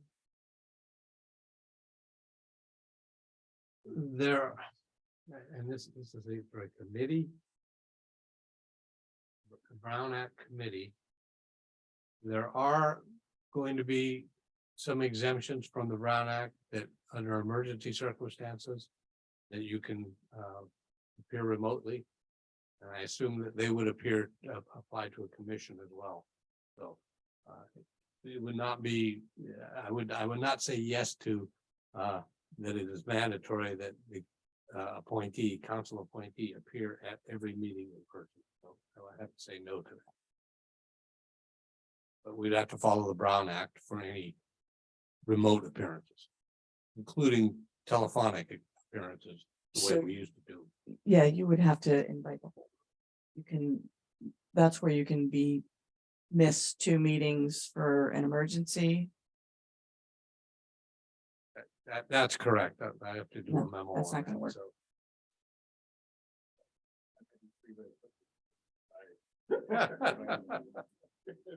That wouldn't work. Sorry. Questions, comments, concerns, discussion?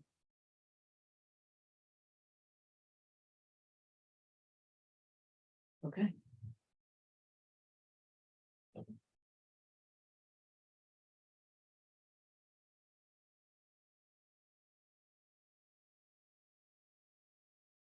Do we need a motion and a second on this and a roll call?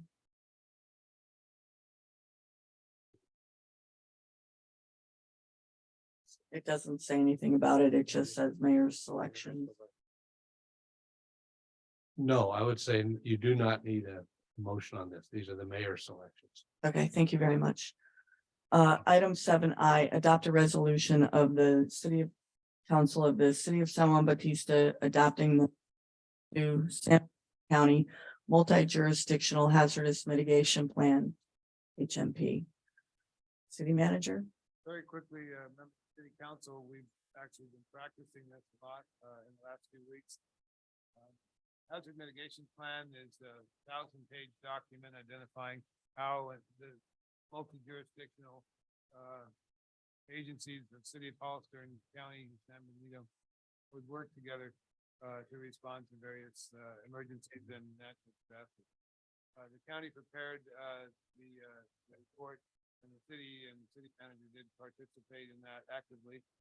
Presented drafts to City Council and Public Safety Committee last fall. And the city's adoption is required by FEMA and Cal OES to help us with training money and to help free up local emergency funds should FEMA and the state respond to an emergency in our jurisdiction. So it's a matter of process.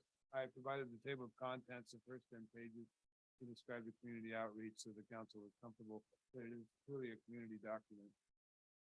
So with that, I'm happy to answer questions on it. Questions, comments, concern from the council, Councilmember Freels? No questions, and thanks for doing that on it. I've done them also, and they're not very fun. I think. Mayor Pro Tem Freeman? Just follow up on what Scott said. Thank you for being there for all the emergency meetings. Great job. Thank you. Thank you, Councilmember Morris Lopez. Councilmember Sabathia? No comments. Thank you very much. Public comment on Zoom. If there's anybody who would like to speak on this matter, please use the raise hand button by pressing that button there at the bottom of your screen. We have no hands raised at this time. Thank you very much. May I have a motion to adopt a resolution of the City Council of the City of San Juan Bautista adopting the 2022 San Benito County Multi-Jurisdictional Hazardous Mitigation Plan? So moved. Please. I'll second it. Thank you. May I have a roll call, please? Councilmember Frios, Yes. Mayor Pro Tem Freeman, Yes. Councilmember Morris Lopez, Yes. Councilmember Sabapia, Yes. Mayor Jordan. Yes. Motion passed. Thank you. Thanks for that. 7J, introduce an ordinance to amend section 2-1-105 and 2-2-115 of the San Juan Bautista Municipal Code to vest the authority in the city manager to appoint a city clerk.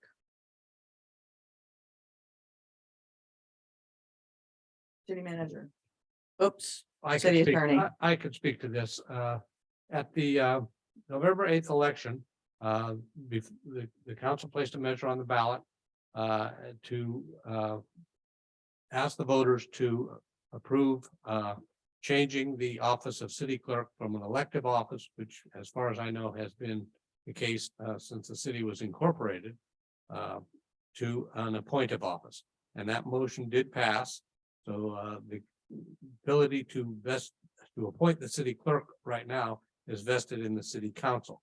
However, there is a section of the government code that does allow the council to delegate that appointment authority to the city manager, in which case the city clerk would be responsible to the city manager rather than to the city council in the direct line of authority. So the city clerk would be in that sense an employee of the city, and many cities in California have followed that process.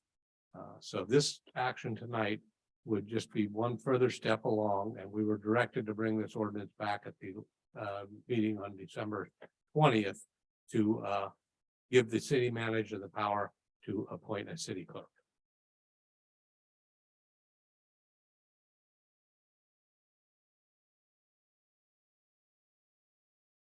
Correct. This would introduce that ordinance. It would still need to come back for a second reading, and then would go into effect in 30 days. Thank you very much. Questions, comments, concerns from the council, Councilmember Freels, No questions, comments. Thanks. Mayor Pro Tem Freeman, No questions. Councilmember Morris Lopez, No questions. Councilmember Sabathia. No questions. I do not either. Thank you very much. Public comment. If anyone in Zoom would like to speak on this matter, please raise your hand by pressing the raise hand button. There are no hands raised at this time. Thank you. May I have a motion to bring this back for a second reading? Yeah, the motion would be, if I could speak, I'm sorry, to approve the introduction and then bring the motion back to us for second reading. May I have a motion to approve the introduction of an ordinance to amend the section 2-1-105 and 2-1-115 of San Juan Bautista Municipal Code to vest the authority in the city manager to appoint a clerk and then bring it back for a second reading? So moved. Thank you very much. Second. Thank you very much. Motion made by Councilmember Friel, seconded by Mayor Pro Tem Freeman. May I have a roll call? Councilmember Frios, Yes. Mayor Pro Tem Freeman, Yes. Councilmember Morris Lopez, Yes. Councilmember Sabapia, Yes. Mayor Jordan. Yes. Motion passed. Thank you very much. Discussion item, receive an update on accepting applications for appointment of city treasurer. City manager. not much of an update. We have talked to several or at least two candidates who might be interested in applying, and the applications are due, I believe, 31st of January. Thank you. Questions, comments, concerns from the council? No, thank you. Mayor Pro Tem Freeman. Councilmember Morris Lopez, No questions.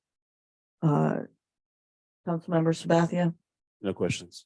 I don't either. Thank you very much. Motion to adjourn. So moved. Thank you very Second it. much. Motion by Councilmember Sabathia, seconded by Morris Lopez. May I have a roll call, please? Councilmember Frios. Yes. Mayor Pro Tem Freeman, Yes. Councilmember Morris Lopez, Yes. Councilmember Sabathia, Yes. Mayor Jordan. Yes, Motion passed. thank you very much. Please note for the record, the meeting has officially adjourned at 10:50 PM.